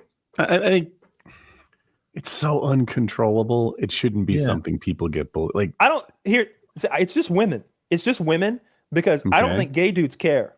Like I never hear in the gay community about them talking about like, oh, his height doesn't begin with 6. What the fuck? I don't hear that kind of like bigotry among the gays. It's always women. It's always women who are like, you know, thinking of like, oh, any man under 6'2" is a boy. What was the one I read yesterday? Like, if he can't take you to Dubai, he's a boy or something like that. Like, God, I hate women. If he can't take you to Dubai? Yeah. That's a weird qualifier. I think there's a lot of vapid people on in social media, and they're awful human beings. I think it was an Ice Poseidon event where he had a bunch of streamers running around a park with paintball guns or something, and one of them shot an innocent bystander. Like there was some lady in it. Yes, there was like outside on the edge of the park. There's like a lake or something, and there were some people like canoeing, and there was a lady in a bikini, and she shot the lady in the bikini in the leg or something, and like put a big nasty welt on her. And like she's on. They're all streaming. So someone's like, "Oh, you just hit a random person." She's like, "Fuck it, who cares?" And then the next video, they're getting arrested. The cops have them. They're like pulling her out of the van, putting her in jail. Yeah, fuck them. They're playing paintball at a public park with a bunch of children around with no masks. Fuck them. That's what it looked like. I don't know. I didn't look too deep into it, but that's what it looked like. That's some scumbag shit, dude. Streaming's wild now. Like those IRL streamers. Like I looked at when we first met Ice Poseidon back in the day. I was like, oh, this is kind of neat. I bet this will lead to a lot of like fun content. But it turns into like terrorism, basically. Like they get these beefs with one another, these online streamers, and then it's like they go assault each other in public sometimes, or they just do crimes in public, or they're just awful. Like that Johnny Somali guy who's in prison right now awaiting trial. Good. Hope they lock him up forever. Fuck that guy. Just going and bothering Korean people for a job. Fuck you. Oh, I know. And then Vitaly is also locked up. I don't think they're going to let Vitaly out forever. Yeah, that's great content. Well, he was like desecrating shrines and just being as like offensive as possible. Is he in Russia? Or what country was it where Vitaly? Asian. It's an Asian country. It's Singapore or Thailand or something like that. Korea. Like wherever they've got him, they're talking about it'll be 2 or 3 years before his trial, and then he could get like 5 or 10 years for what he did. And I saw the first picture of him in custody. He was like smiling, and he does testosterone and works out, so he's like real big and buff. Not anymore. The second picture of him, he's like emaciated, withered, sad, and withered. What's his name? Vitaly Z. Maybe don't go to a foreign country and then make your content assaulting and harassing people in that country. Yeah, well, Vitaly in particular, like I think the thing that got him in trouble, and he was like trying to get this lady to stream with him or something just on the street, and he like snapped on her kind of verbally and was like, "Fuck you, I'll fucking kill you!" Like had this weird freak out moment verbally, but he threatened her life. I think that's what he's in trouble for. Don't do that. I met that guy years ago. He was pretty chill to me. Yeah, well, you weren't a meek little, Thai lady that he could yell at, I guess. I suppose not. He was nice to everyone, to be fair. Like he seemed like a nice guy when I met him. He lost a lot of mass. Like at first I was like, well, he's farther away, try to put your head around this. And he still looks okay in the right. But just imagine putting a tape measure around his shoulders and chest on each one. He's much smaller.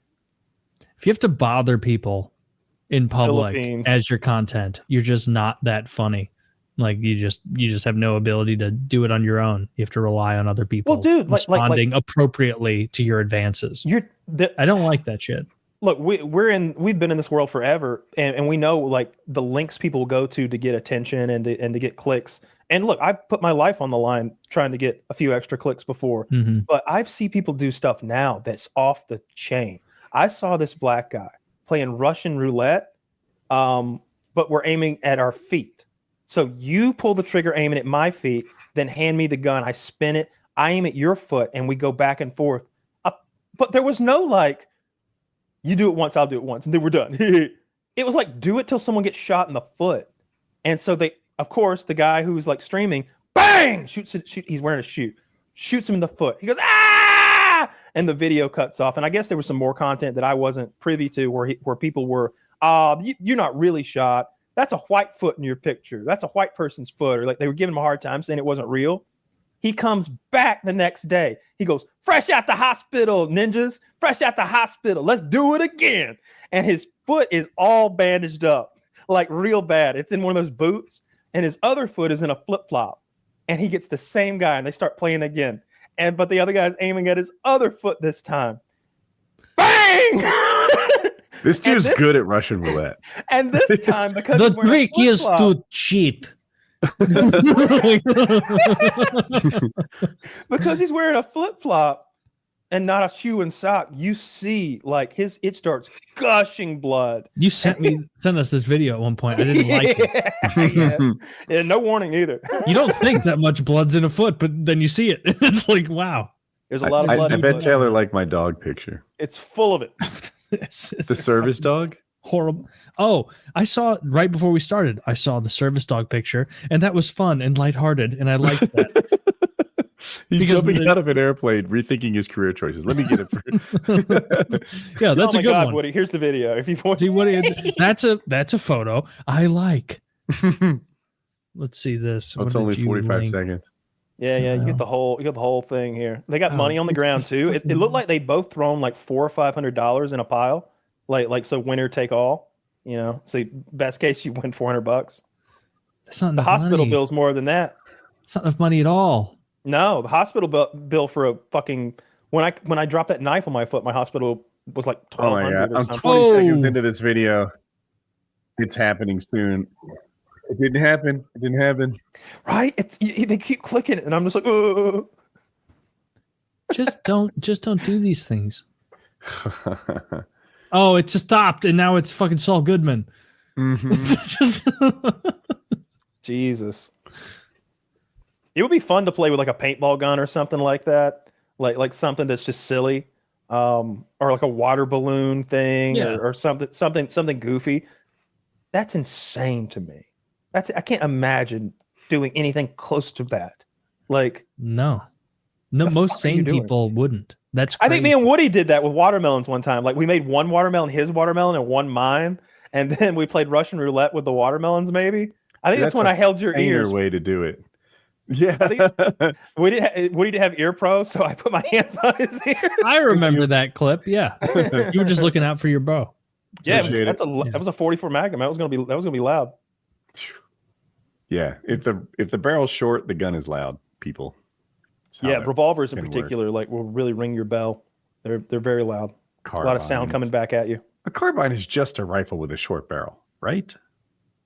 I don't know the textbook definition, but I think of a carbine as a semi-automatic, magazine-fed, medium caliber rifle. That's how I would define it. But I don't know what the textbook definition is at all. And it's carbine. It's you wouldn't say carbine. It's just wrong. I say things my own way. You know, caramel. Oh, well, it's caramel. It's caramel. You know, but it's not in my house. It's caramel. Okay. Oh. But it is. Do gun people call it a carbine? I do. I don't question Kyle. Google says carbine, so I'm not on my own. But if Kyle says carbine, like he knows this sort of thing. I trust him on this. Right? I say carbine, whether it's right or not. That's what I would say. I am FPS Russia, and I tell you what's right. I define what's right. I do think it's a caramel situation where it could be carbine or carbine. Okay. Caramel is just a little too up its own ass, you know? No. It's a little too like fruity tooty, like it's caramel. Caramel feels lazy. It's like you can't open your mouth. It's caramel. Caramel. Oh, let's make it some caramel. Caramel. I have to share what I just experienced. Okay. Hopefully this link works. But you click on it, and then there's a little like blue circle with it says carbine. Mm-hmm. Do you see it? Do you hear it? Yeah. Now click on learn to pronounce. Tell me what it says. Carbine. Right? Both. Caramel and whatever that other wrong way to say it is. Yeah. That's what I thought. Carbine. Right. See, this is why I didn't doubt Kyle.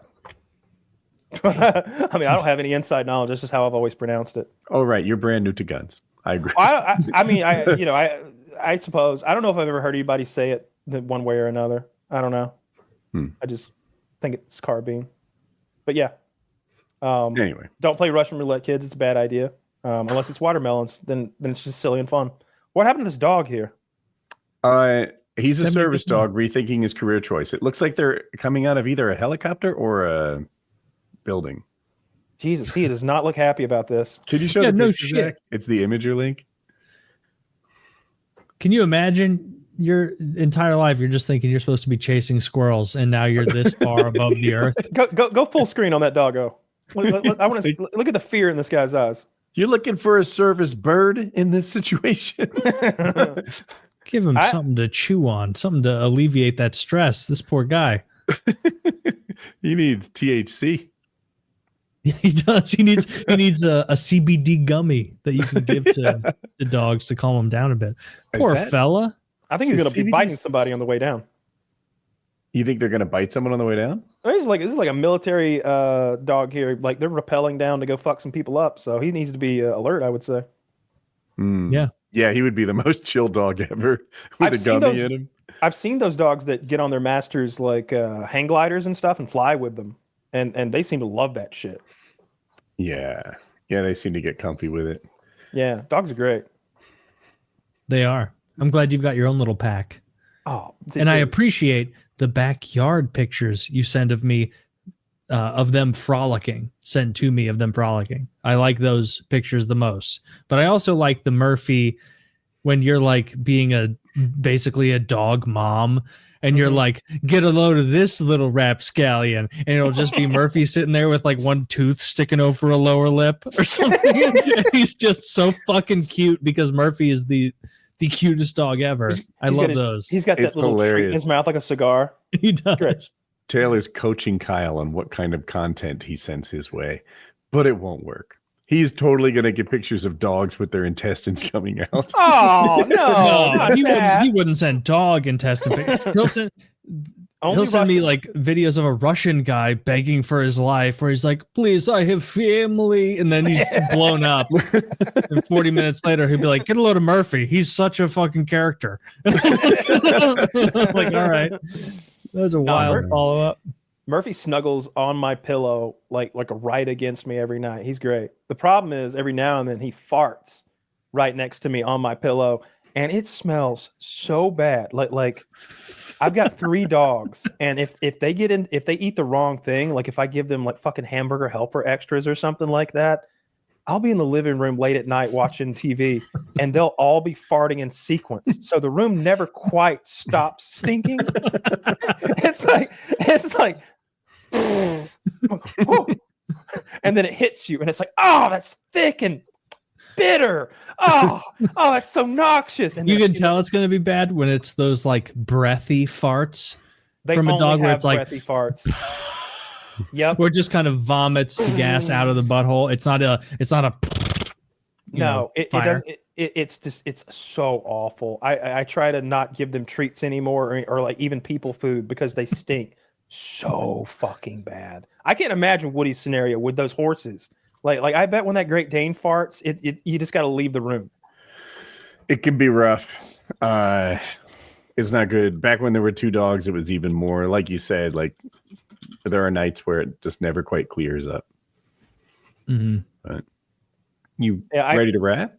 Yeah. Oh, is it time? I think it's wow. It's wrap time. Time flies when you're having a good time. All right. Taylor, wrap. Check out the sponsors, links in the descriptions. Buy stuff, send money. PKA 765.